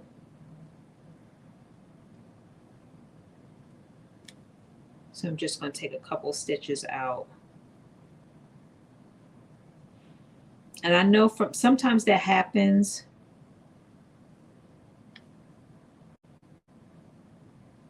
Where you just don't have enough. And then you'll be in here fighting, trying to get the elastic through. And we're using 1/4 inch elastic is what we're using. So we don't need a whole bunch, but I just need a little bit more than what I have here. So I'm just taking this small little section out.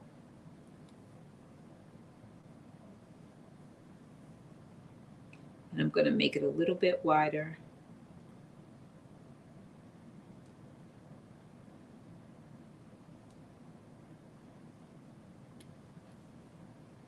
Oh, you said it's $3.99. Okay. So I'm definitely going to get that. Thank you. So for those that were interested in the simplicity pattern that Monica had said that she's using, it's Simplicity 86.95. It is on sale right now on simplicity.com for $3.99. And it is that pattern that has the multiple sleeves, different views of different sleeves. So I will be getting it. Thank you, Monica, for looking that up. I appreciate it.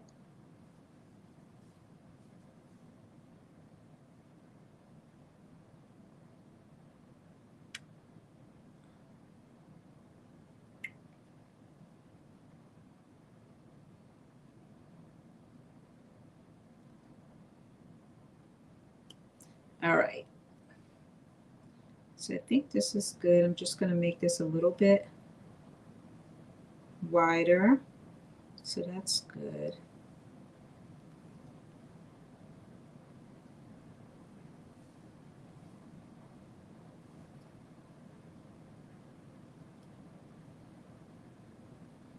Okay, so here we go. So this is that part in the front that I was saying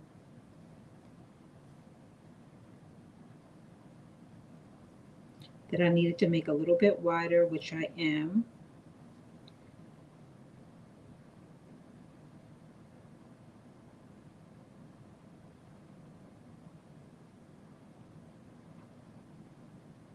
So I'm just seam ripping this.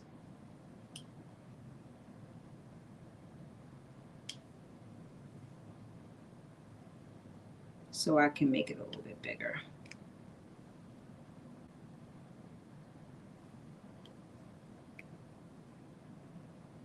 And this is it. Once we do this, I'm going to do the belt offline. But once I do this, I'm going to slide the elastic in. I'll do the create the casing, slide the elastic in, and then we will be done.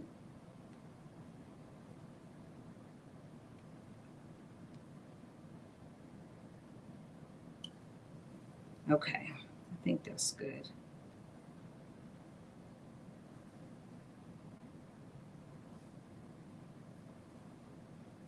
I think this is good. I'm just going to do a couple more. Like while I'm at it, I might as well.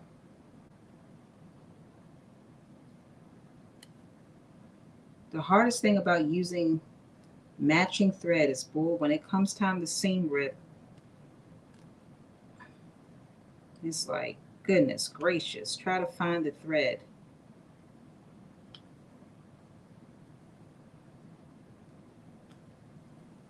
Okay, there we go.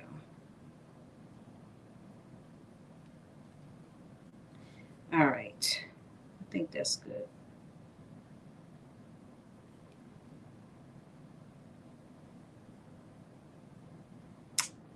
I think, all right, one more. I don't want to fight with this elastic. That's really what I'm trying to avoid.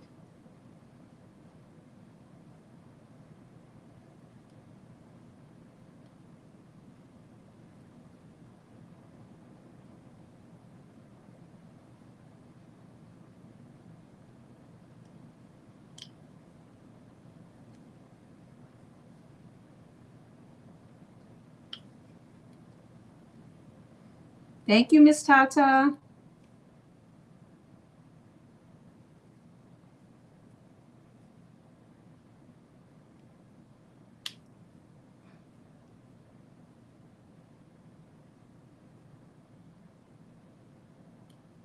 Okay.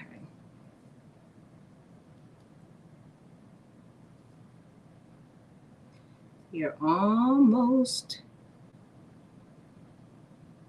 done.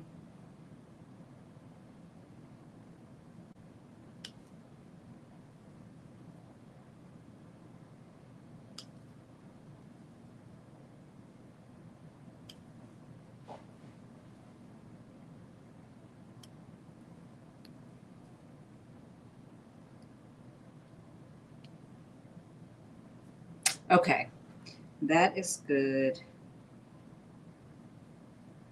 That is good. One more little bit, and then we'll be stitching this back.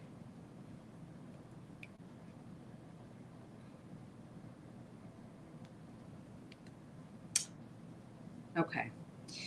All right, let me pin this, and then I'm stitching this all back.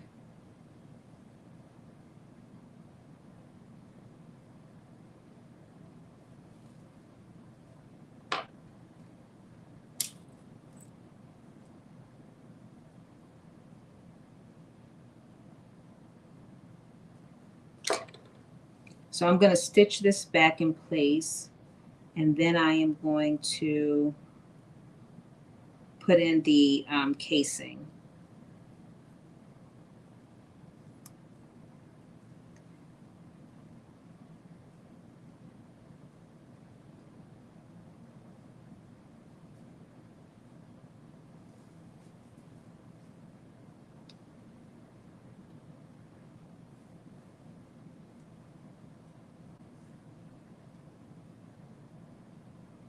Last little step. Okay, that's good. All right, that's all good. Okay, here we go. I'm going in, starting right here.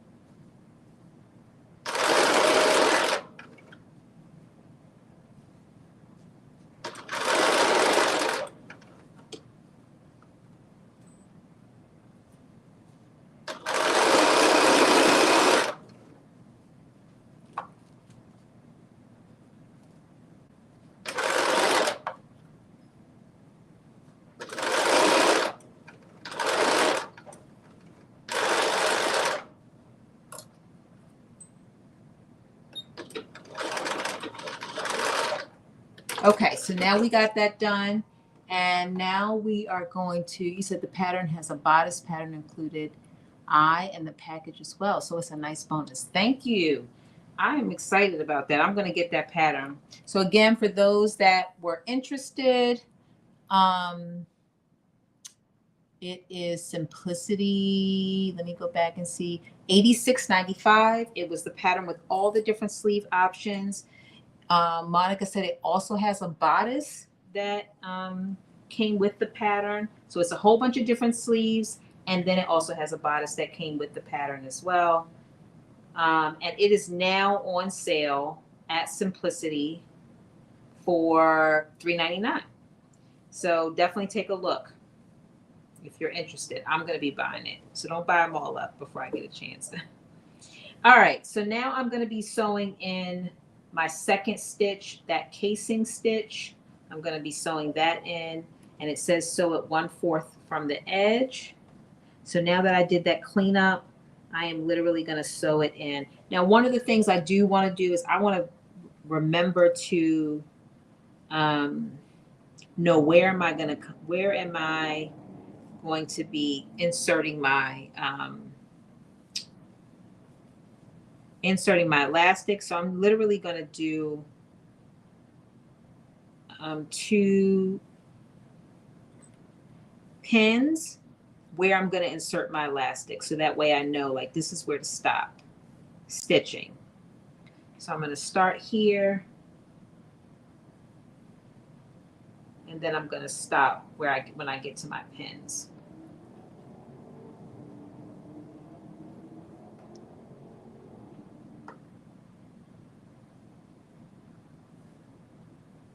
And for whatever reason, this is not matching up, but it's okay. All right, here we go.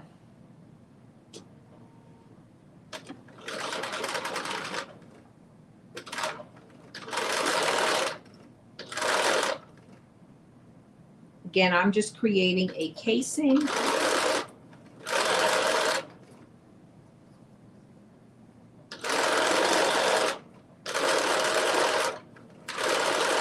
That my elastic is going to fit through. And that is all happening in the seam allowance.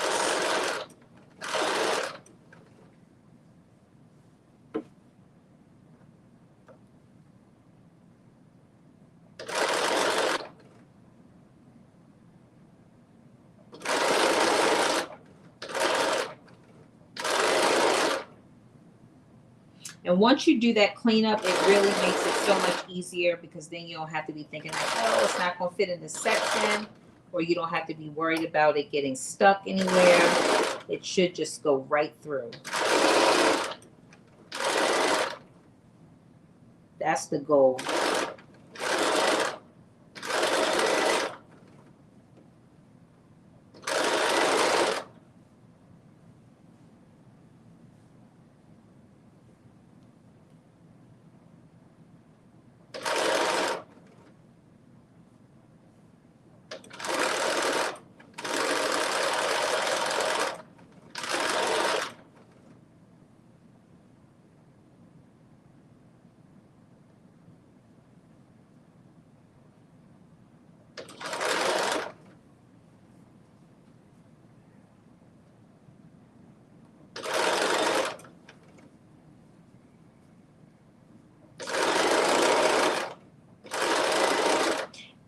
And I think I'm actually going to use a that rolled elastic as opposed to the band elastic.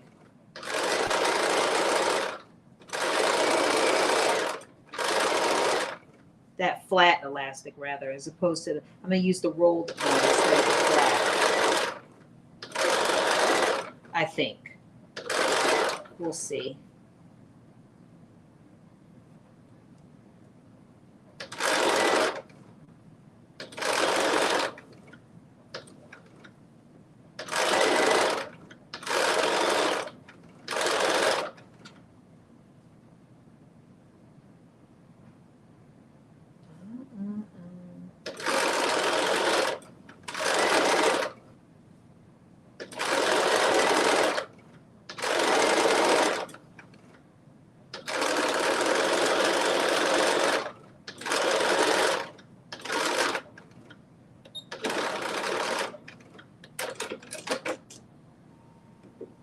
Okay, so my casing is done. I'm just going to check and make sure I don't have any unstitched areas on this side, and I found one.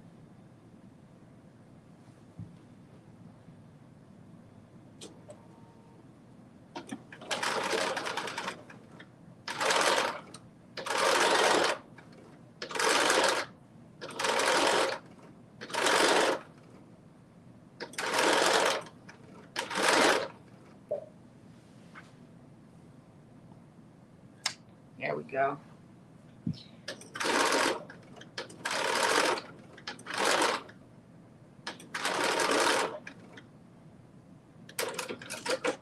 All right. So I'm just checking. Here's another one.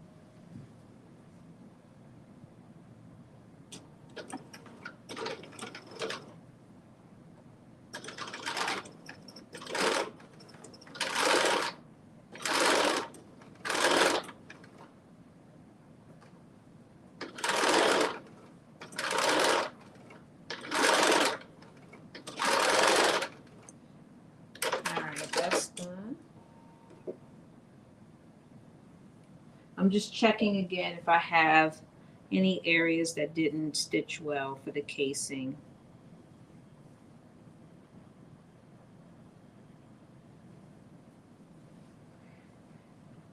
All right, this all looks great. All right, here's another area, another piece.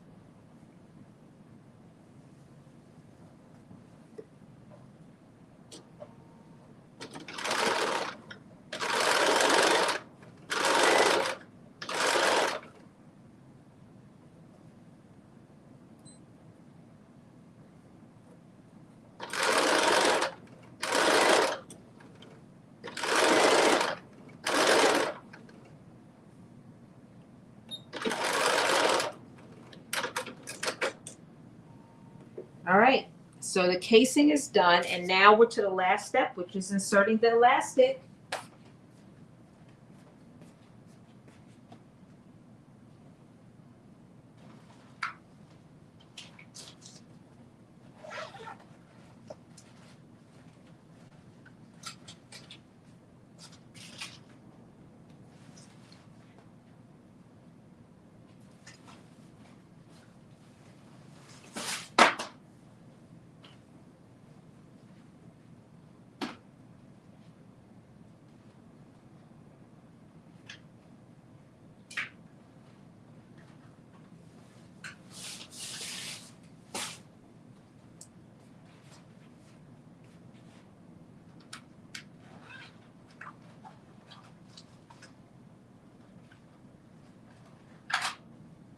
Okay.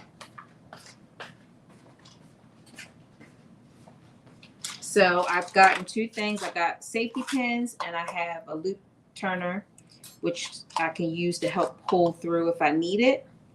So this is what so it asks you to use the 1/4 inch elastic, but I also have this cord elastic, which I was thinking about using the cord elastic. And I think I am going to use, I think I am going to use the cord elastic. I feel like, I mean, this is definitely small enough. It will get in there. You know what? I'm going to use this. So it does call for the 1/4 inch flat elastic. So what I typically do is take it, put it around my waist, and then I cut. I make sure I don't stretch it too much.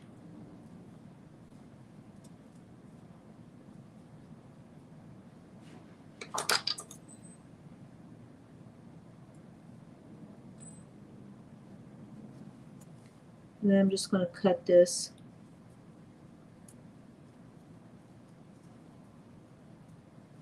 I can move my shirt out the way. There we go. And then I'm going to take one end. I'm going to put a safety pin on. Well, actually, you need two safety pins, one to go on one end, one to go on the other.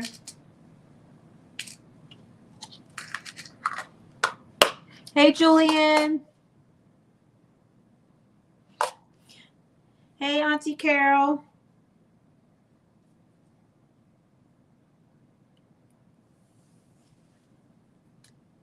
Okay. And then go back to where you marked it, where your opening is. I'm going to find, where's my opening?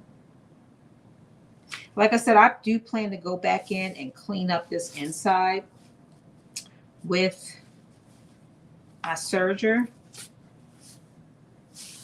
Did I take these pins out?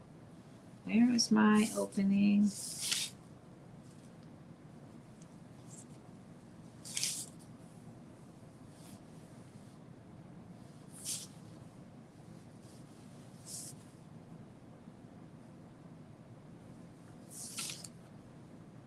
Where is my opening?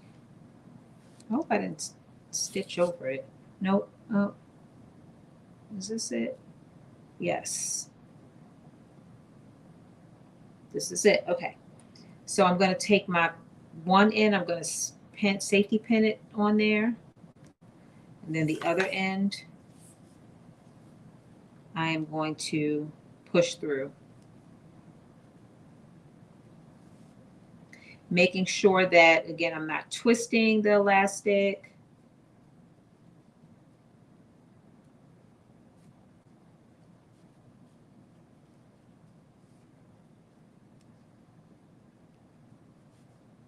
And I went in there and cleaned it up, so I shouldn't have any problems pushing this through.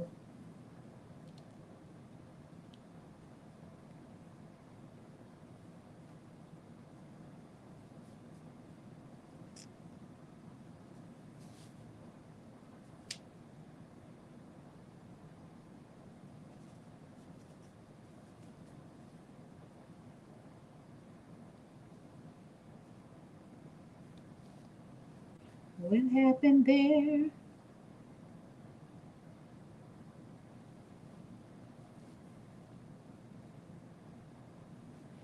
Nope, something happened there.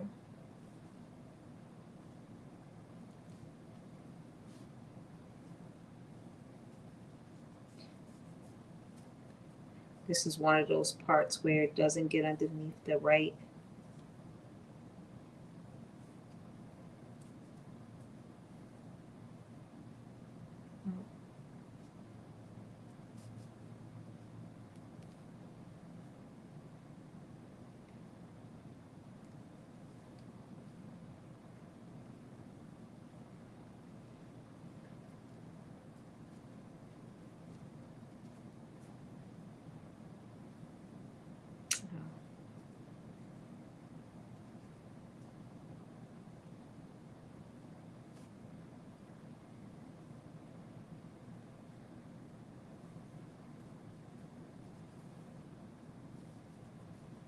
Okay, it needs to go right there.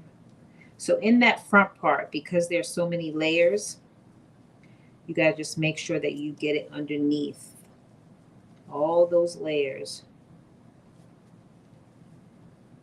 Otherwise,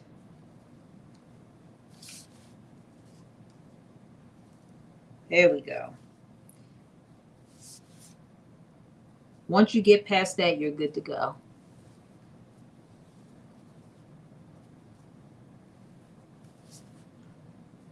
Auntie Carol, you say you still eating leftovers. I'm eating when I get off this live. I got some pumpkin pie that I'm gonna eat. That someone gave me, and it's so good. And yes, it's vegan. And I cannot wait to eat it.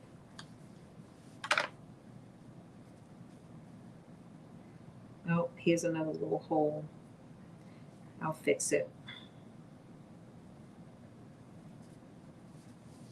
All right, I'm just basically fishing this elastic through.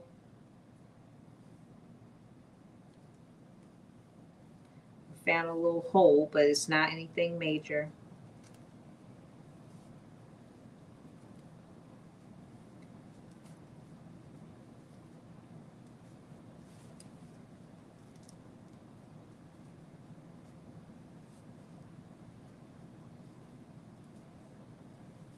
It's the last little step. Then I'm going to try this on. And then there is a belt to this, but I'll be making it offline. And it's not a, it is a very straightforward belt. It's two pieces that you'll connect in the center, and then you'll fold it in half, stitch it on the side, and then turn it inside out,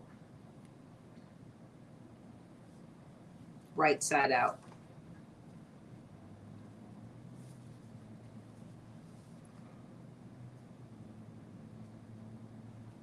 I thought we might have got to the belt tonight, but we did not.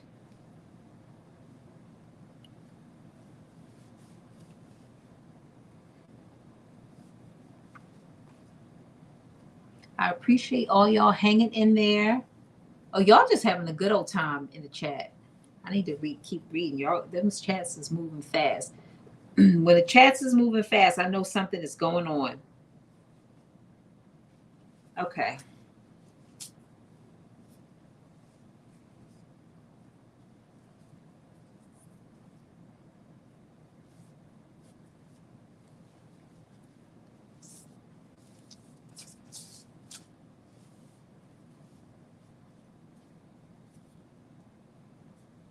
All right, I'm going to take this to the sewing machine, stitch these two pieces together, the two ends of the elastic together,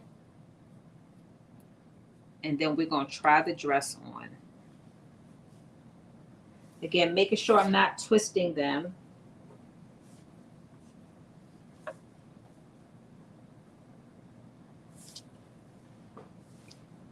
And I'm just going to do an overlap.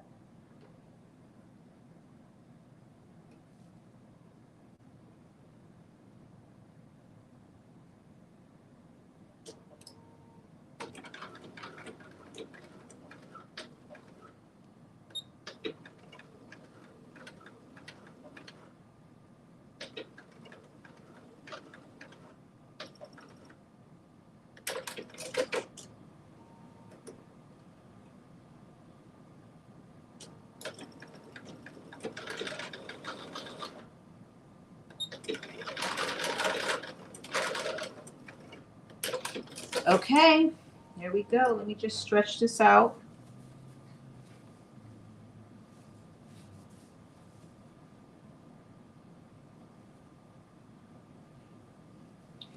And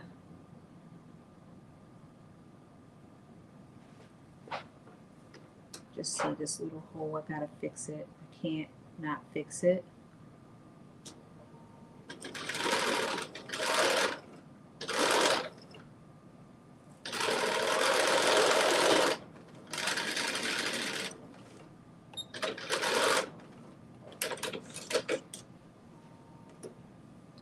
Here's another little one.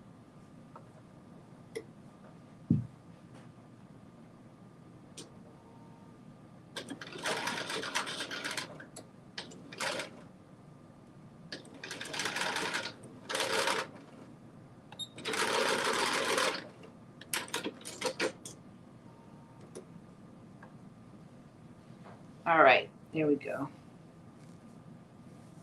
Okay, I'll be right back. Well, let me show you this first so you can see, and then I'm going to try it on. So we do have some hemming to do, but again, we're going to do that offline. But here is the dress. That's the facing that you kind of see bunched up, but it'll be turned to the inside. The ruffles turned out really, really good. It has the little split on the side. It's a little lower than I wanted it to be. I might take it out, but anyway, I'm going to try it on and I will be right back.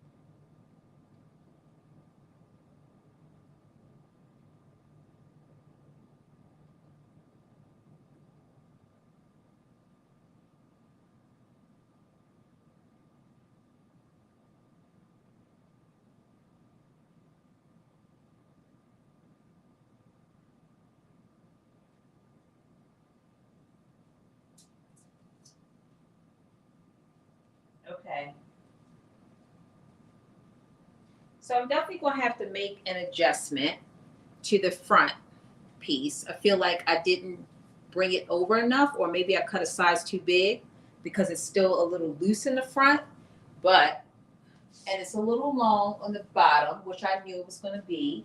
My split is all the way down here. So I want my split to be up here a little bit. So I'm going to seam rip this a little bit, bring the split up here.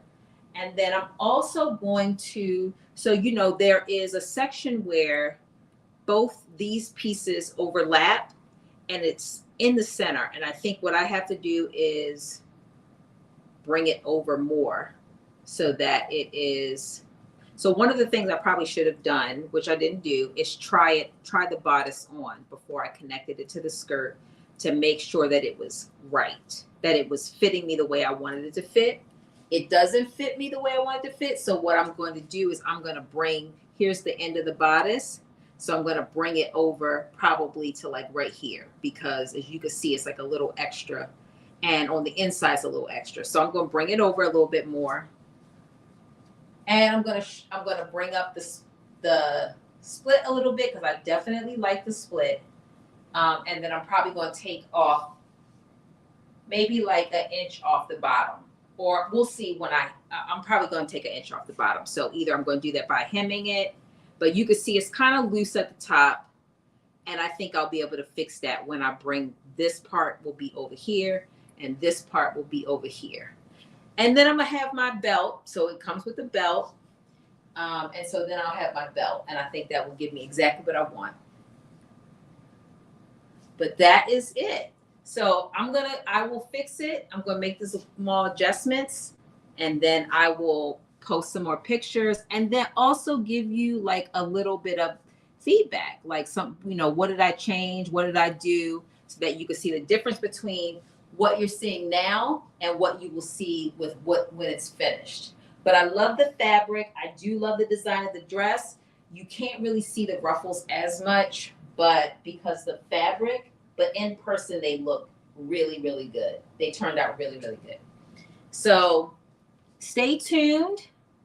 Yes, the bottom is very flowy. Thank you all very much for hanging in there for almost 5 hours, 4.5 hours, 4 hours or so. Stay tuned. Thank you so much, Shem. Thank you. Stay tuned. You're going to see, I'll probably finish it tonight.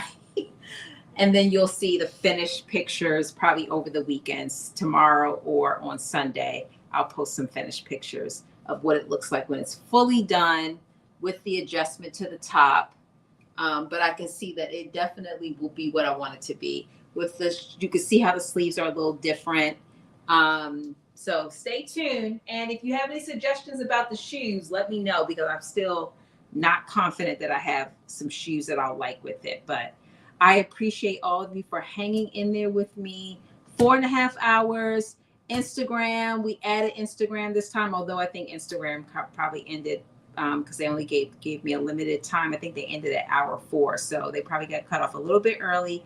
But I appreciate all of you for hanging in there. I appreciate all your suggestions. Thank you, Monica, for your ideas in terms of your pattern. I can't wait to see your dress. Again, Simplicity is on sale on simplicity.com.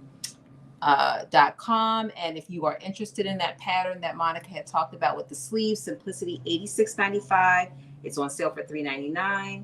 And this pattern is McCall 7970. Don't judge it now. Wait till you see the final look, and I'll come back with my final thoughts as well.